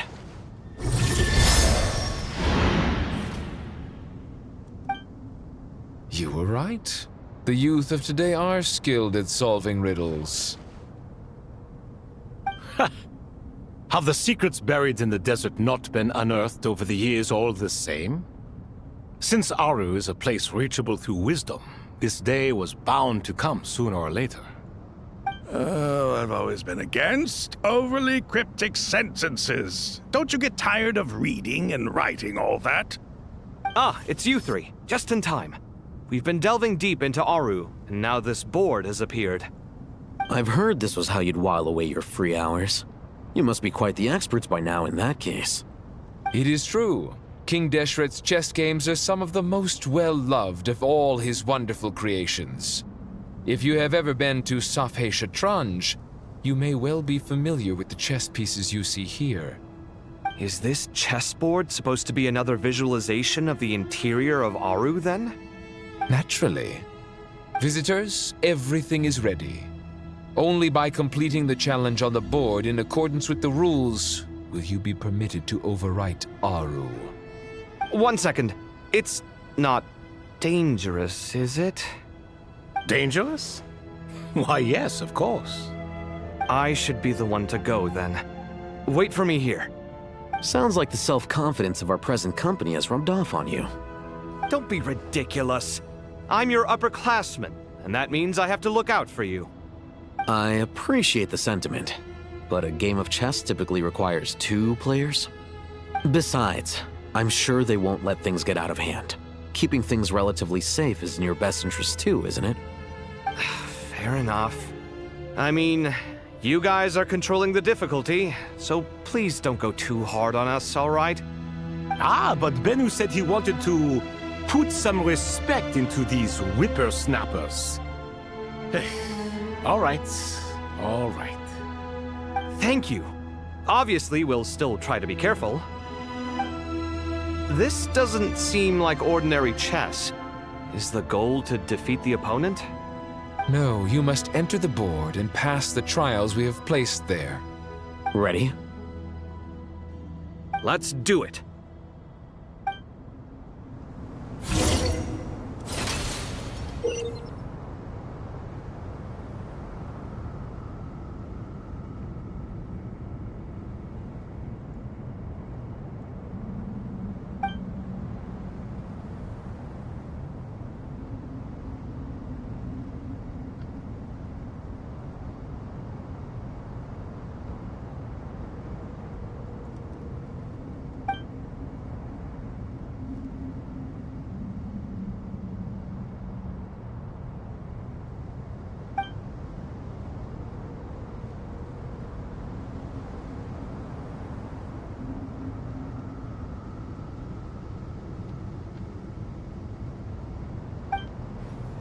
The first trial is posed by me. I don't think this is gonna stop us. Ah, but the key to this game lies in working together. Otherwise, you will be deemed to have broken the rules. Looks like it's up to me. Marak, can you open it? King Deshret's favorite primal construct. Living on in suitcase form, of all things. Amusing. Ho-ho! Excellent work.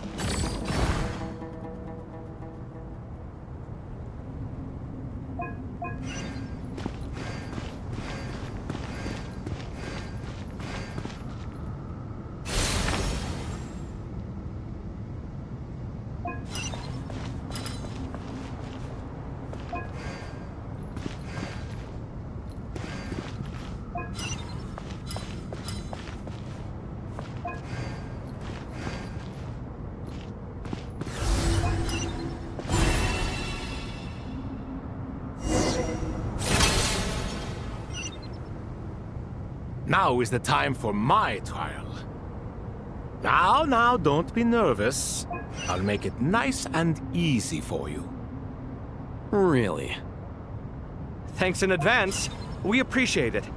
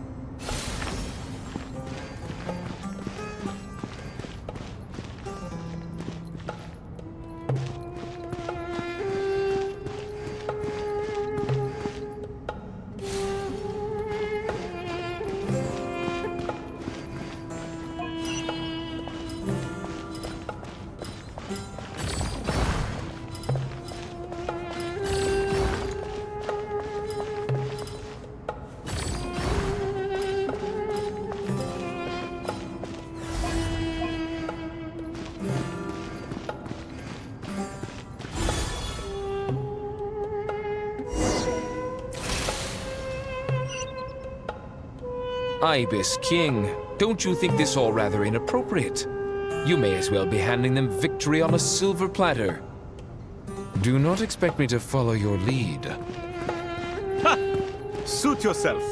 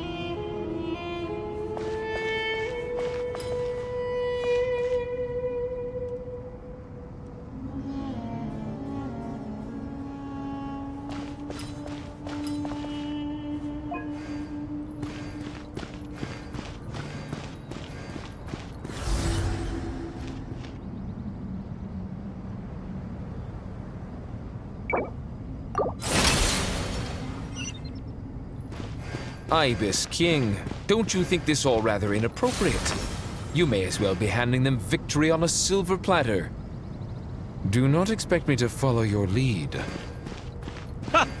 Suit yourself.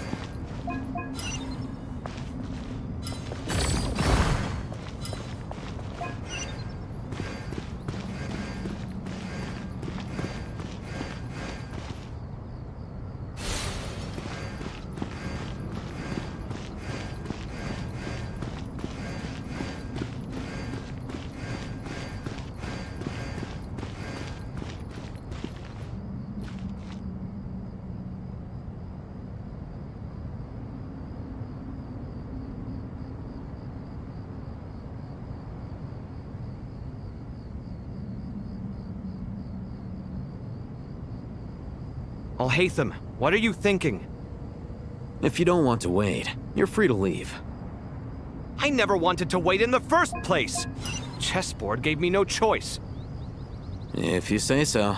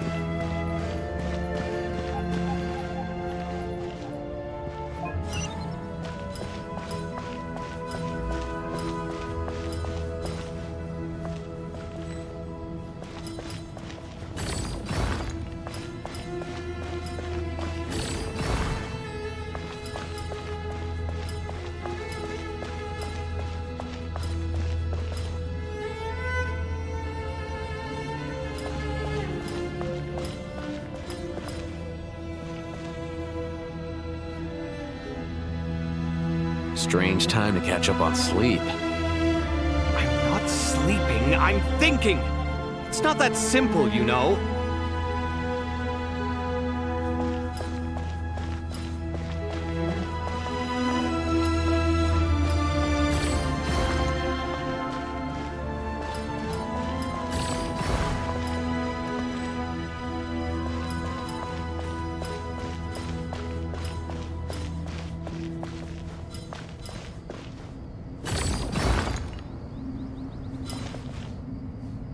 Strange time to catch up on sleep.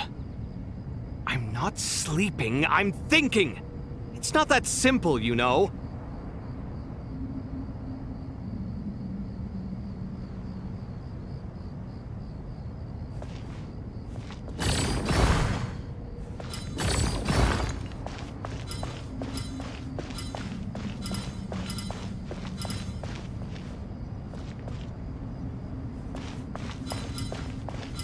Strange time to catch up on sleep. I'm not sleeping, I'm thinking! It's not that simple, you know.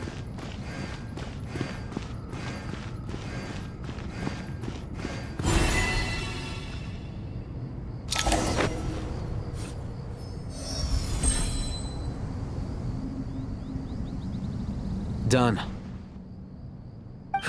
Finally. It's over.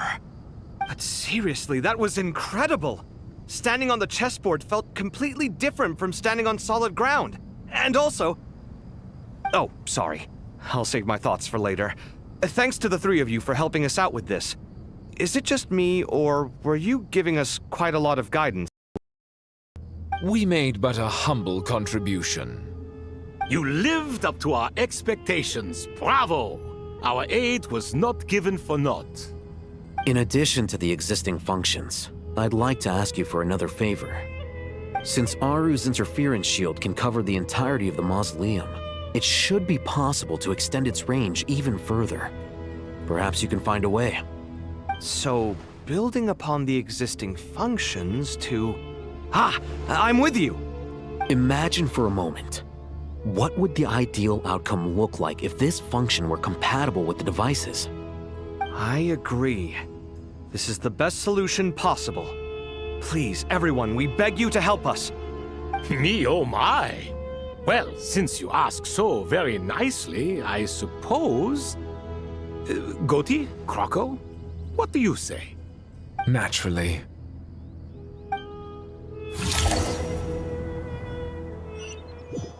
Time to go! Let's go find Nahida!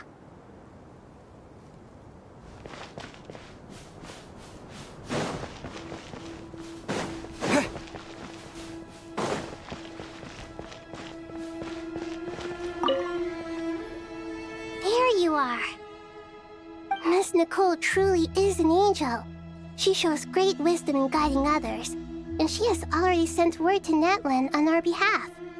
She said that while the other members of the Hexen Circle are busy with important work, she is quite free, and she's more than willing to accompany the people of Sumeru for the entire journey. Oh, there's Nicole, all right. Always super patient and loves to help everyone out. She's the best. She is. So kind and enthusiastic. Well, time for us to get going. Let's head out.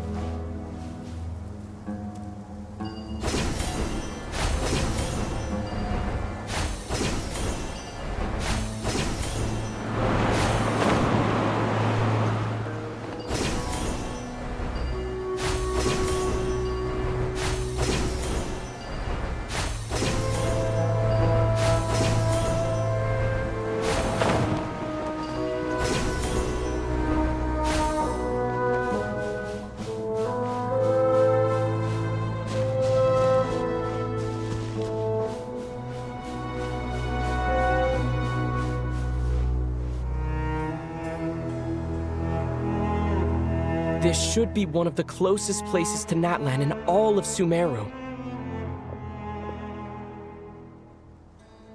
There's the barrier Nicole and Nefer mentioned. It completely cuts this nation off from the others. But why? Why separate you from the rest of the world now, specifically? And if I'm not mistaken, Irminsul was polluted once before, wasn't it?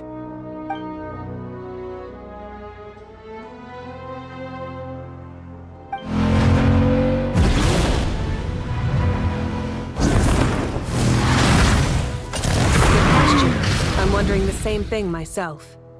That voice. Mawika! You got here pretty quickly. Hello, traveler. It's been a while.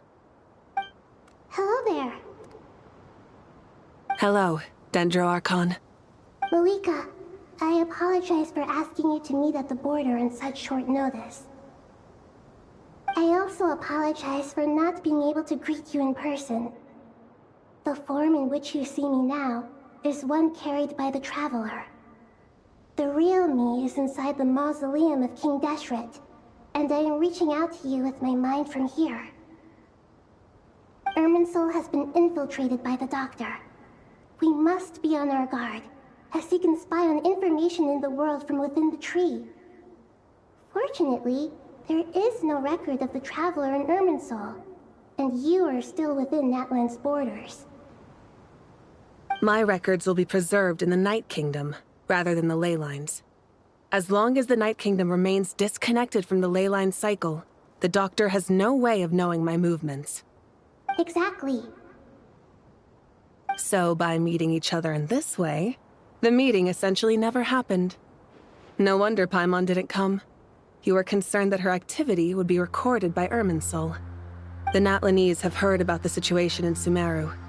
With the borders sealed off, merchants have been forced to stop their shipments. It's pretty serious, and you're the ones bearing the brunt of it. I'd like to address the question you raised at the beginning. I can offer a brief explanation, although it will sound rather cruel. I don't reach this conclusion gladly, but Irminsul predates the heavenly principles. It existed long ago, when the dragons of Natlan were at the height of their power. So even when the people of Sumeru became ill because of pollution, it was not a critical issue from the perspective of Irminsul itself. As long as it continues to function normally, the barrier will not be activated.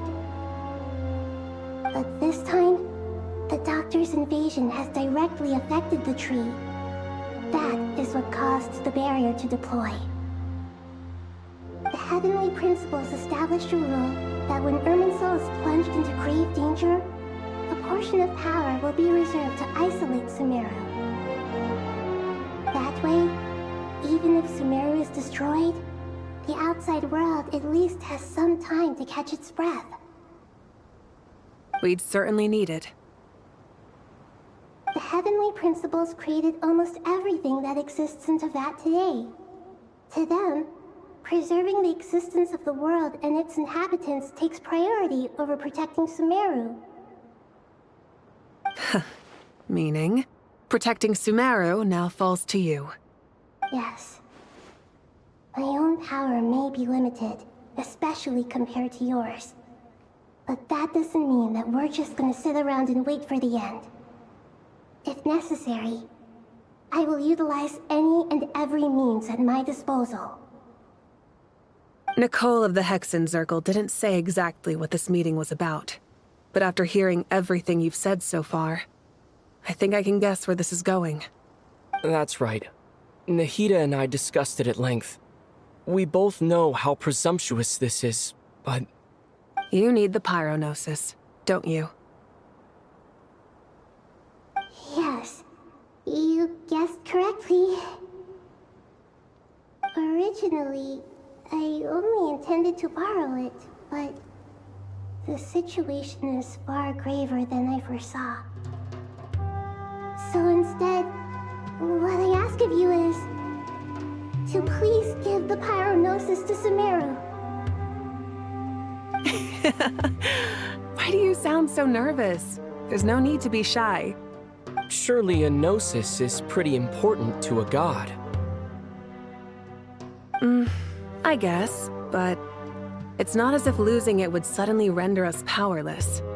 But I'm sure you don't need me to tell you that. With all the nations you've traveled to, and all the gods you've met, you must have realized that by now. As far as I'm concerned, a Gnosis is basically an elemental energy enhancer. But I don't usually use it. You know me. I like to think I'm pretty strong without it. Yeah, not about to dispute that. So you see, you don't need to sweat it. Here, take the Pyronosis. Huh? Just like that? Uh-huh, just like that. To tell the truth, I've always toyed with the idea of giving it to someone who needs it more than I do. I know you accompanied Nahida here to try and increase the chance of success. It's a good thing you did, because your involvement is one of the main reasons you've managed to persuade me. Are you sure about this? Handing over your Gnosis just because of me? I won't try to quantify it, but trust me. Handing over the Gnosis to Tumaini is far from the craziest idea I could think of. Besides, even if you hadn't come here personally, I think I still would have agreed to Nahida's request. Irminsul doesn't just affect Sumeru. It impacts all of Teyvat. I know all too well how difficult it can be to protect the things you care about. So logically, morally, or however you want to cut it, helping you is the right thing to do. You don't need to tell me the specifics of your plan. Where the Gnosis is involved, the tighter the secrecy, the higher your chances of success. Marika, my heartfelt thanks go to you and the people of Naplan. Don't mention it. But now for the hard part. How do I actually give it to you? The Irminsul barrier is right in the way. I have an idea.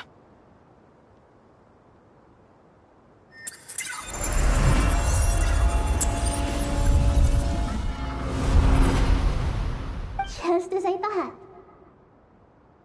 thought. Incredible. What did you do? Just made a lucky guess. This seems to happen quite a lot. Things that apply to everyone else don't seem to apply to me. I figured the same might be true here. Irminsul usually produces effects based on the records it holds. Since the Traveler is a Descender, Irminsul contains no records of him, and thus has no way to impede him. Is that right? You really are full of surprises. Catch. Whoa! Thank you, Mawika. Thank you for trusting us with something so important. All right. No need to get so formal. It's not like we're strangers. Besides, there's still one problem. You might be able to pass through the barrier, but I don't know about the Gnosis. Any other surprises for us, Traveler? Let me try something. I have the Pyronosis in my hand. It feels strangely ordinary.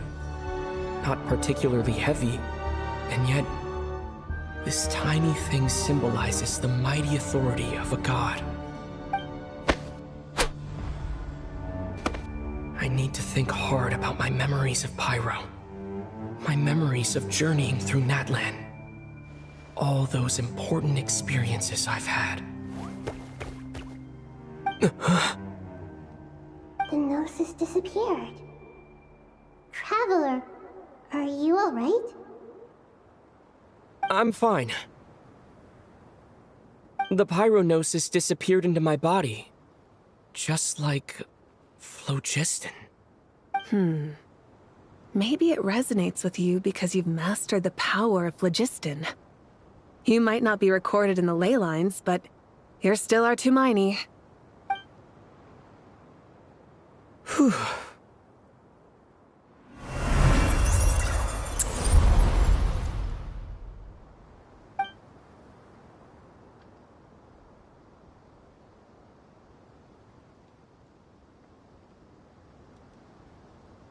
Please allow me to express my gratitude once again, Marika. Pleasure. Well, I've given you all the help I can. The rest is up to you. Good luck. We won't let you down. Yeah, we aren't about to lose.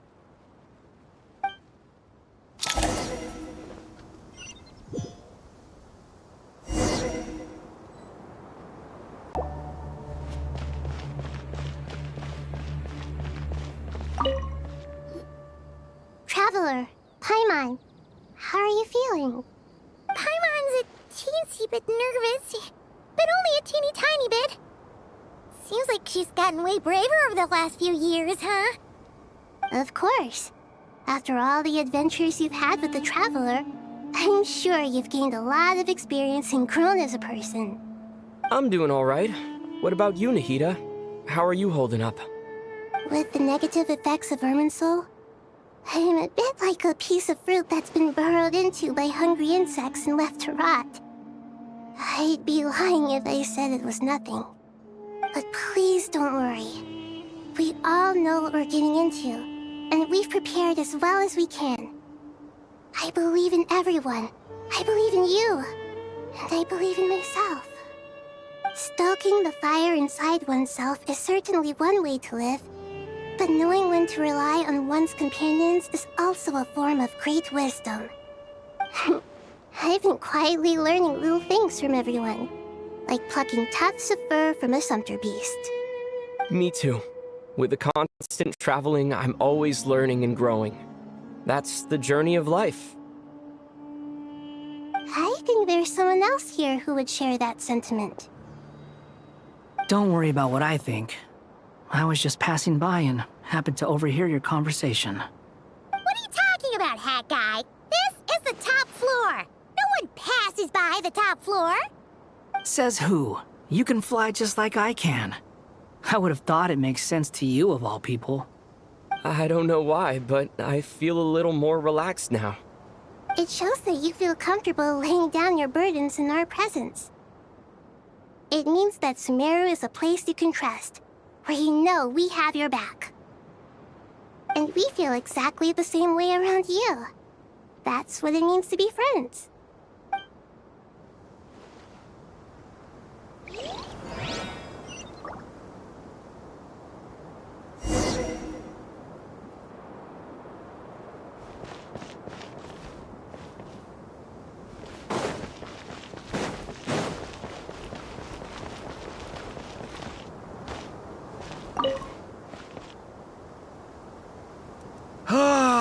It's finally done. Ugh, but I have a nagging feeling that there's something I've forgotten. Oh, there you are. Everything wrapped up on your end?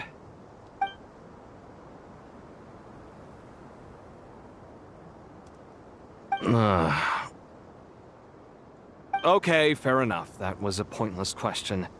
We were working in tandem, after all. You must really be exhausted. Well, it's been a busy day for both of us.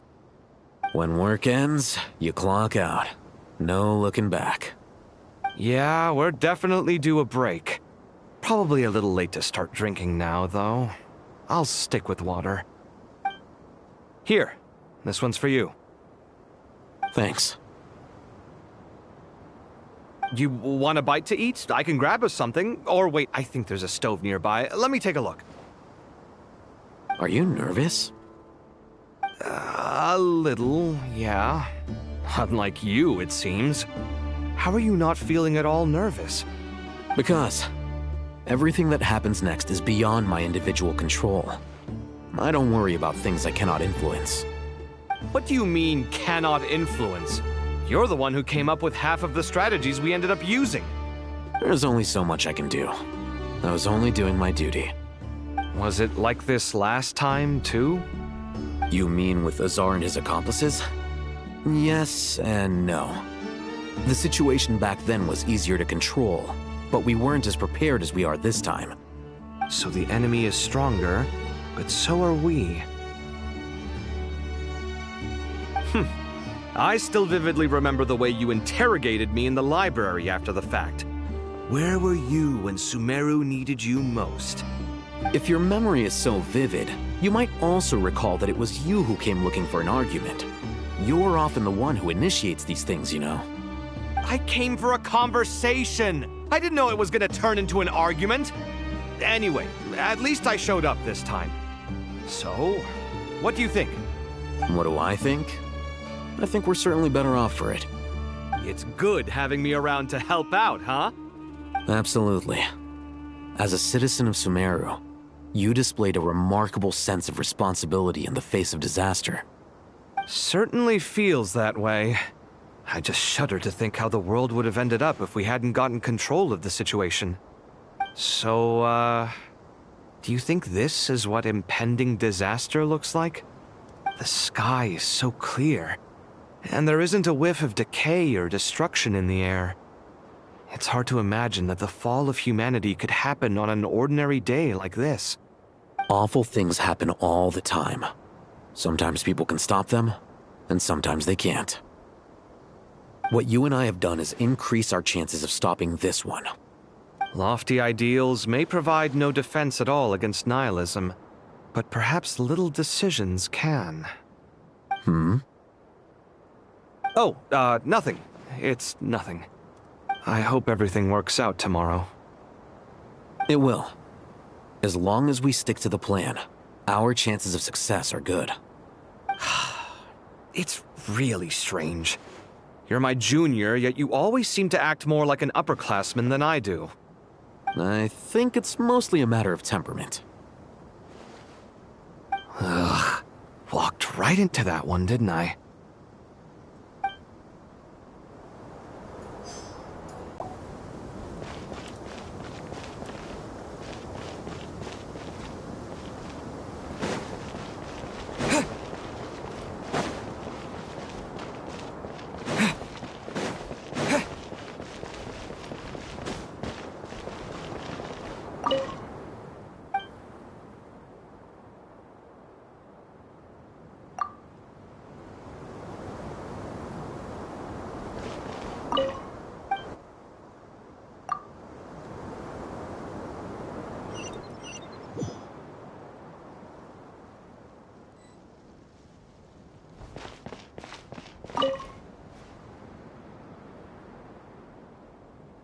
We'll make our move after sunrise tomorrow. Good. Is everything ready? As much as possible. That'll be enough. Don't let the pressure get to you. We'll take things one step at a time. That's how we've always done it. Master Tainari! Mr. Sino! So this is where you were. I brought some juice and some water. Would you like some? I know how easily you get dehydrated in the desert, so you should definitely have some water. In which case, I'll have the juice. I gotta ask, though. Who's on juice-making duty at a time like this? Madame Farazan said she was feeling a little nervous, so I told her about the automatic juicer my friend invented. She took it right off me and started making carton after carton of juice. A juicer? Did Sucrose send that to you? Yeah. I hadn't had the chance to try it out before this incident occurred, but I couldn't bear to leave it behind in Gandharvaville. The juice is very sweet. I think so too. Kale, how are you feeling? Physically, I'm okay, but it just still feels strange to me. Why would a great power like this come to someone like me? I know the feeling well. That same question ran through my mind every day as a kid. At least now, you have someone who can relate to you. All the more reason that you should apply for Spontamod. Tainari fiercely opposes the idea, though. Those two things are completely unrelated. What are we all chatting about, Would anyone like any juice? Oh, you have some already. I had some earlier, ma'am. Maybe give the extra to someone else? Very well, very well. I shall be off then. There's this enormous power, and then there's little old you. You feel like there's no connection between the two. And that sense of dissonance is difficult to get used to. Yeah. But after all this time, I can't believe this stuff still gets to me sometimes.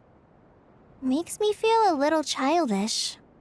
Kale, just because we normally keep the conversation light doesn't mean we can't discuss deeper issues. I don't think it's childish at all. You were the victim of a terrible crime. It's normal to struggle with the fallout from it. You have absolutely nothing to be ashamed of. My professor once told me that no incident can be considered truly resolved until the victim says it's over. Your rage and your pain are completely justified. Thanks. Miss Nicole said that the same god remains which were once used to inflict so much pain upon me have now become a weapon with which I can protect everyone. It's like my own personal kind of evolution. Every innocent person who's been hurt needs time to realize that it wasn't their fault. I was the same. But it's all about to be over. Tomorrow, it ends for good. I don't know if you've noticed, but you rarely stumble over your words anymore, and your outlook has become much more positive. It's a big change from how you used to be. And since this isn't over, you can settle the matter on your own terms. It's time you seized back control. I believe in you. Yeah, Sumeru is my home, and it's so important to me. I have to protect it. No, I will protect it. And once you're done, how about you come back and apply for Spantamod? Stop it with the sales pitch, would you? Hey, excuse me. There are still 3 unclaimed cups of juice here. Why don't you take one each? Ugh, my arms are getting sore from carrying them around everywhere. Madame Farazan, why are you... Here, let me take them off your hands. Thank you, Madame Farazan. Drink up and enjoy my handiwork. I think I'm going to make something else now instead. Please, try to relax, Madame Farazan. Your nerves are starting to get the better of you. I know, I know.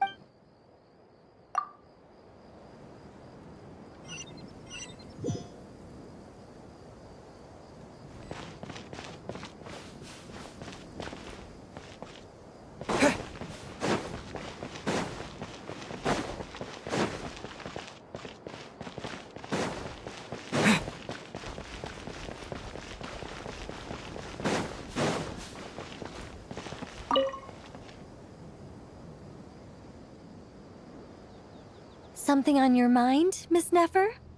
Nothing in particular. It's just... right now, the future feels strange and unfamiliar. But the future has not yet arrived. How can you say how it feels? Some people know that there's an impending disaster. Others remain blissfully unaware. Each group is imagining an entirely different future while walking towards the same one. But when they get there, they'll still find they feel differently about it. People are shaped by their circumstances. Different circumstances create people with different perspectives. I've always found the perspective of the Vahumana Darshan to be a particularly incisive one. Even at the height of the crisis in Nodcry, people held diverging opinions. But things are different this time. Indeed.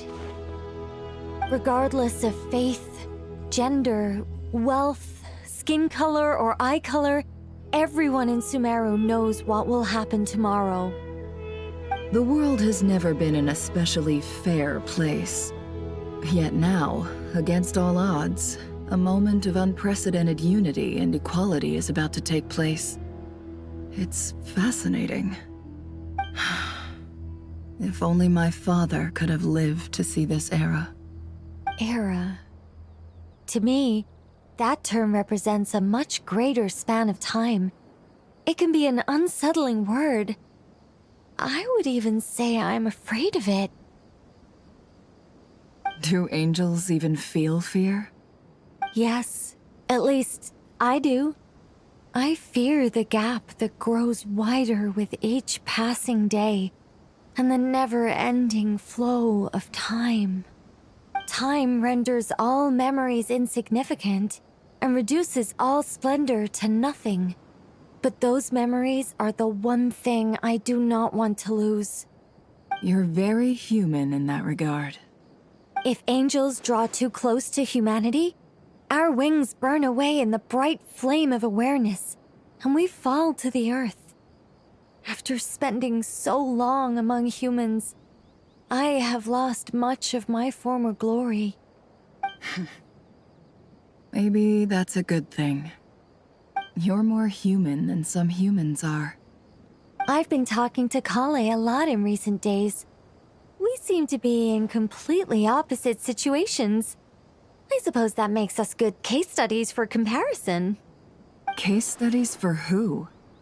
Myself, I suppose. After comparing the two of us, I suddenly discovered that I desired more than before. It was a gentle, pleasant sensation. Just as most people pursue glory and miracles, I too am pursuing miracles of my own. Guiding humans to make the miracles in their hearts a reality. That is my miracle. It doesn't sound so bad, does it?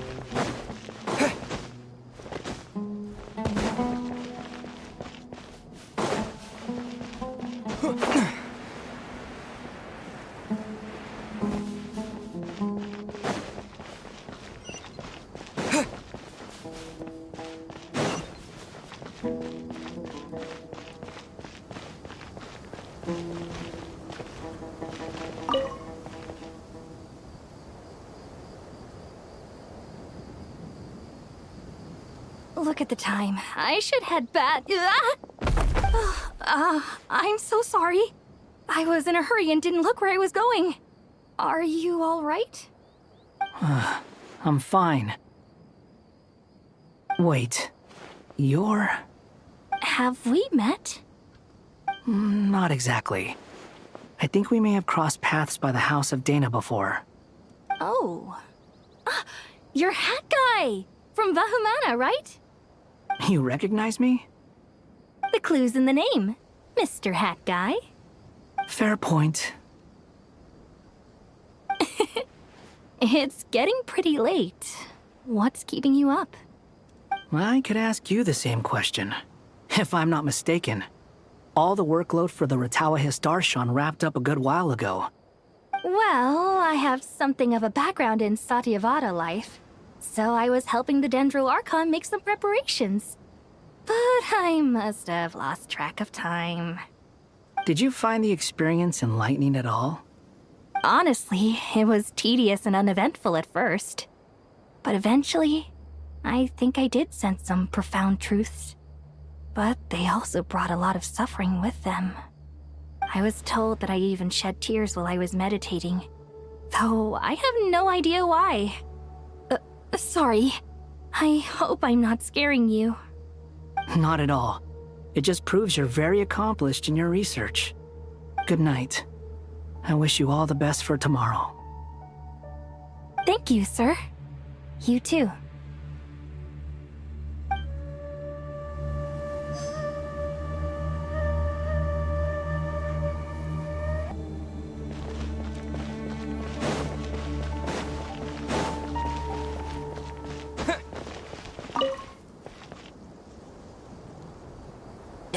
Too bad we've got a fight tomorrow. I could really do with a stiff drink. Let us pray instead. Prayer. How nostalgic. Lord Sangama Bay. Came to get some fresh air too, did ya? That's right. Actually, I was hoping I might run into you, Dia. I wanted to let you know that I've stocked up on that perfume you said you were so fond of. No, really? I'll take 2. Any chance of a friends and family discount? I knew you'd ask that. And I'm afraid to say that... Surprise! It's free of charge. That's very generous of you, Lord Sangama Bay. Does this mean you've made a fortune in Not Cry? Nope. Turns out it's not that easy to turn a profit there. I even ran some assorted losses. But anyway, that has nothing to do with why I wanted to give you and Dia a small gift. Remember that merchant caravan you two rescued in the desert last month? That was transporting my goods! No way! I had no idea that was your shipment. Explains the, eclectic mix of goods, though. Lord Sangama Bay's investment in the desert and generous stockpiling of goods has helped many people over the years. The shelters you funded especially have made life a little easier for the children and the elderly. Wait, how did you know about that? Oh, I see. Nefer told you, didn't she? That pesky lady. Aren't intel brokers at least supposed to charge for divulging people's secrets? She and Candace go way back. It's normal for close friends to share things you wouldn't tell to everyone else. Sure, but why did they have to be things about me? That's how Nefer shows that she cares. She wishes for all of us to know what a generous person you truly are. It must be hard trying to make a living far away from home. Just because we can tell what kind of person you are doesn't mean everyone else can. Well, maybe her intentions were partly good, but I don't think that's the full story. I'm sure she enjoyed knowing how much it would annoy me. I'm telling you, Nefer's got a mean streak. Definitely with you on that. Does praying help you stay calm? Defending one's home is a just cause. My heart is filled with a mix of anger and hope. Anger. You know, being able to get angry is a good thing. It shows that you're in touch with the real world, and that you have the passion to pursue something you believe in. Oh, my lady? What are you doing out here? Just taking a walk to clear my head. And look where I ended up. Were you praying just now? Yes, Miss Dunyarzad. Would you like to join us?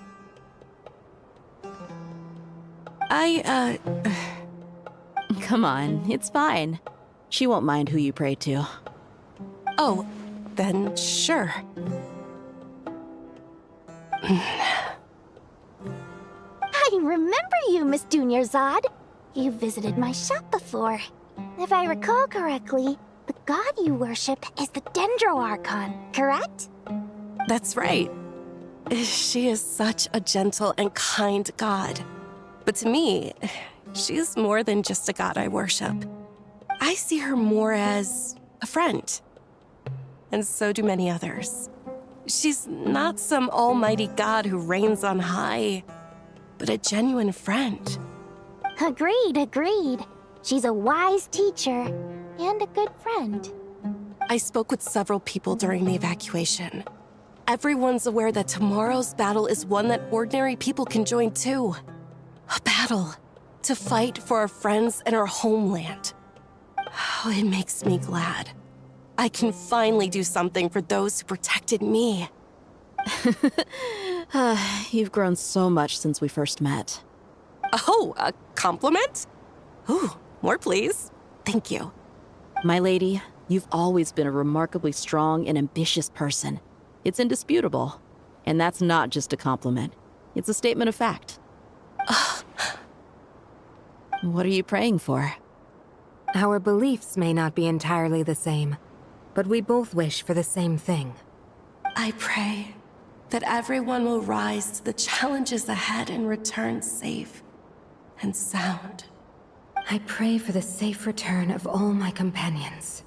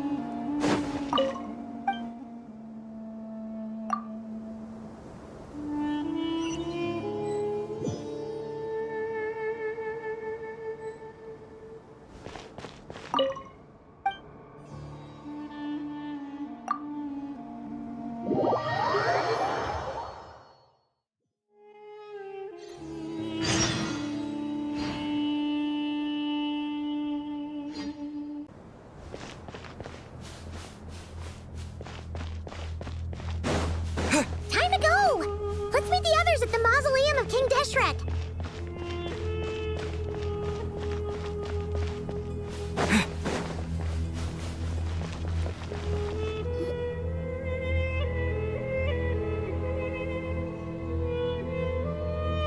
I have not felt this way in a long time.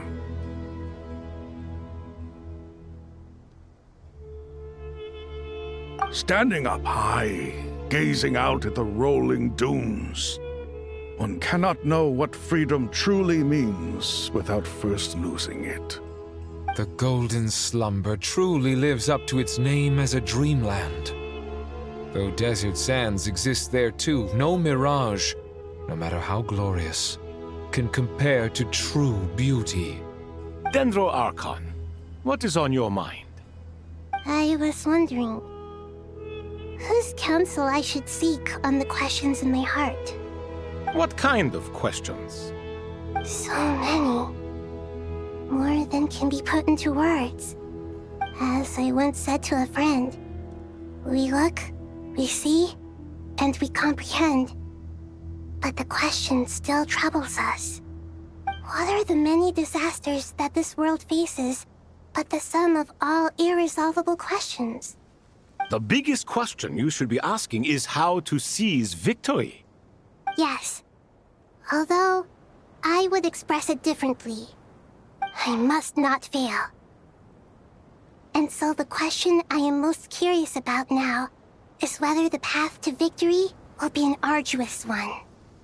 What we declare to be a young sapling, we may, in fact, find to be a towering tree, if we would only cast aside our ignorance and look beyond the veil of time to see her true form. Nahida! We're here! Just in time. My preparations are almost complete. Ready when you are. We're here too. Miss Nicole! Miss Nicole! You run so fast! I thought I'd get a lot of exercise as a forest ranger, but I can barely keep up with you. Sorry, I got a little carried away. Lesser Lord Kusanali, the equipment is ready, and the modifications to Aru are all complete. As discussed during our meeting, Accessing Irminsul via the Akasha is no longer feasible at this stage. There are other options, it's just they're a little more extreme and more technologically demanding to implement. Maybe you should take it from here. The architecture and functionality of the Akasha terminals overlap considerably with Aru. There is reasonable evidence to suggest that one was developed based on the other, or that they both utilize technology of the same origin. As long as the transplant and merge operation succeeds, Aru should theoretically work on a scale greater than the Akasha and approximately equal to Irminsul. It will become the largest active computing device in all of Teyvat. A system this powerful is capable of a lot of different things. In the past, the Akasha was primarily used for one-way information transmission, but I suspect it could also serve as a central bridging hub. In the pursuit of greater knowledge, some scholars have attempted to connect their consciousness to Irminsul through the use of terminals, incense, and meditation. Correct. In academic language, scholars who reach that stage are said to have entered Satyavada life. Hypatia has performed this practice many times in the past, and she was once under my care for a period of time. Right. And this at least proves that there is a zone within Irminsul that can be connected to. That's right. Providing wisdom to the people is one of the very reasons for Irminsul's existence. I think I understand where you're going. Please, continue. In that case, I'll skip to the conclusion then. We need to further modify Aru, merge it with the Akasha, manufacture terminals, and distribute them to every single person we can reach. Every person? Even the desert folk? Yes, everyone. I've already calculated the amount of raw materials we need. So you mean we're going to get new Akasha terminals? Yes, but this time the people of Sumeru won't be using them to acquire knowledge, just to connect to Irminsul. That's the key. When we evacuated the city, we brought all the important assets from the House of Dana, in case we ended up needing them. Fortunately, this included the Akasha system's main terminal. We've checked all the relevant records, and one thing is certain. Nothing like this has ever been done on this scale before, so... Everyone in Sumeru is part of the plan. Whoever controls the people controls the situation. Since this function of Irminsul was introduced, it has only ever been made available to scholars, who don't constitute a particularly large group of people. But by expanding the scale to include all the people of Sumeru, all the individual connections will stack up to create a significant load on the system. Under normal circumstances, Irminsul would be able to cope with the additional load. But with it already being under strain from other activities, its remaining capacity is limited. Thus, it might be possible to shut it down completely by overloading it.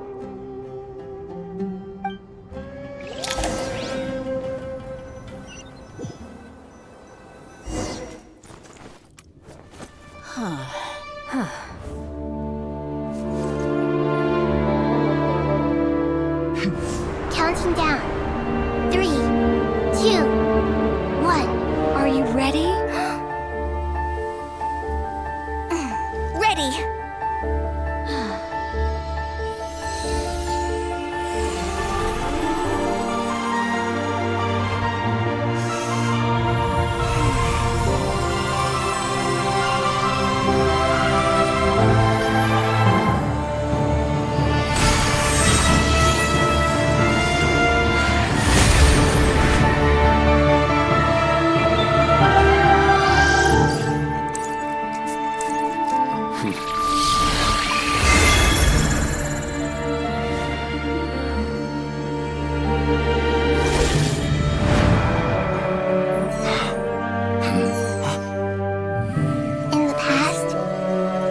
Sought knowledge, they turned to the Tree of Wisdom.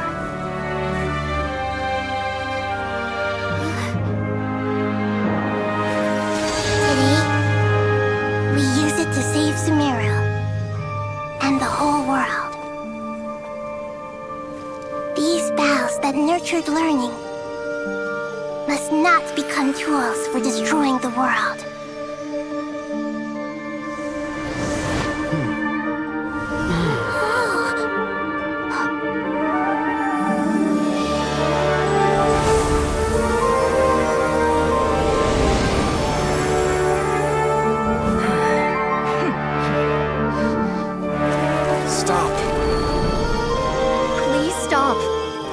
Transformation.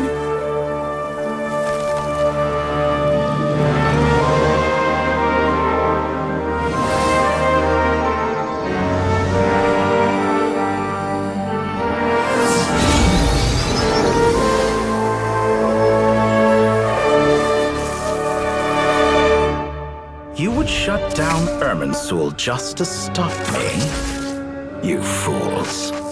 I have all the time in the world.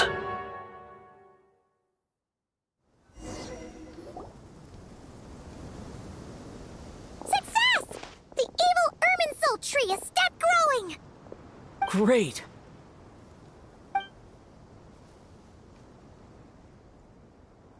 What a display of true courage! The courage to think and the courage to act!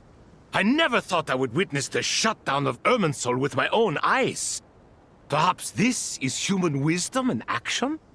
Indeed, only humans could do such a thing. Gods are few and far between. What was once created for spreading knowledge is now used for another purpose. A rather ingenious plan. I am grateful to you three for your help. Only thanks to you were we able to extend Aru's interference capabilities to cover all terminals. Now, nobody who wears a terminal will have their activity accurately tracked by Irminsul. No matter how many eyes Dottore possesses, he will not be able to see us clearly. Now for the next step. I will need the help of your supreme powers once again. How might we be of service, Lord of Dendro? I need to reach the Eternal Oasis immediately. Right now? In that case, Ibis King, would you agree that this is a fine opportunity to dust off our old tricks? Never. I assume you have that chess set with you? You mean the one you gave to me as a gift? Asking for it back, are you? How could I? You misjudge me. I just wanted to show you another way you can use it. Connect to Safei Shatranj.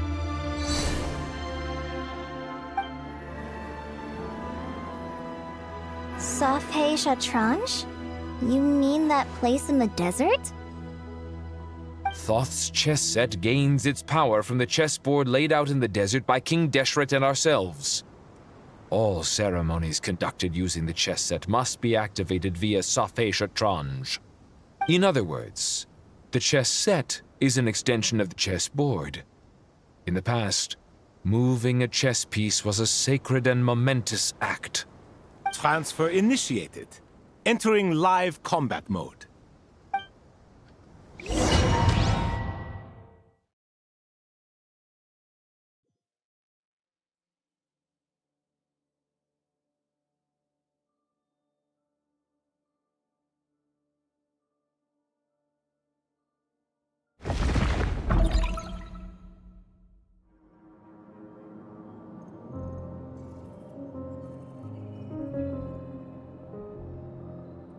We haven't heard a single word from our spy in the desert.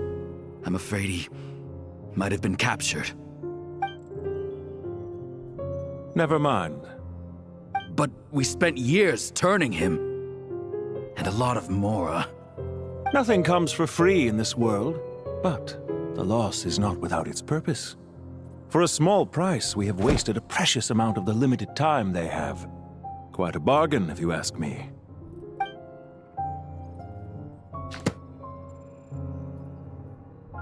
Understood.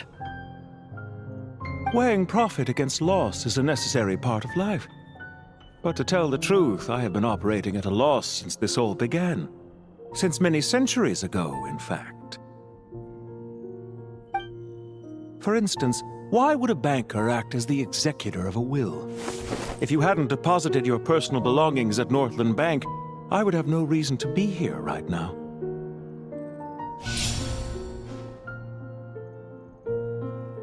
Dottore, I've placed your final data backup into the ley lines as per our contract. I trust we are now square for the safe deposit fees you paid. Is it not a little petty to split hairs like this, given our amicable relationship? I consider sound bookkeeping a matter of principle. Do not forget that you only live to see this day thanks to me. In fact, every day of your life since you met me, you've been living on borrowed time. Why, That's hardly a fair assessment. I will concede that my survival was perhaps at your whim, but I became a harbinger on my own merits. Managing money is not like other professions. Mine is not a role I could have acquired based on your recommendation alone, and certainly not one I could have lasted so long in without genuine ability. The information stored in the ley lines is quite comprehensive. Rest assured, I have not forgotten how strong your pride is. Well, I presume you have no sense of fragmentation while talking with me. How could anything possibly go wrong with such strict measures in place? The remainder of your soul was split in two, with one half sent to Nodcry and the other stored in the most secure vault of the Northland Bank. Though I must say, your disdain for the other segments is quite amusing. Zandik is you, and you are Zandik. Zandik created the segments, yet you, a segment yourself, reject him.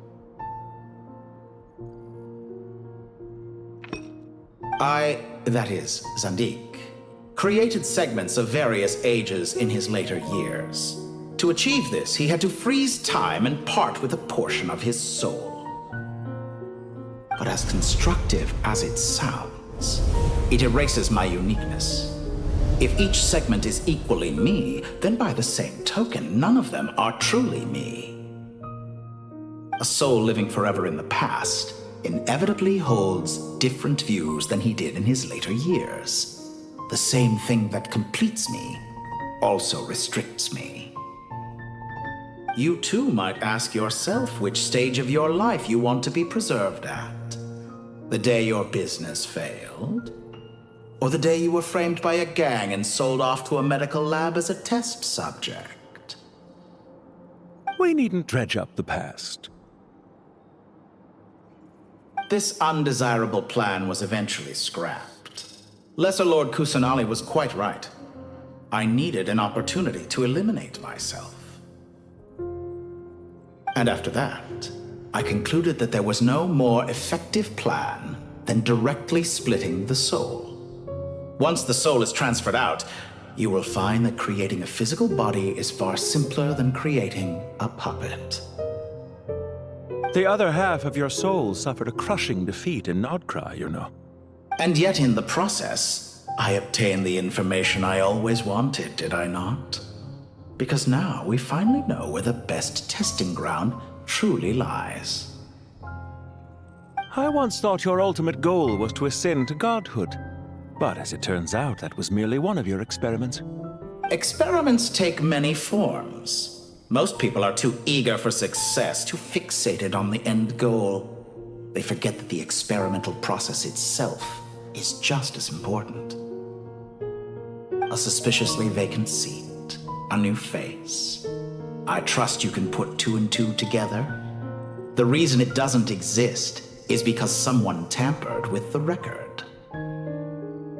What can I say? After all your efforts, you really did uncover the world's secrets. So, is the new world you promised a lie? No, it never was. I am glad to be able to control Irmin's soul from within. Now I shall attempt to create a new world inside the existing one. Almost everyone faces the prospect of death, but not a single person has ever been able to experiment unrestrained in the afterlife through sheer force of will. I am the only one to have overcome this enormous challenge. Would I not be letting the world down if I didn't make the most of the opportunity to experiment? Clearly, the dividing of your soul did not affect the magnitude of your ego. Out of all the versions of you that have ever existed, this you is the most insane and the most radical. Is that why you chose to work with me? Which was it then? My insanity? Or my radicalism? Could I call myself a venture capitalist without a suitably ambitious plan to invest in? Yours happened to fit the bill quite perfectly. Well then, I must say, while I am surprised enough that you showed up at all, what surprises me more is that you chose to present yourself as my former subordinate, and not as the banker Pantalone. Why make things harder than they need to be? Exposing my true identity in a situation like this would only serve to destroy diplomatic relations between Snezhnaya and Sumeru. I daren't imagine the consequences. Showing up in the name of the original antagonist gives you the recognition you rightly deserve, while also being sensitive to Snezhnaya's predicament. It was an easy win. As for why I'm here, if you're suggesting that your credit is in the negative, I won't argue with that. Many people say that about you.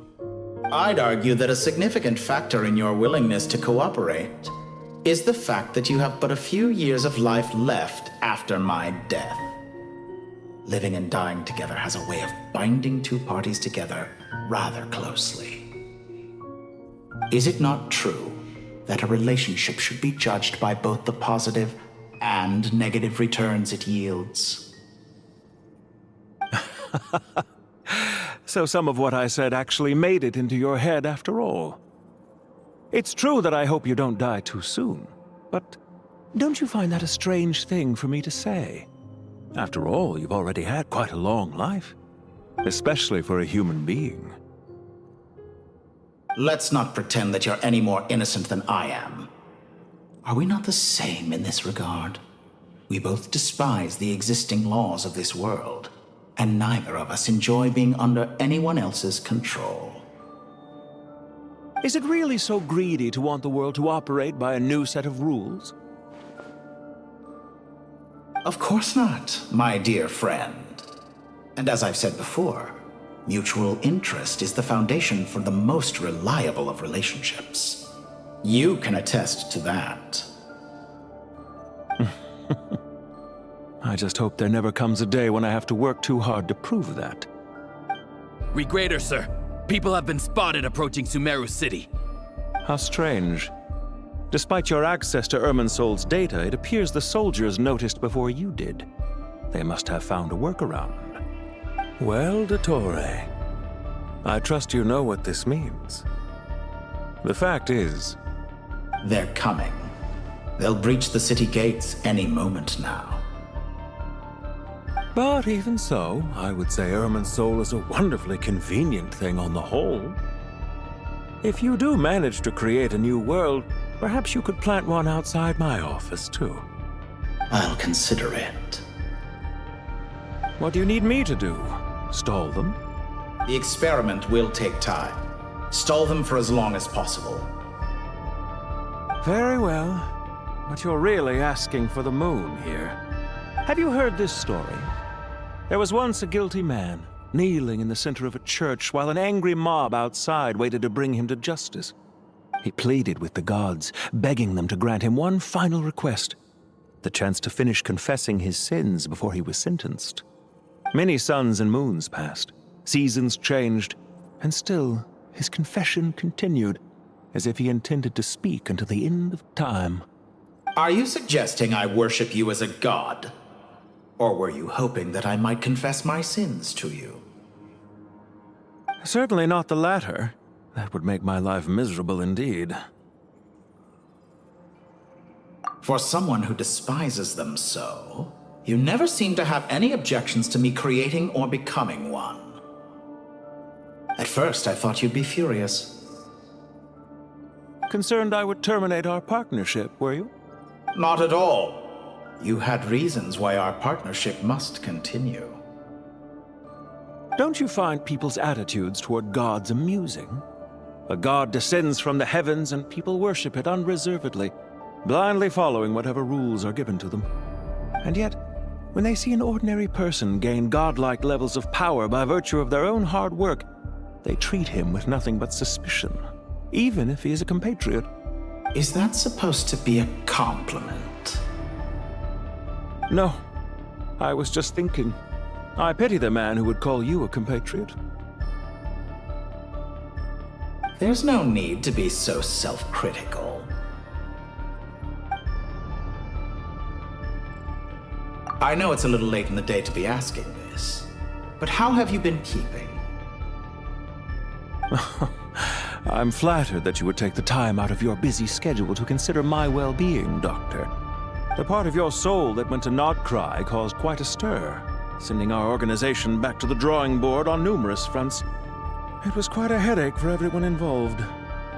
Dear me. I must have caused you no end of trouble. You certainly did. I had the rare honor of being summoned before the Tsaritsa with Pulcinella to answer for myself. A terrifying ordeal. Don't worry, I pulled through. At most, it's a public relations nightmare. I made sure of that. Now I'm curious. How did you explain yourself? Oh, it was quite simple. I just pinned the blame on someone who wasn't there to defend himself. I could hardly be expected to defy the demands of someone as insistent as the Second Harbinger, now could I? How you slander me. You know full well that I am perfectly amenable to reason.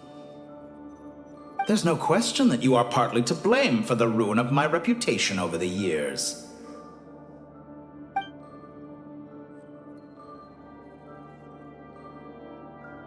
Do you have anything lined up for when this is all over? Hard to say. Field work always takes quite a toll on me, as you know. Once I'm back at Snezhnaya, I'll start with a well-earned cigarette. Why are you so eager to ruin your lungs after I went to the trouble of replacing them for you? If you have an issue with it, feel free to try to stop me.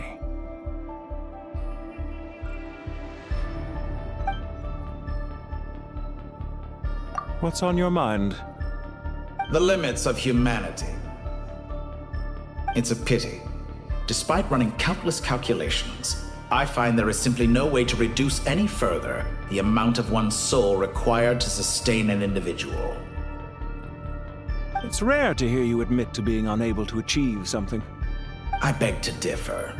For instance, as I've told you before, the original me was prone to motion sickness and couldn't make long train rides.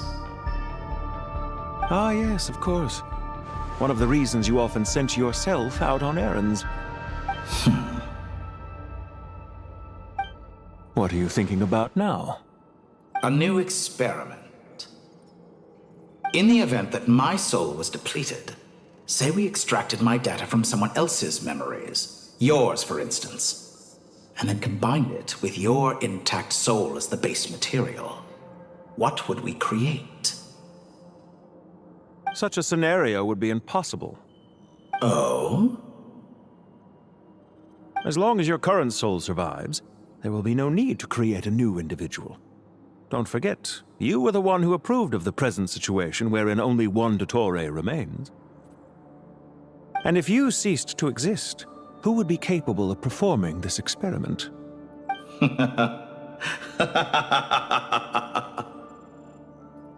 Since the day I met you, you've always excelled at talking your way out of a quandary.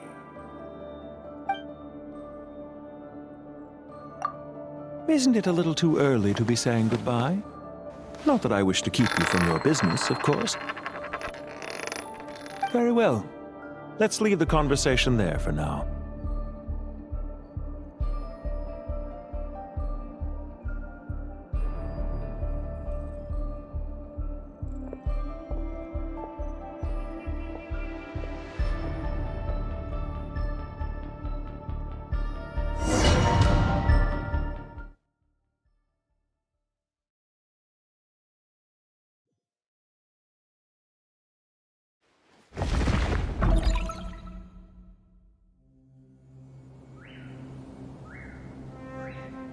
The power of King Deshret's 7 pillars is truly remarkable.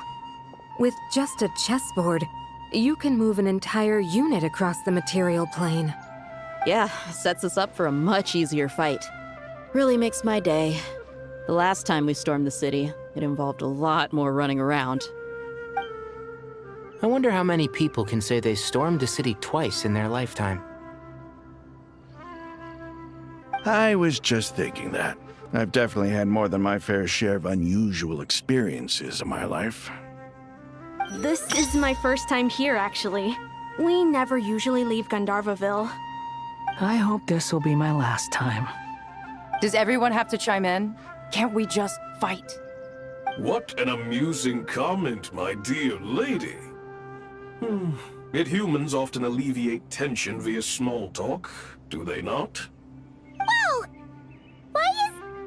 is shield talking? Because the image on her shield is one of me. And I, of course, can appear wherever I wish to. Well, la-di-da. Isn't that fancy? Could I get in on this? You wish for your gauntlet to speak? Why, certainly. Ahem. I think you'll find that it is I whose image is carved hereupon. Thanks. Definitely feel stronger now. You're welcome, my lady. I am glad to lend you my power. Sino, what's the situation? There are troops stationed at every entrance. As we expected. A frontal assault will suffice. Everyone, stick to the plan. We'll take the main entrance. You head for the House of Dana's side door. Move out.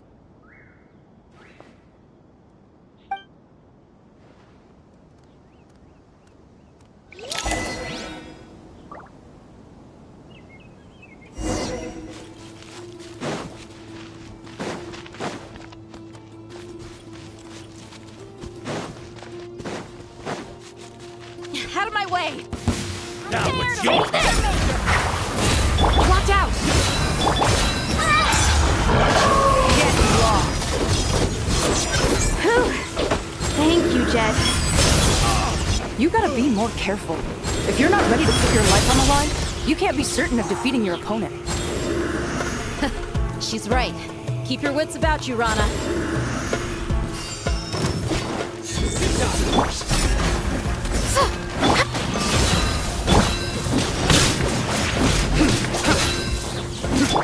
You asked for it!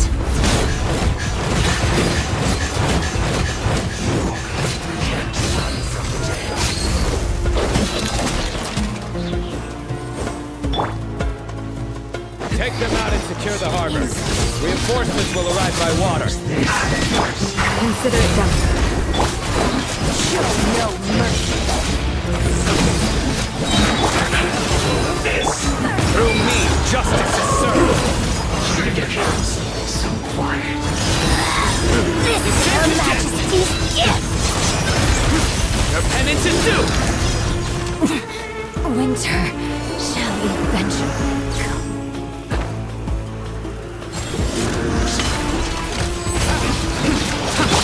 Yield!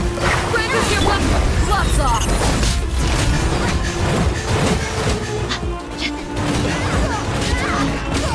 Buckle up! Surrender! I surrender. Judgment is upon us. Guilty! Stay condemned! Use your force off. Guilty! Their penance is due! Guilty! Resistance is futile. Save yourself. Indulge. Send.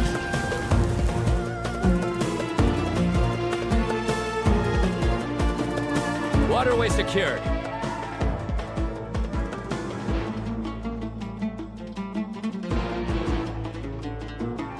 Brothers! Sisters! Perfect. Just in time. Welcome. Once we've linked up, we'll continue the advance. The team has arrived at the north entrance, as planned. Good. Press on.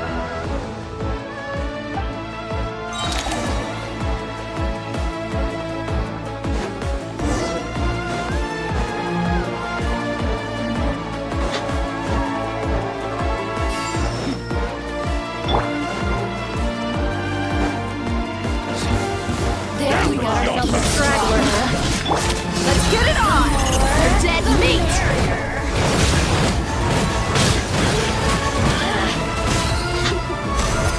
Blink!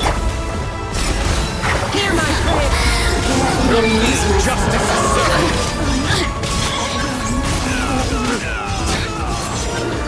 Their penance is due!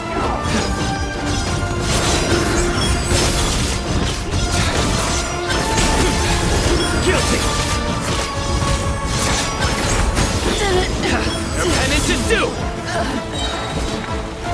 Your sins weigh upon your soul. Stay condemned!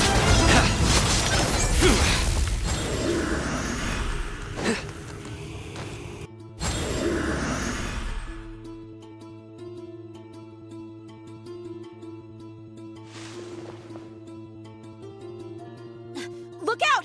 It's an ambush! Finally. We need to hurry. Take the middle road now. Mahamacha Sino, area clear. Don't relax just yet. More Fatui approaching from the right.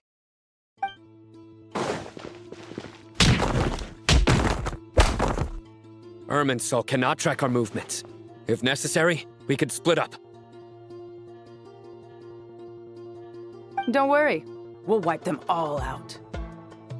As you can see, our people came raring to go. Good, good. How are things with the Traveler? Can Tainari keep him safe? Don't underestimate Tainari just because he's a forest watcher. He can handle it. All right.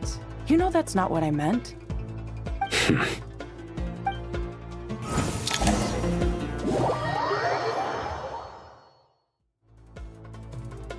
Sino and the reinforcements have drawn the Fatui's fire away. It's our turn. By using a cluster leaf of cultivation, we can pass through certain terrain silently. Good luck with that. We'll just fly up there. Huh? Oh, yeah. I forgot you could fly. Ready? Ready.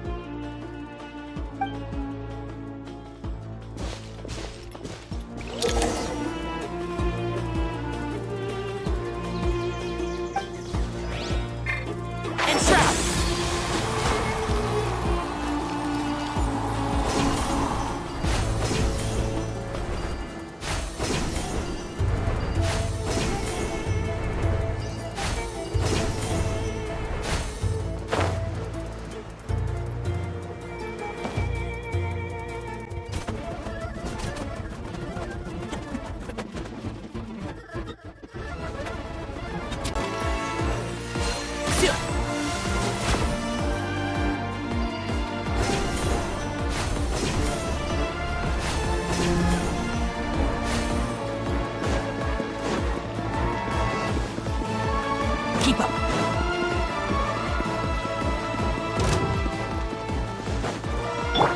Wretched vermin!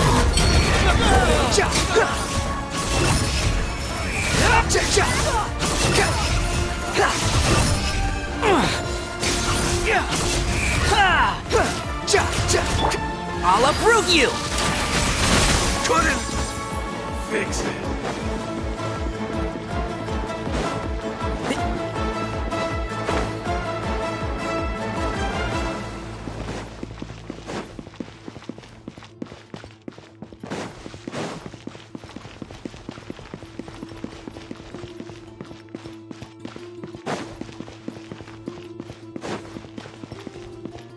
Keep up.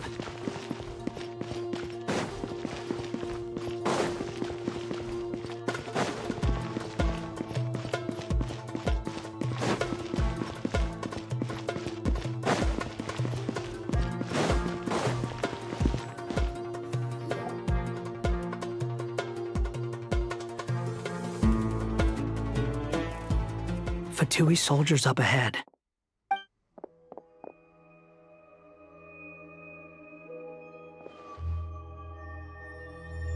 Careful. Prepare for battle. Hey! There's people over there. You have some nerve showing your faces here in the center of Sumeru City.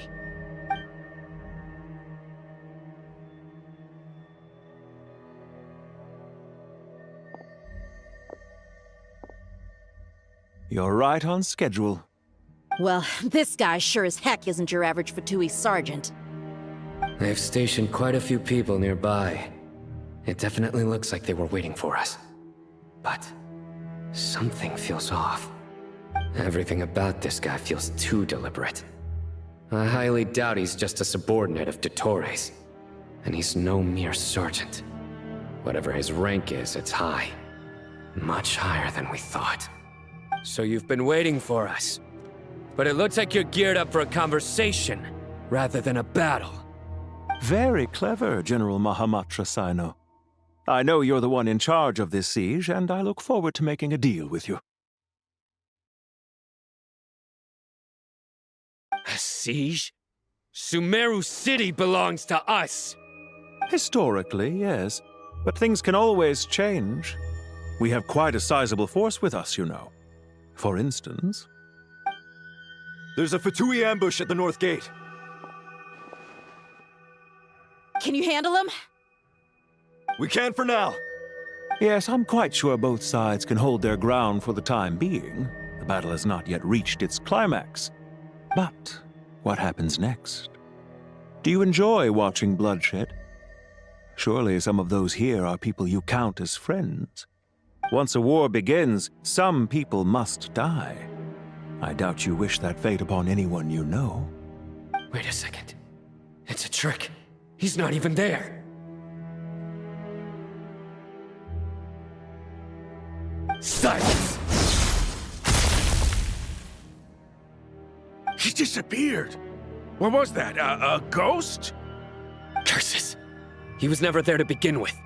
That was just a shadow projected there to lure us in. Enough talk! Attack! I apologize for being unable to accompany you at this crucial moment, but I am compelled to leave for reasons beyond my control. Please excuse me. Sumeru's General Mahamatra is quite ruthless. It's a good thing I wasn't there in person. Your illusion held them up for a time just fine. But now that they have seen through it, they will realize you were just a decoy. Decoy or not, what matters now is that they will be heading your way imminently. Not imminently. They are already here.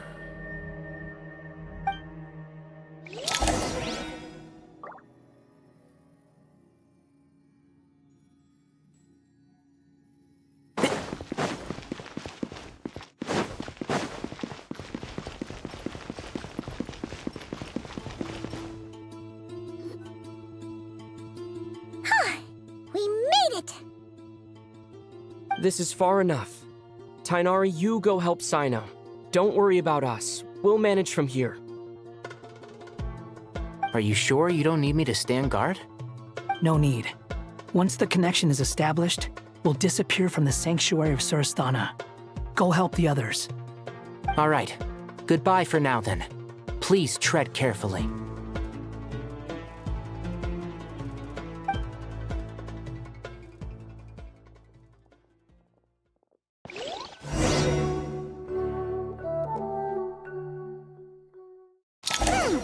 Now where's the interface Nahida mentioned? Come on, where's it hiding? Found it. It's over here.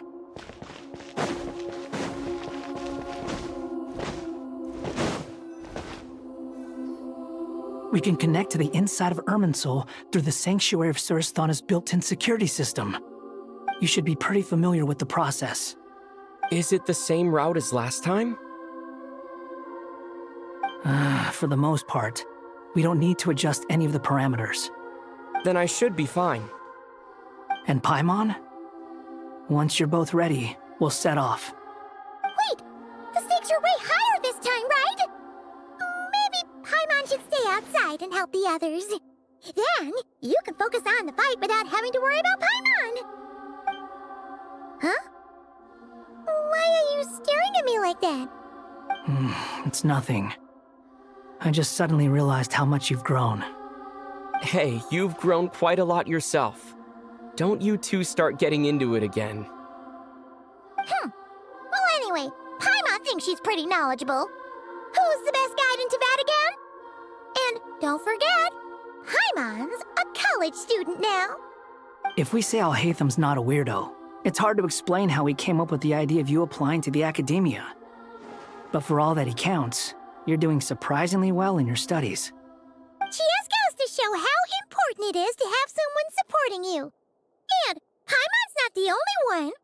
Let's not forget that you only became a student because of Nahida's personal recommendation. That's fair. I have learned a lot in Sumeru. Oh yeah. Did you ever come up with that ugly nickname you promised me? What? No way! We're friends now! Paimon gave up on giving you one ages ago. Anyway, isn't Hat Guy enough of a nickname for you? Fine. Suit yourself. We need to go. Paimon, if you're staying, look after yourself. Will do. Paimon's gonna link up with Tainari and Sino. You guys are the ones who need to be careful. We will be. Bye for now.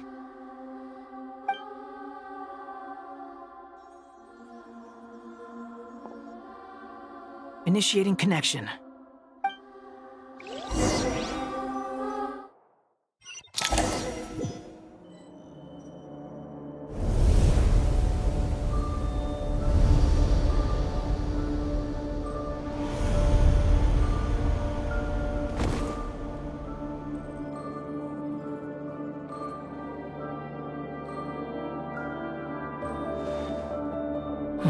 Well, here we are again. Come to think of it, I still don't even know where we're going. Thanks to our terminals, it should be impossible for Irminsul to read. I can... Don't tell me. Only you need to know. That way, whatever happens to me next, it won't affect your progress. Listen to me. Your safety is just as important as mine. Don't even think about sacrificing yourself for the greater good. We came here together, and we're leaving together. All right, if you insist. I won't argue with you.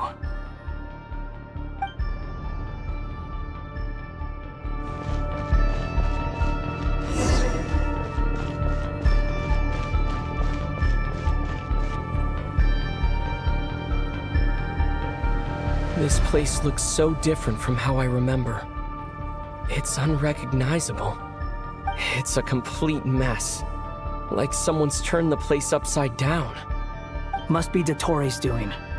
Either he's searching for some information he needs, or... It's still changing. He has to know we've entered Irminsul. But luckily for us, he can't pinpoint our location. Be on your guard.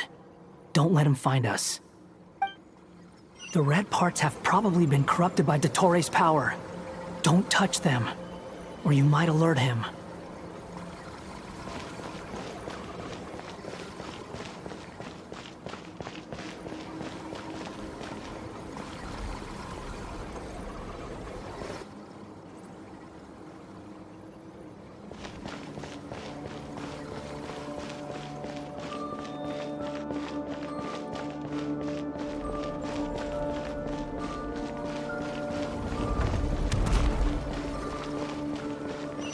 He's looking for us. Tread carefully. That wall could be a problem. Fortunately, it looks breakable. Give it a shot.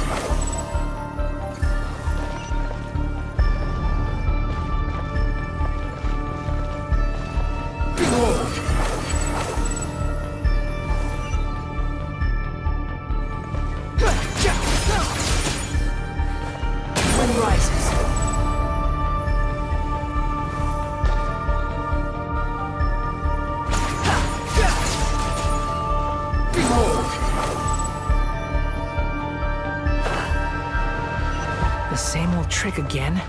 Are you kidding me? Let's handle it just like we did before. This cheap trick isn't gonna stop us.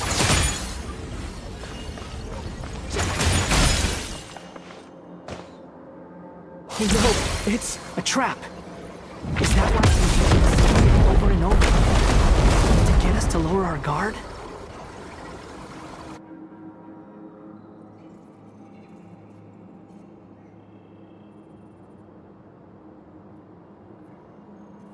I'm trapped!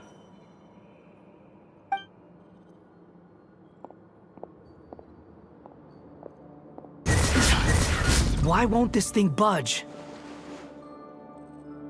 Hello? Hello? Can you hear me? Nicole, is that you? Yes, it's me. I'm monitoring your progress from inside the Eternal Oasis, and I have to say, this terminal is simply marvelous. It makes tracking you so much easier.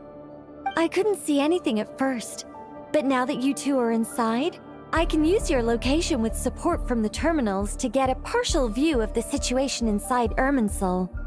It's not the clearest image, but it's better than not being able to help at all. So, here I am. I can't intervene directly, but I can help to guide you out of the jam you're currently in. So please, just follow my lead.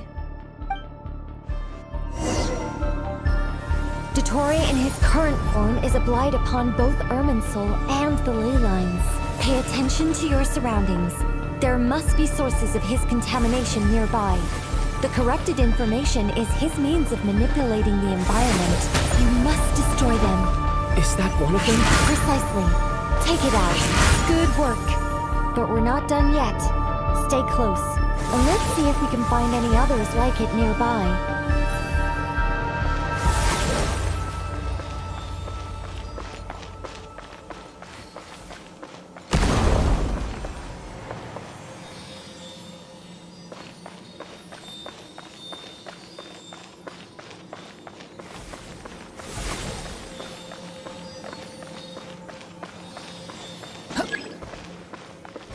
Fury. This must be another one. Agreed. Now... Oh, wait! Watch out! It's Dottore. I think he's found us.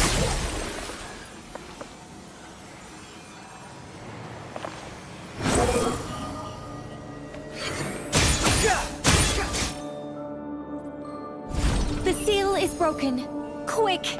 Get out of there!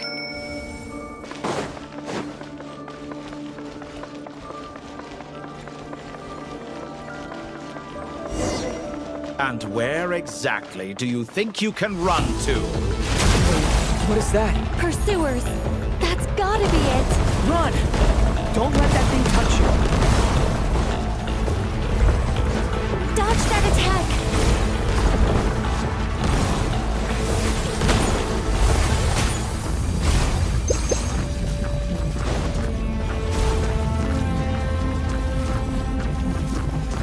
There's more than one path. Which way do we go? To the left! Trust me!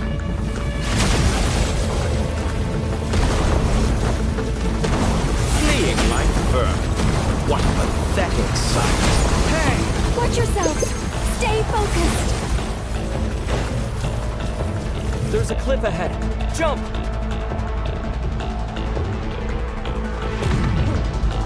More of those corruption sources. Destroy them as you did before, and open the exit as quickly as possible.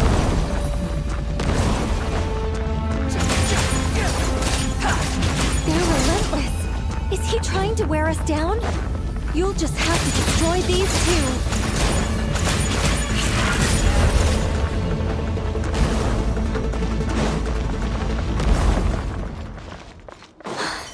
I think the pursuit is over. Hard to say. Stay alert.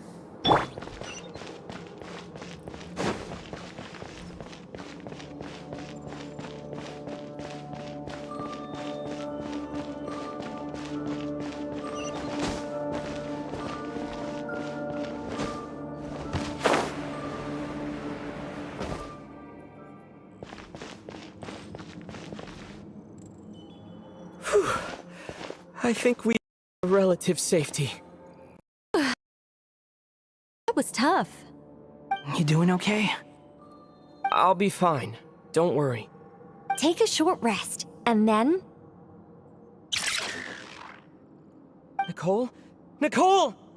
The connection's been cut. But that means... Look at you supporting one another.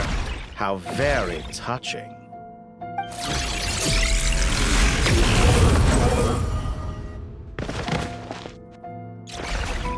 Dottore! Took you long enough to find us. You're more useless than I thought. Oh, really? I think I deserve a little more credit for my methods than that.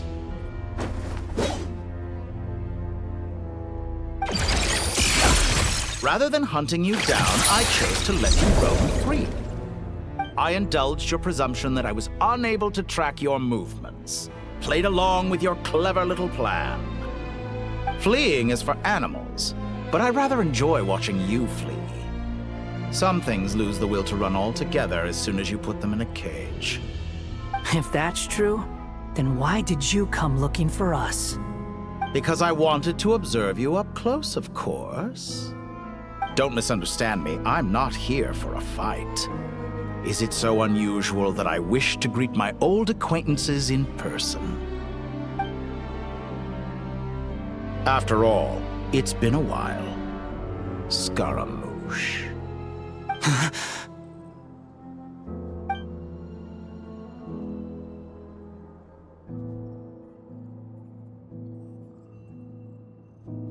Why are you so afraid? I have done nothing unprecedented in discovering the truth. Nor did I go to any great lengths to uncover your story. You made a bold series of moves in deciding to erase yourself. And with the power of this great chronicling device called Irmin's Soul, you were able to achieve something quite remarkable. Once most people form an opinion about someone, it tends to imprison their mind. Yet you managed to erase every trace of your existence. A novel take on death indeed. However, this meant that you stood out to me all the more when I saw you in Nodcry. I didn't even have to go looking for you. Just the sight of you was enough for me to intuit the truth. For someone in my position, connecting the dots was a trivial affair. It would have been more surprising if I hadn't managed to piece it together. You seem very pleased with yourself for figuring it out. I'm sure you'd even be more delighted to learn the full extent of your crimes. That would hardly be necessary. Besides, isn't there something that concerns you more right now? Something that fills you with dread? Let me put your mind at ease. I have no intention whatsoever of restoring any of the records you deleted. For one thing, it would be exceptionally difficult. But more to the point, I doubt that the prospect of losing your current life is all that frightening to you. Because in your case, the cruelest twist of fate is that you'll never again have the chance to make up for any of your mistakes. Isn't it? Dottore?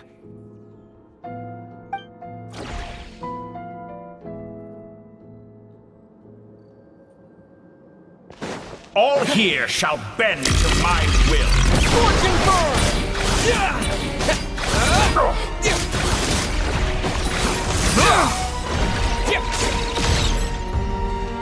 Behold!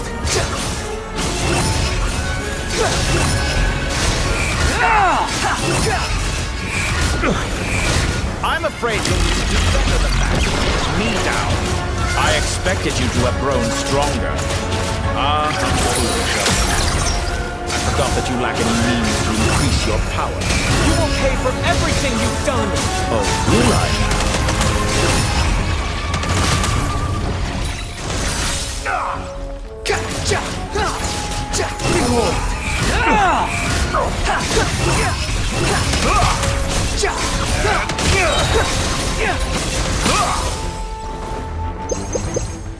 Unsightly insects! Squall and Fury!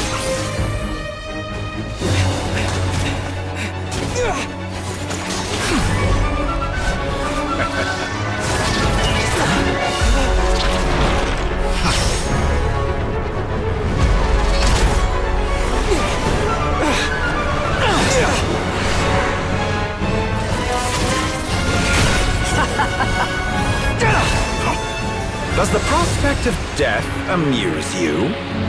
I can ask you the same question! I'll distract Ettore. You focus on the mission. Got it!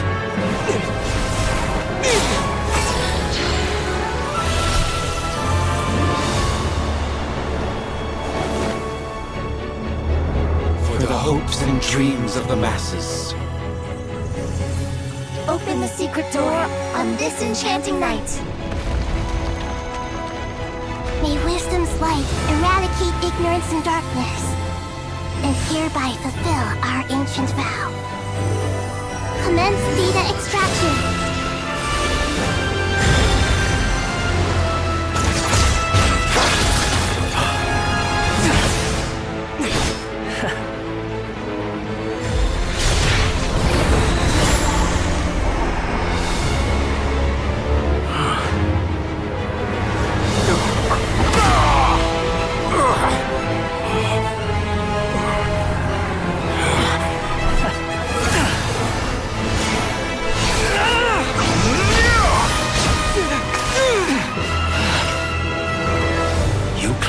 Outdated ideals and stand in the way of progress. You will pay for interfering with the grandest experiment of all time.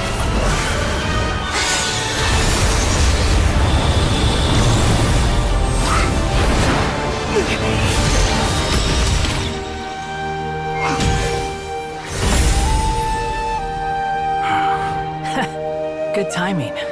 Ettore, as clever as you are, you fail to understand wisdom. Wisdom takes many forms, but the path you have chosen eschews them all.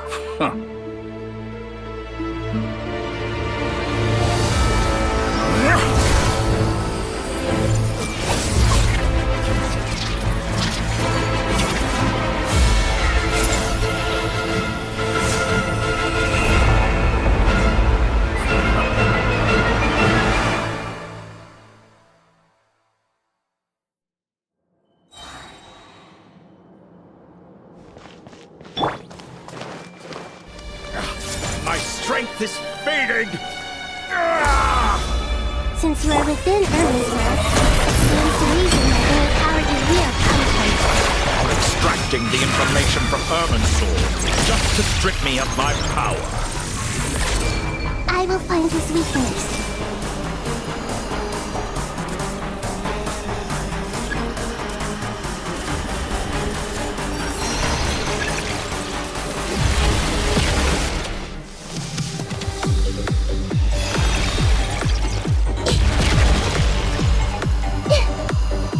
Everything!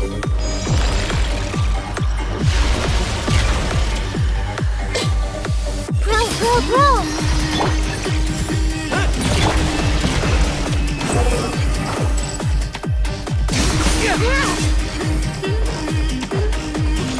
Admire your ability to produce a new variable, but it's nowhere near enough! Time to ignite!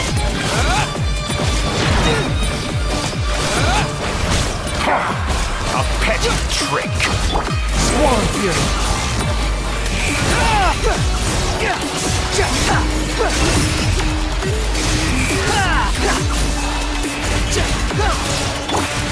Minute to memory!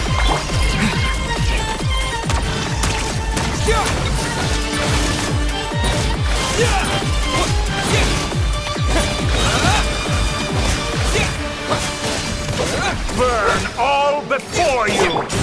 Blade of the primal flame! That's far enough!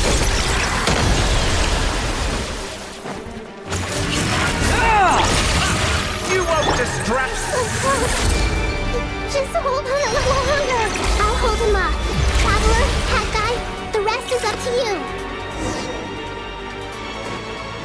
We certainly have a knack for surprising each other, don't we? I'm just getting started.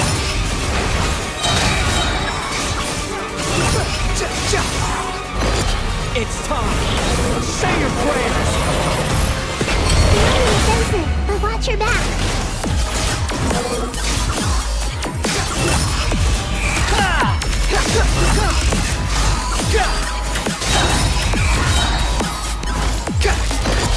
It's time! Say your prayers!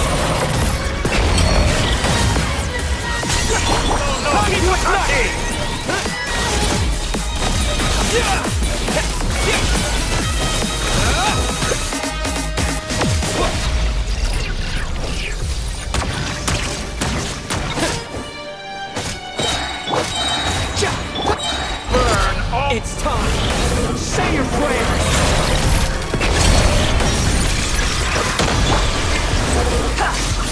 Gotcha!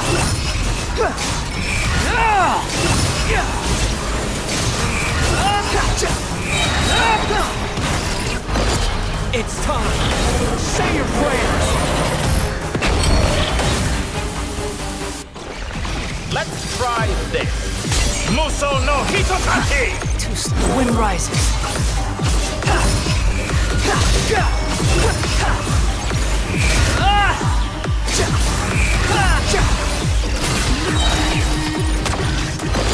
It's time! Say your prayers!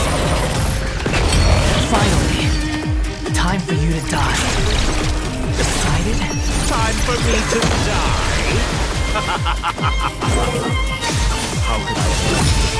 Death was something I feared. The last gasp struggle of a dying man is a pretty pathetic sight. It's time! Say your prayers!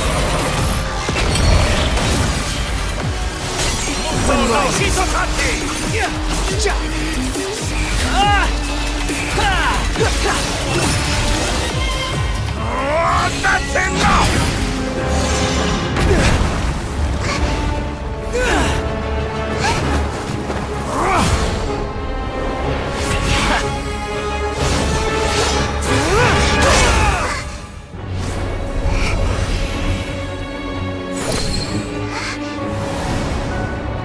It's all yours. Do with it as you see fit.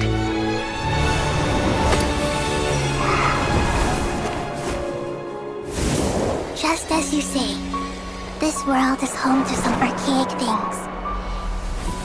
And as you suppose, you are a formidable opponent. You have long coveted the secrets of wisdom. So now, I will demonstrate true wisdom in action. I invoke my supreme authority as the keeper of Irminsul. Commend me or condemn me. But give your verdict now!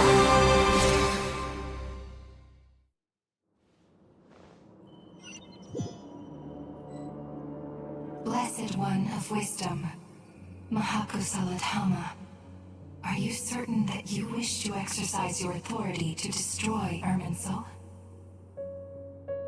It represents both your roots and your finest accomplishments.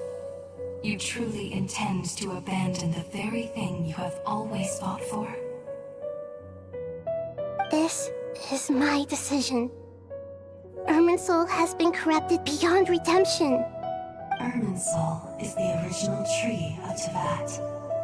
It is the means by which the heavenly principles maintains fate itself. The 7 Archons should honor and revere it, for their authority was bestowed upon them by the heavenly principles. It is precisely because I honor and revere it that I fight for the humanity it exists to protect. Wisdom is knowing how to weigh the options and make the right decision. If you truly care about the fortunes of this world, then it is me you should seek to preserve. Planting a seed begins the chain of cause and effect. Since you have become a great tree yourself, why should the loss of another tree be anything to fear? Till we meet again, Lord of Dendro.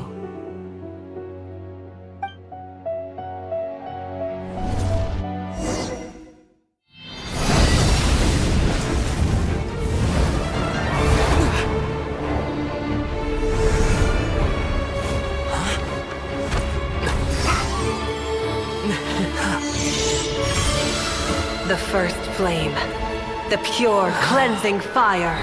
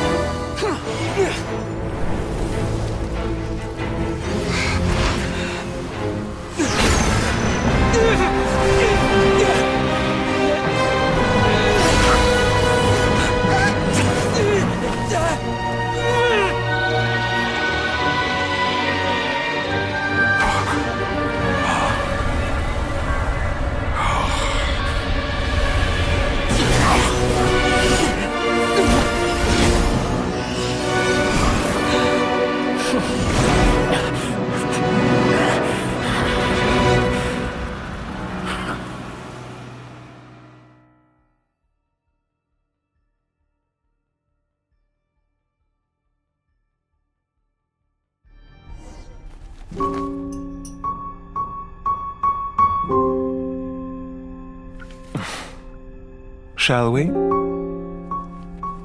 Where were we? I was suggesting that you needn't perform when signing a contract. You're only sitting here because your bank demanded an evaluation of the trustee. So you told a story about a young scholar from a merchant family in Sumeru? I told a compelling tale, didn't I? The post-expulsion story is far more captivating. The human experiments or the elixir of immortality? The part where you die. Ah, yes. My favorite part. The 35-year-old Segment thought of himself as Dottore, reserving the name Zandik for the original specimen. Of all the Segments, he was the most selfish. After his expulsion, Dottore searched for a new direction. He joined the Fatui, studied Elazar in great depth, secured resources. He was rather fortunate in his career. Zandik turned to Conrian technology and successfully created his segments. But this was not immortality. Even with backup segments, his body would still age. Still, thanks to Snezhnaya, Zandik found the ideal base for his experiments. Then a perfect partnership materialized at a crucial moment. The year that both parties realized they needed more time. Fortunately, Zandik succeeded. In a miraculous turn of events, he gained the extra time he needed. I seem to recall it differently. All right, it's true. No matter how much elixir he took, Zandik remained human and continued to age. Then, on the morning he turned 85... Help me up! Call for help! Surely he would be rescued, Zandik thought. But to his surprise, no one helped him. Zandik was too selfish for that. Don't forget, you're one of us. Yes, and we're all waiting. Waiting for me to die. Pantalone arrived for a meeting and happened to witness what followed. He found it unsettling. I never said that. But the Zandiks were unfazed. It was a rare opportunity for self-dissection.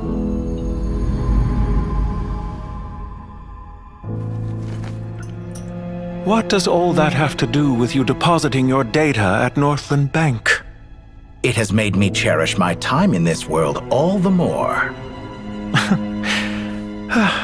Fair enough. So you do have a sense of self-preservation.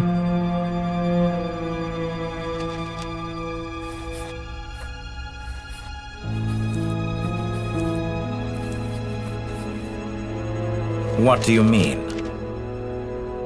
You're hardly normal, and you don't cherish life. You just don't want to admit defeat in the limited time you have. Even so, don't I deserve an interesting ending? I'm counting on it.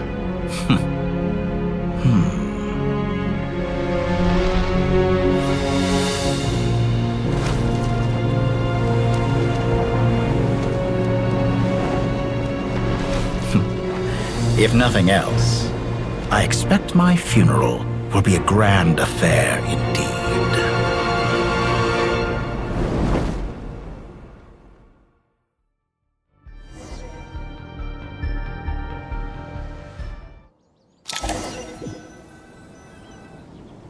What a magnificent fire. In Snezhnaya, we light fires to ward off the cold. Fire, it seems, is antithetical to ideas such as cold, frozen, and unchanging. Perhaps it has always been that way. From the beginning, fire has been used to drive away wild beasts and warm the body and mind. You could say it's a form of treatment. One that cures the human heart of mortal fear. Mortal fear? Something you haven't been acquainted with in a long time, by the sounds of it. Whereas you, I'm sure, must know the feeling quite well indeed. I remember when we first discussed the elixir of immortality. You claimed that extending your lifespan was about buying more time. But was that really the truth? You fear the prospect of dying a wretched end in this world, don't you? Of course I do. I'm only human after all. And while you may have forgotten it, you cannot deny that you too were once human, Dottore. I do not believe that there is no such fear in your heart. Perhaps you are right. But I abandoned it long ago and devoted myself to my experiments. I have felt no fear since. From the very beginning, I never thought you could win this game. But still you came, contract in hand, to honor our agreement. Because I am a reputable partner. And as we have discussed, experiments are about more than results alone. The process is equally important. I have come here and completed my creation, and I do not regret my decision. I'm afraid your journey ends here. After I die, there will be no one to make the elixir of immortality, and your remaining stock will only last a few more years. How then will you prove that you didn't perish in this incident alongside everyone else? When I feel optimistic about market environments, I never forcibly adjust them. They have their own direction. And I myself am one such environment. I have been quite particular about many things in my life. But where the manner of my death is concerned, I choose not to be. You make yourself sound so magnanimous. Oh, but I am. And I hope you will be too. It may have been a long time since anyone told you this, Dottore, but I recognize that you are a truly rare talent. Ha! I can see it. The experiment in blasphemy that I've been performing all this time. It has been a long process, and I do not care about the results as much as people might imagine. If the very goal of your experiment was to explore infinite possibilities, then there was never any reason for it to end. Indeed. Yet now, the experiment has officially drawn to a close. What should I call you? Zandik? Or do you prefer Dottore? Suit yourself. Goodbye, Feofan. This time, that's what it truly is. And don't I know it? Goodbye, Zandik.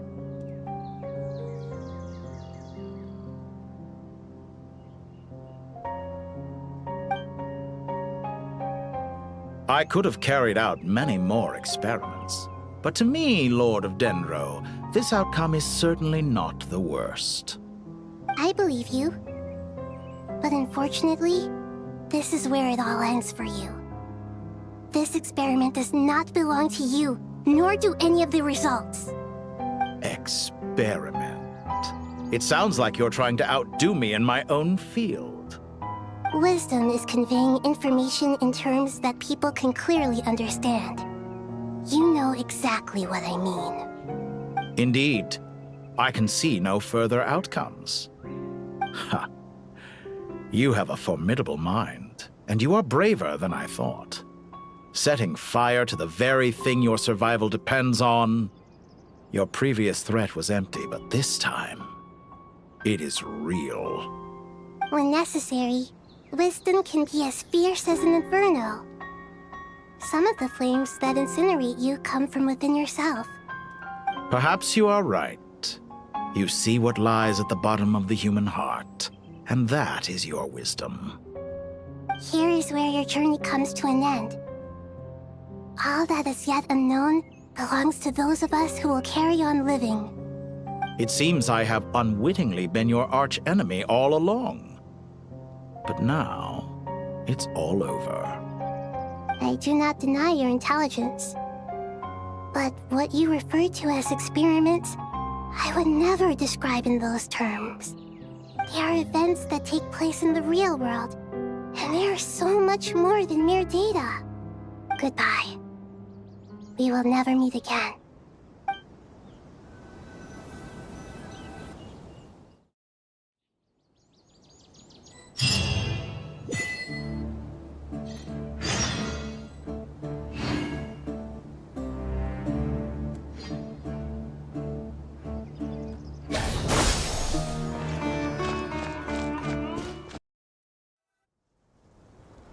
Well, that's the last of them.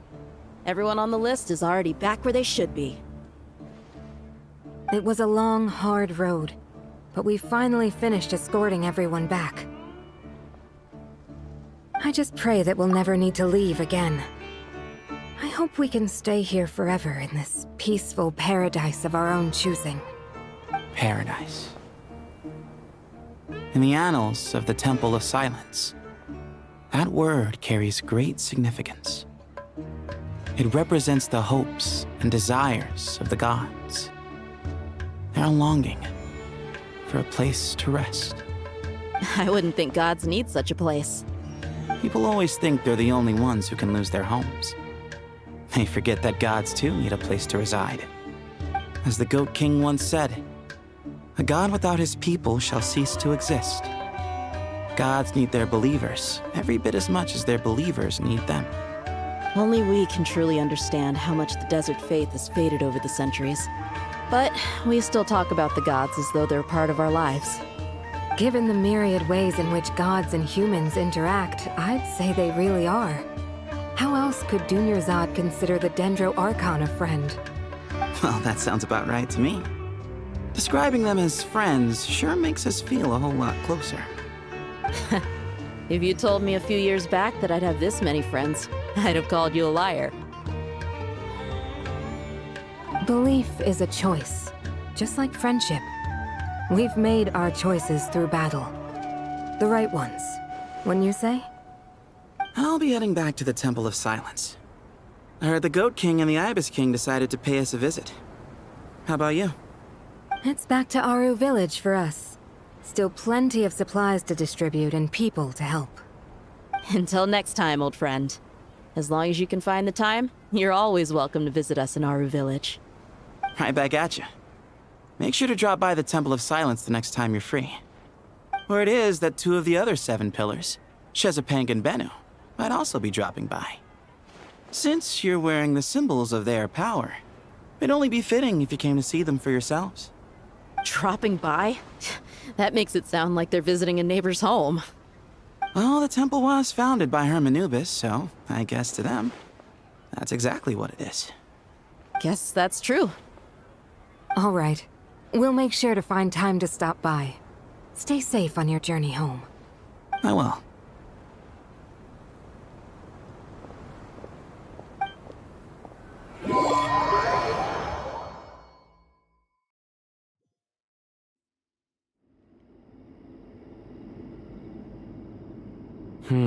You do have a point. See? Retirement has always been a problem, especially for old-timers like us who've been locked away all these years. You finally step out into the light, and bam! You're face to face with a whole different world. Naturally. What do you think, Layla? Huh? Why would you think to ask me? How could I possibly be qualified to decide where the servants of King Deshret should live? Sorry if my question was unclear. Do you think their statues will stand out too much if we place them here? Hey, I never agreed to this. How could we possibly allow our statues to be left in Hermanubis' home? That would be like breaking into someone's house, then pretending it belonged to you in the first place. Different beliefs can coexist. We still need to respect one another. By which you mean, you two plan to stay at the Temple of Silence, for a while at least, but you have no intention of relocating your statues here. So, you see this as sort of a family visit? Is that correct? Family. Huh. You could say that. In a sense, Hermanubis would view this as his home. Just look at this place. Magnificent, is it not? The sad truth is, in the past, all 3 of us invested so much into misguided ventures. We failed to build what we should have, and wasted so much time instead. And what do you mean by that? I mean that for the most part, time spent associating with the likes of Sobek, and, let's say, Thoth, might reasonably be considered wasted. Why does that not surprise me? Go on. Anyway, given how much time we'll all be spending together, I'd say that the bonds we built will end up proving to have been a sound investment. Once Sethos, the current leader of the Temple of Silence, returns, you can discuss the matter of staying here with him. But judging by the expressions of everyone here, I imagine you'll receive a very warm welcome. This sacred ground houses untold knowledge, after all. What better place for the servants of King Deshret to appear in the mortal world? How about we share a meal together first? I imagine it's been many years since you last tasted fresh food. Oh, that sounds wonderful! After so many hundreds of years, I can only surmise that desert cuisine has become a lot more varied. Are we having a get-together? If you'd like, I can help prepare some food. After all, Lord Thoth, you helped me so much in the desert, and I still haven't properly thanked you. Oh, my, that would be wonderful. I'm touched that you still remember. How the times have changed. To the people of today, it seems the Ibis King has become a kind and passionate god. And you, Mr. Herreshoff? What kind of god do you wish to be? To be honest, I haven't given it much thought. How about you, Dendro Archon? Do you have any hopes for your future? Me? I'm very happy with my current life. Forgive my bluntness, but you do not seem to derive your authority from majesty and might, like Lord Al-Ahmar. Clearly your approach has its advantages, but also its dangers, don't you think? I do, but projecting a majestic front doesn't really suit me. Besides, my relationship with others isn't simply one of a god and her people. Not putting on airs might earn you more adoration. Exactly. Besides, I really like parties where everyone brings their own food, and we all come together to share. You should join us. I'm sure you'll find it fun. Last time when we got together for a picnic near the Avidia Forest, it was quite the occasion. Seeing as you're already here, how about we hold the next one in the desert? Can we do that? Wouldn't Tainari have to transport a ton of drinking water? Don't worry, I can help out. Layla, would you like to join us next time? Me? Sure. The more the merrier. That way we... Don't take this the wrong way. I just think you should know. When it comes to passing the time, chess is more our thing. In that case, Dendro Archon, what do you say?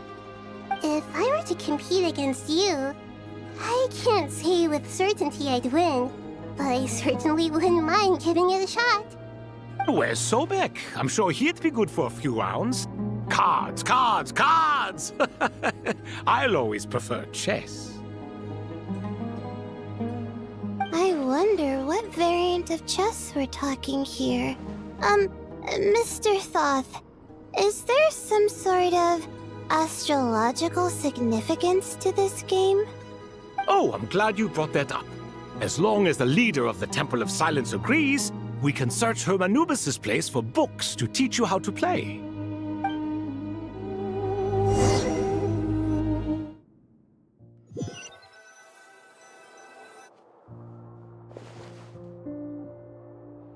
Such devastation visited on Sumeru City. So many houses destroyed or damaged in the fighting. Who could have foreseen this? Look at all of this. It's going to take me forever to tidy up. I suppose living below the academia doesn't always work out to your advantage. I would have thought a little appreciation of my sincerity and effort in helping to clean up this mess might be in order. Helping? Effort? This is your house! Of course you should be putting in the effort! If anything, I'm the one who's helping! So you see yourself as just a helper in this situation. I must admit, I'm rather shocked. If you're trying to say that since I live here too, I have an obligation to tidy up, fine. I suppose I do. Wait a second, stop changing the subject! Nevertheless... In the wake of a great storm, a missing roof is a predictable inconvenience. Can you stop making it seem like I care more about this house than you do? Doesn't it upset you at all to see your home in this state? I won't pretend it's ideal, but that's no reason to be upset. This is the roof over your head, your shelter from the cold. The furniture is scattered, the paintings have fallen off the walls, the windows are shattered. Don't you feel even a little disheartened? The way I see it, these problems are easily solved. Ugh, this is precisely why I hate talking to you about sentimental things. It's like banging my head against a wall. You simply don't understand just how much work goes into making a proper home. It sounds like this is causing you a lot of anguish. You mean the house or the paintings? I mean your sentimentality. Oh, well, yes. But I'd rather not dwell on such things right now. Generally speaking, when anguish becomes the norm, people usually make an attempt to improve their situation. But there are so many people and things in life that are difficult to change. It's not like you can force them. Besides, anguish can be a source of inspiration, and I'm not sure I could break my reliance on it. I'm glad you're able to make yourself think like that. What kind of a response is that? I was stating a profound truth about the very nature of art. Suffering is the cradle of all creation. Even you can't deny that. And I wasn't trying to. I'm just happy for you. Pure and simple. Can't you tell? Happy about what? Happy that you can always find an answer that backs up your views. You... More often than not, life is a process of running into problems and then searching for answers. Yours more than most. Not everyone's so good at justifying things to themselves. It's something that you've been steadily mastering. Huh. What about you, then? What skills have you been mastering lately? Pass me that box. Huh? Okay. You may consider this my progress on the path to mastery. What? Wait a second. Isn't that box mine? Hey, it is! It must have fallen off that shelf. I'll hate them. Those are my paints and inks. Would you like me to put it in your bedroom for you? Huh? I mean, sure, if you don't mind. What kind of progress is this? Does he think he can bribe me? Not that giving me back my own things is much of a bribe. These books on the floor, they're a complete mess. And this one, didn't he say it was an out-of-print collectible? It's completely covered in dust, and some of its pages have even fallen out. Ugh, guess I should help him repair it.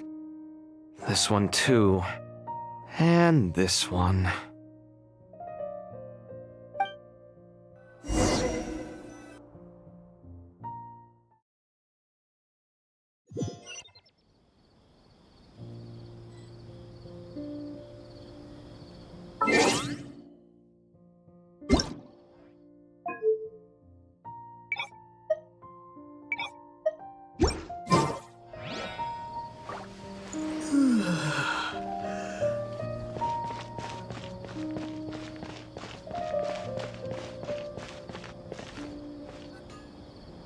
Local subterbeasts, imported goods, such a bright future ahead.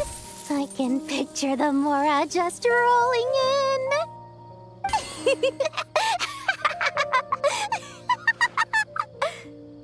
You do realize you sound like a choking cow? It's called being imposing. Can't you feel it? Are you not intimidated? Oh, I'm positively shaking in my sandals. What commands do you have for me, oh mighty Lord Sangamabe? You've got a lot of nerve, Nefer. You went and told Candace and the others everything, didn't you? Seriously, do you have any idea how differently they see me now? Surely that's a good thing. I presume they're more disposed to actually like you now, maybe even view you as a friend. You traded my secret for sympathy! Thanks to you, I've lost every last shred of my mercantile majesty. How am I supposed to make anyone think I'm a big, scary investor now? The dark days of Lord Sangamabe are behind you. Why not take this chance to make a few honest friends? Speaking of friends, since when did the notorious Lady Nefer gain such an admiration for holier-than-thou types? A moon chanter here, an angel there? Who'd have thought it? A coming together of fates, nothing more. No need to throw around accusations of admiration. Forget it. You're right about one thing at least. Making friends is never a bad thing for a merchant. So, I really took a loss this time.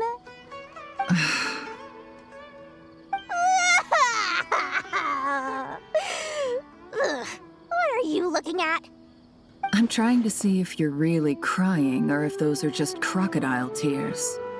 A little birdie told me that when Lord Sangamabe makes money, the tears flow from the center of her eyes. But when she loses it, they flow from the corners. Which is it this time? Ugh, you are so annoying. I'm not talking to you anymore. Nefer, thank goodness you're here. I've been looking everywhere for you. Huh? Well, if it isn't the House of Dana's very own librarian. What can I offer you today, Miss Katayun?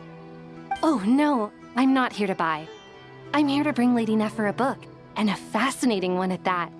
We agreed to meet at the entrance to the mausoleum of King Deshret. One more thing, I bought this copy with my own money. It's not borrowed.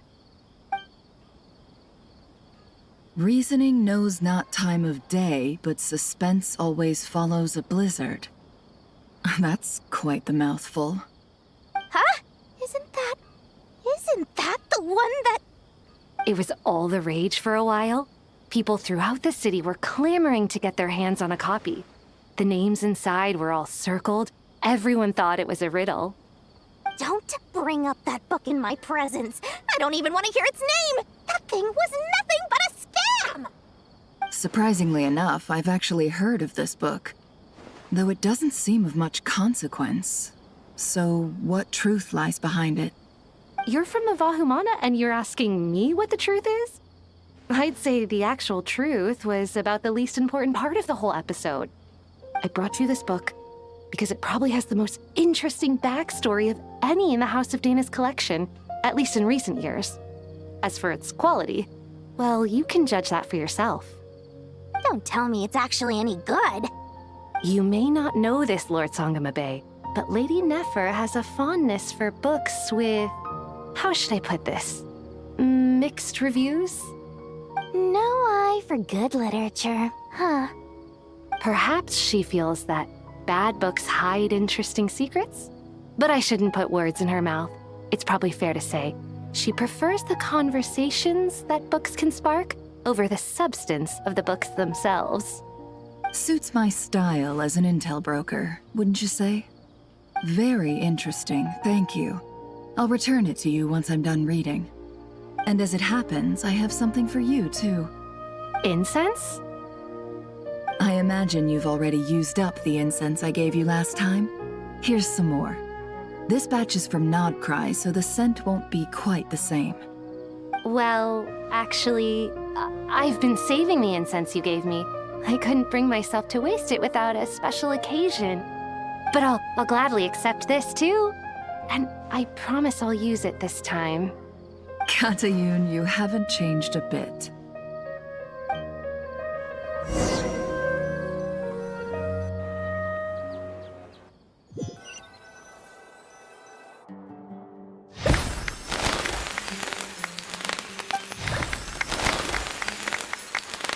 Congratulations, Kale. Well done, Kale. After studying for so long, you've finally become a full-fledged ranger. Sure hasn't been easy for you, huh? This really is fantastic news. All grown up. No longer a trainee, but an official forest ranger. Oh, the next step is to secure tenure in the academia. Thanks, everyone. It's true. I'm an official forest ranger now. Master Tainari, thank you for your guidance and support. I wish Mr. Sino were here so I could thank him too. Sino had a matter to attend to at the Temple of Silence. I don't imagine he'll be back for some time. But don't worry, we can celebrate together once he's finished. I'm afraid the party will have to wait. Kale still has some matters to attend to first. Kale? Is everything all right? No, it's not what you think. There's nothing wrong with my health. I just have a few things I need to deal with. I've made plans with the Traveler and Paimon to visit Mondstadt. Master Tainari and Mr. Sino will be accompanying us too. Well, that's a relief. Let's get together when everyone's back. I'm sure you'll be doing even better by then. Of course. I have a feeling you're right.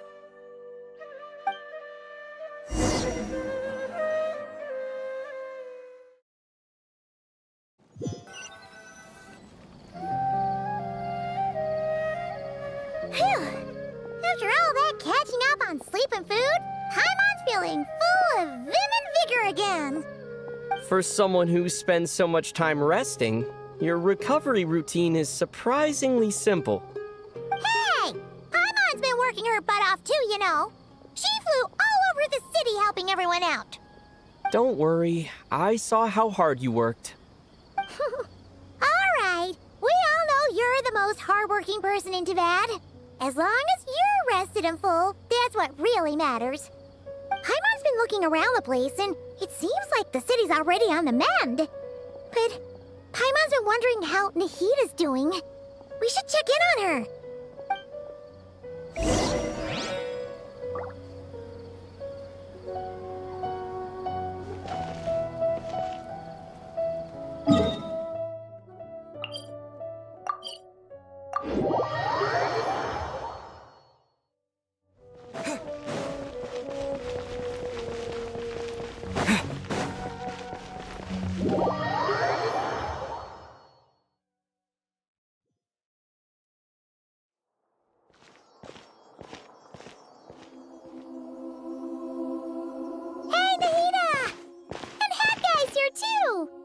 Traveler, Paimon! What's going on here?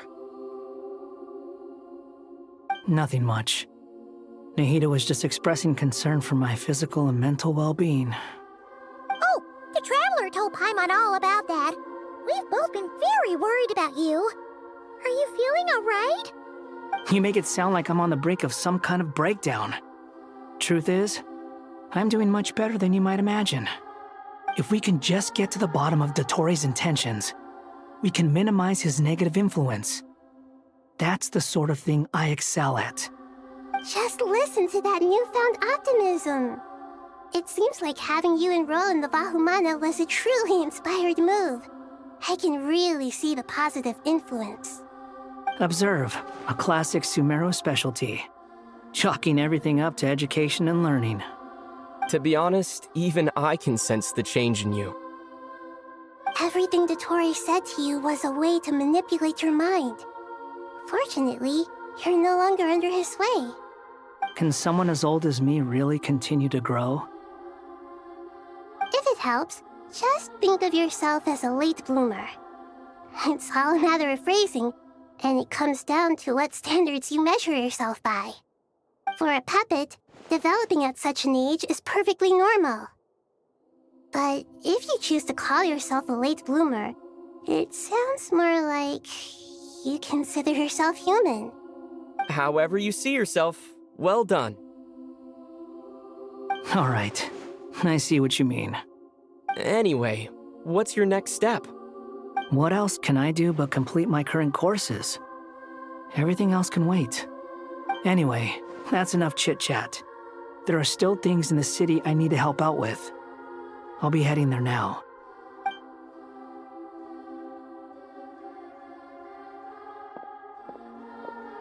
I'm so happy that Hat Guy is doing better than we thought.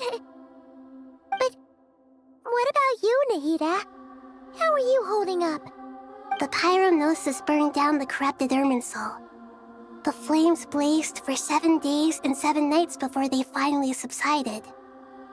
All that was left were the parts underground. Now, Aru shoulders the responsibilities that once belonged to Irminsul. The situation was contained before it got out of hand, so Tevat's most vital information has largely been preserved. Irminsul has a strong influence over you, doesn't it? How will you cope now that it's gone? There is no need to worry. Thanks to Nicole's extraordinary talents, my connection to Irminsul has been severed and transposed onto Aru. Angels can do things like that? They can. Such abilities are precisely what makes them so powerful. The goddess of flowers, Nabu Malikata, once claimed that she too could perform feats beyond the reach of mere mortals.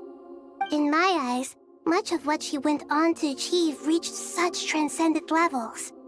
Her and Nicole really are both fascinating and magnificent. So, does that mean your situation is stable now? Correct. Just imagine that Aru has become the new Irminsul, and the essence of my existence has been bound to it. The wisdom of Sumeru has ultimately converged into a single, unified entity. Should we ascribe this all to fate, or is it merely fortune? Whatever it is, the important thing is that you're okay, Nahida. Dendro Archon, Lesser Lord Kusanali. Oh, thank goodness you're here.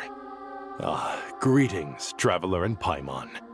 Sir Nevis, do you have something urgent to say? Yes, there's something I need to report. We've received a message from Snezhnaya.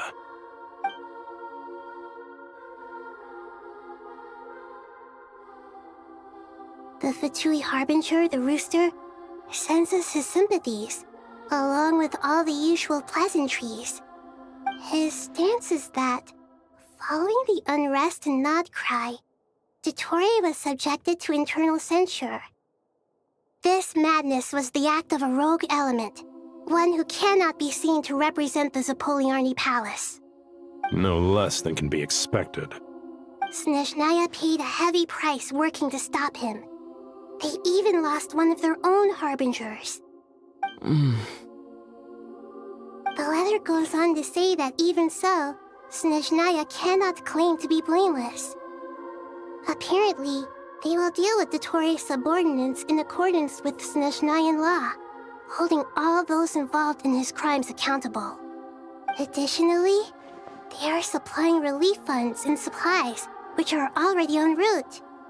They hope this will aid in Sumeru's reconstruction.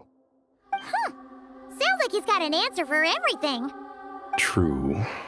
But as diplomatic rhetoric goes, it's highly effective. Completely watertight, both in logic and sentiment. This disaster has had a profound impact on Sumeru. There is much that I will keep in my heart. The matter of Dottore can be seen as settled for now. We are sure to cross paths again in the future, and in that light, Snezhnaya would do well to uphold their responsibilities and keep a tight rein over their actions. With Irminsul burned, the flow of fate now carries many more possibilities. I will be watching carefully. Perhaps we can move on to a less serious matter? Dendro Archon, will you eat with us once this matter is dealt with? Everyone wishes to celebrate together. Your presence would be most welcome. Of course! Junior Zod, Sino, and Hypatia all told me the same thing.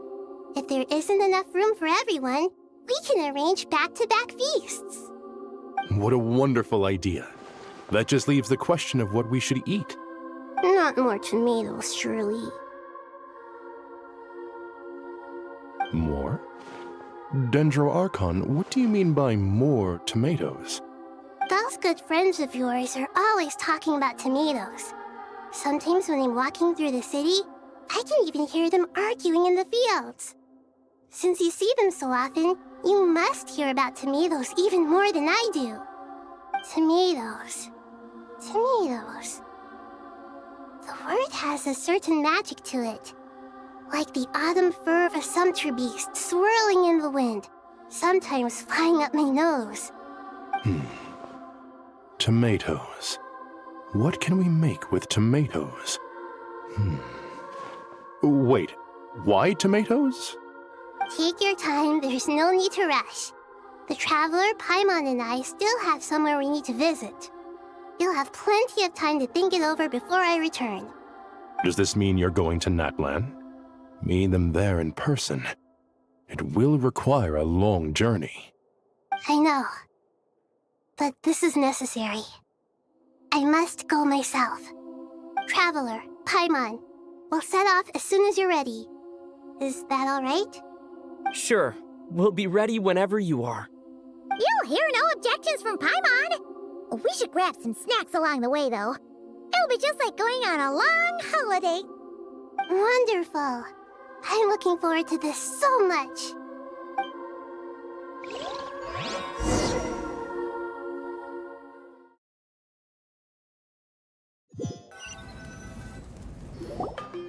Natlan is such a lively place. It's super cheerful and positive, too. I can see that. There are people outside exercising at all hours. Such a healthy way of life. You came. Welcome, welcome. You must be hungry from your journey. Would you like something to eat? Oh, thanks, but no thanks. We've been eating the whole way here. We had a mushroom platter, sap's meat stew, butter braised chicken, hot sour pudding. Paimon's positively stuffed. All right, all right. No need for all that detail. I'm starting to get hungry myself. Maybe later then. We can wait till everyone's got an appetite. Then I'll head out for a meal together. Sounds like a plan. Let's find somewhere to sit down.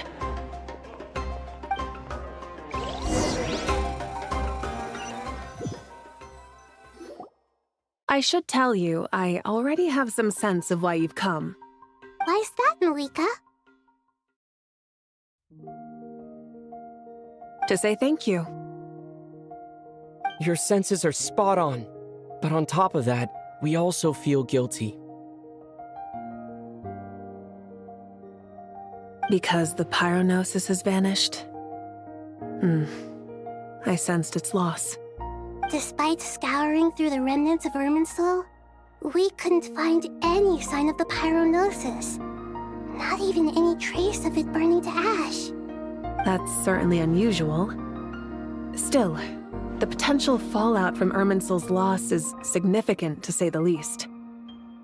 Perhaps the pyronosis's disappearance is simply a knock-on effect of the impact it's had on a certain strand of fate. There's no need to feel guilty. We were clear that this time, there was to be no returning, only giving. Pure and simple. Thank you really is a fascinating phrase. We use it to express gratitude for the smallest of things. Yet, when faced with a kindness too immense to describe, we use exactly the same words. It's not that we lack other means of expression. It's that when we truly need to express our feelings, the simplest and purest words are always the most powerful. You're right. In Natlan, we prefer simple expressions too. Companionship, friendship, support. They might not sound fancy, but the sentiment behind them is sincere. That's wonderful to hear. Sincere feelings are often a vehicle for the deepest wisdom of all. Irminsul's destruction doesn't seem to have done you much harm. I'm glad to see you're doing well. There's still a lot of work to do, but before we begin, we felt it was important to come here and speak with you. Partly to express our gratitude, but also because we felt that seeing you, in a sense, is like basking in warm sunlight. That's a nice way of putting it. I like that. To tell you the truth, though, I'm not a fan of somber meetings. So, since there's nothing more to say, why don't we go bask in some actual sunlight? The weather's beautiful today. What a great idea! Paimon's gonna lie back and soak up some rays.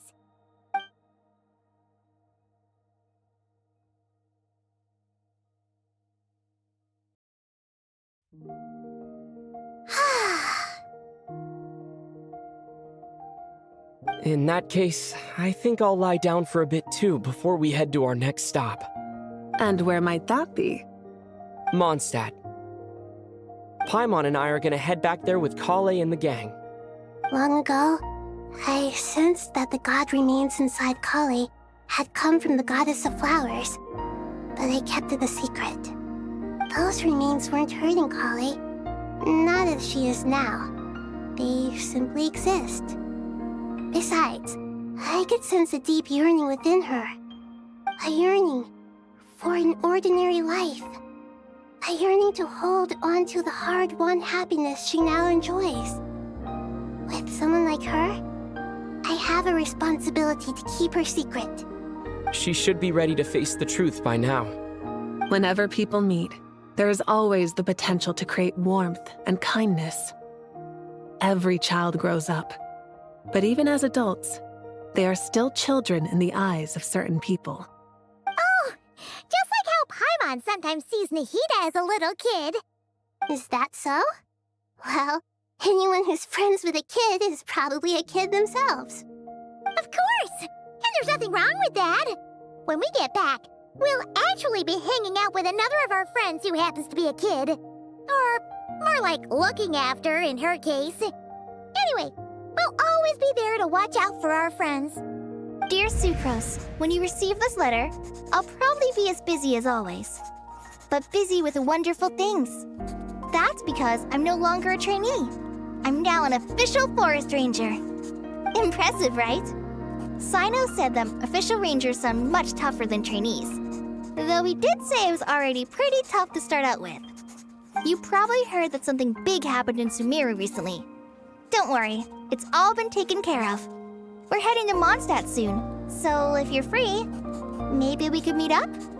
Plus, it's not just me, a few of us are going. Hey, do you still remember that time we all got together? You know, when we all went to the Windbloom Festival? It'll be just like that.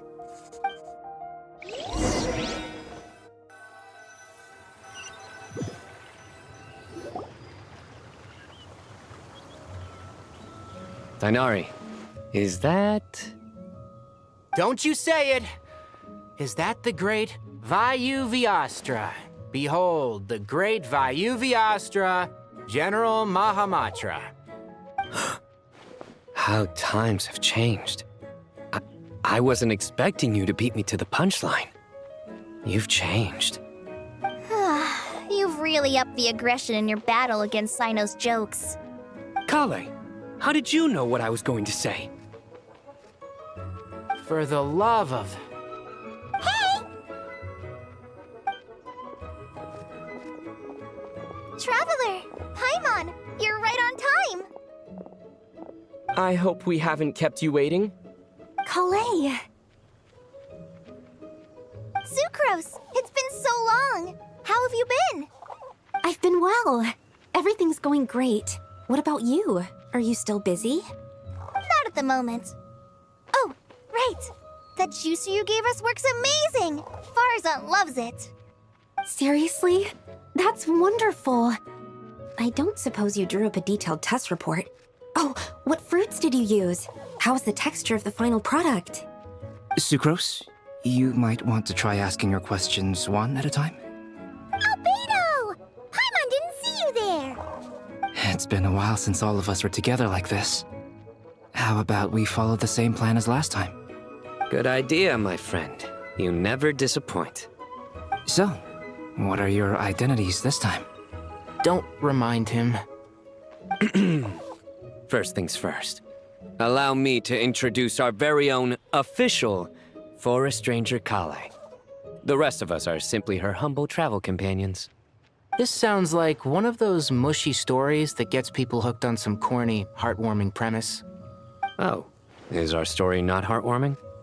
If I recall correctly, there was even a scene like this in King of Invocations.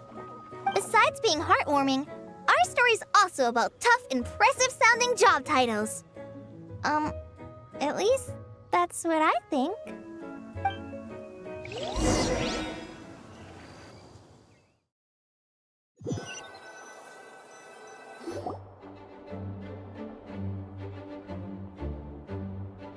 Oh, you're here already? I'm still giving Dodeko a little trim. I won't be a moment. A trim? Does Dodeko need haircuts too? Of course. It's important to know how to take loving care of the apples of your eye. All of these trivial matters get left to me. It's because I'm an angel, and angels are, in a way, the guardians of all Teyvat. Oh, right! Well, that's definitely an impressive-sounding job title. What are you writing?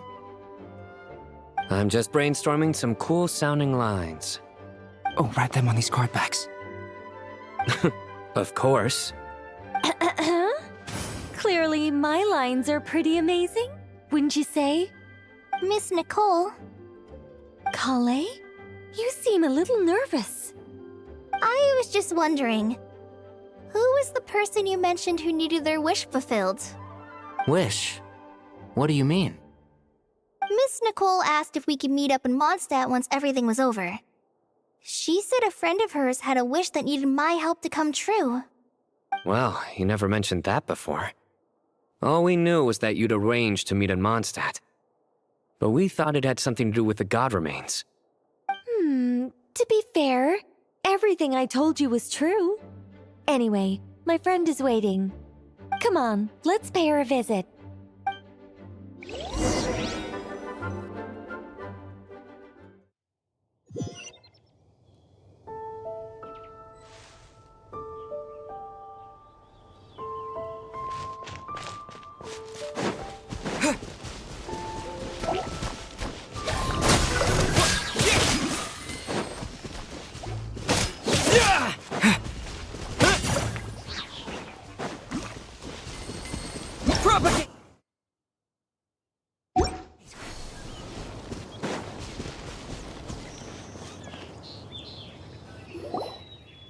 Huh? You're... Surprised? I bet you weren't expecting to meet a woman like me beneath this beautiful tree in a faraway land. An oasis will spring from the place where a djinn resides. That saying falls somewhat flat here in Mondstadt, given that everywhere is already so lush and green. Lilupar, what are you doing here? I made friends with Miss Nicole. I asked her to bring me here and then invite Kale to come. The prologue to this story is that I have a wish. It has stirred within my heart for centuries, millennia even. Originally, it was merely Al-Ahmar's lie, but now it has become reality. Could this be... related to the goddess of flowers? My dear young lady, my mistress left her final trace in this world upon you. I can't tell you how glad I am to see you here. And now I have seen you, and peered into your heart. You have experienced hardships and suffered setbacks.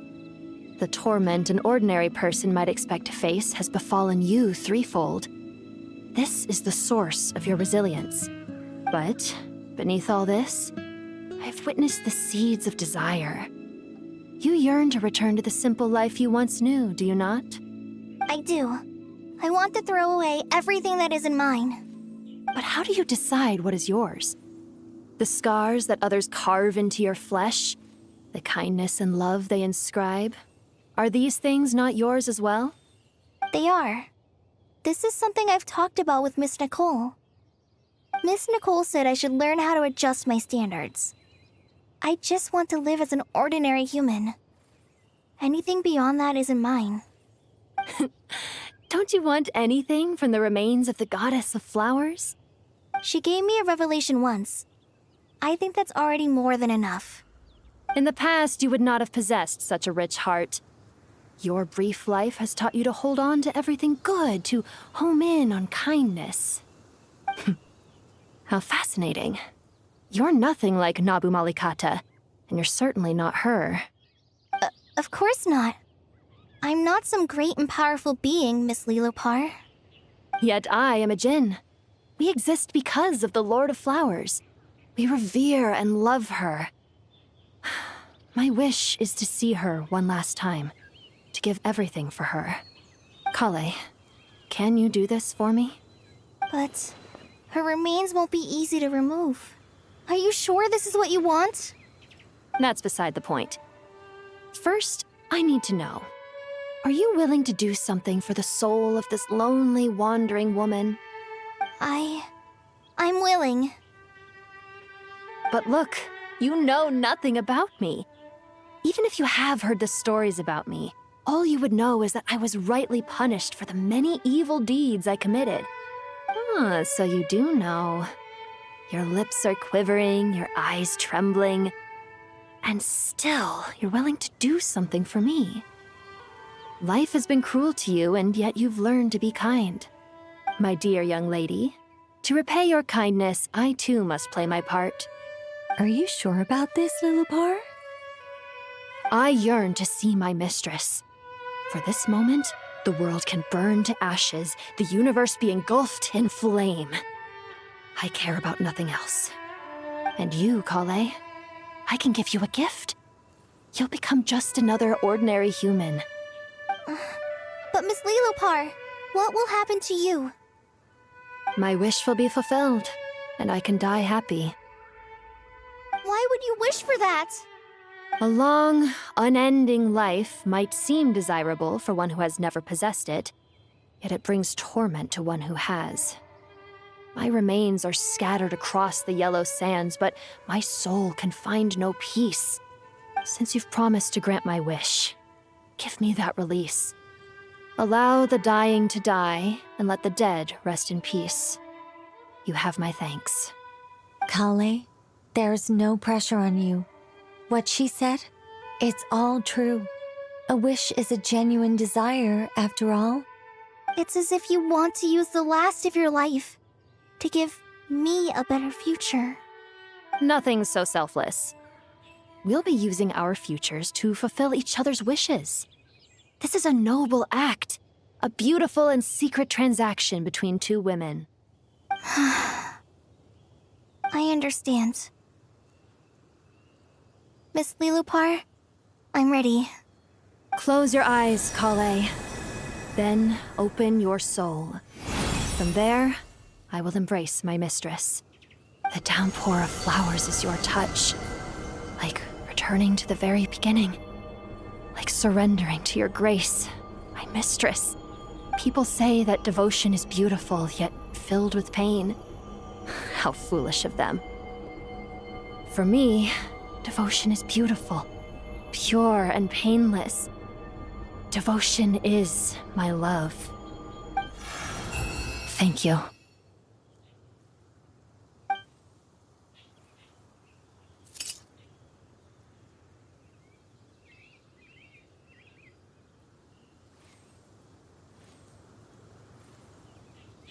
Lilopar! She disappeared? She left, carrying the blessing of flowers. Kale, are you alright? I'm fine. Now that the remains are gone, I don't actually feel any different at all. Those remains weren't hurting Kale. Not as she is now. They simply exist. Besides, I could sense a deep yearning within her. Kale must have already received what she was yearning for.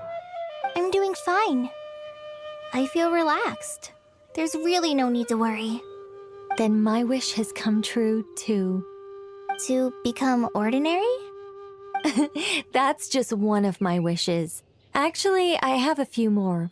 For instance, I want to protect the people I meet and help them find happiness. That sort of thing. So between Miss Lilopar and me, you fulfilled 2 wishes already. and protected 2 people. Wonderful, isn't it? I feel so fantastically happy. I guess that settles things here. So what's next? What do you want to do when we get back to town? Clay, look who I've brought to see you. Hey, Kale! I heard you guys were holding some kind of secret event. How come you started without me? Huh? Oh no, it's nothing like that. We were just saying goodbye to an old friend. Really? Who? Me. The old me. So that's what this is all about. Did you come all the way to Mondstadt for that? Because we knew the old you so we could witness the change? Exactly. The old me is gone. I puffed her into the air, and she became a fluffy pink cloud, floating into the sky, before disappearing forever. Do you think, maybe up in the sky, she has friends waiting for her with test tubes, flasks, and bows? Oh, when you put it like that, it doesn't sound so bad after all. What do you think, Miss Nicole? I think maybe that's right. At least, if it were up to me, I'd consider that a happy ending. Dear Sucrose, even though my childhood ended long ago, these past few days have really felt like growing up again. I've become stronger, and I feel like I can finally accomplish things by myself. Surely someone as mysterious as you will find a friend like this fascinating? Always growing, always thriving like a plant. I came to say goodbye to my old self. I know that after this, she'll be gone. Thinking about it makes me feel a little lonely. I know the weakness that kept me company will one day leave me too. But somewhere in my heart, I feel a great sense of joy. It feels like I've always wanted to take this step, to walk towards the new me.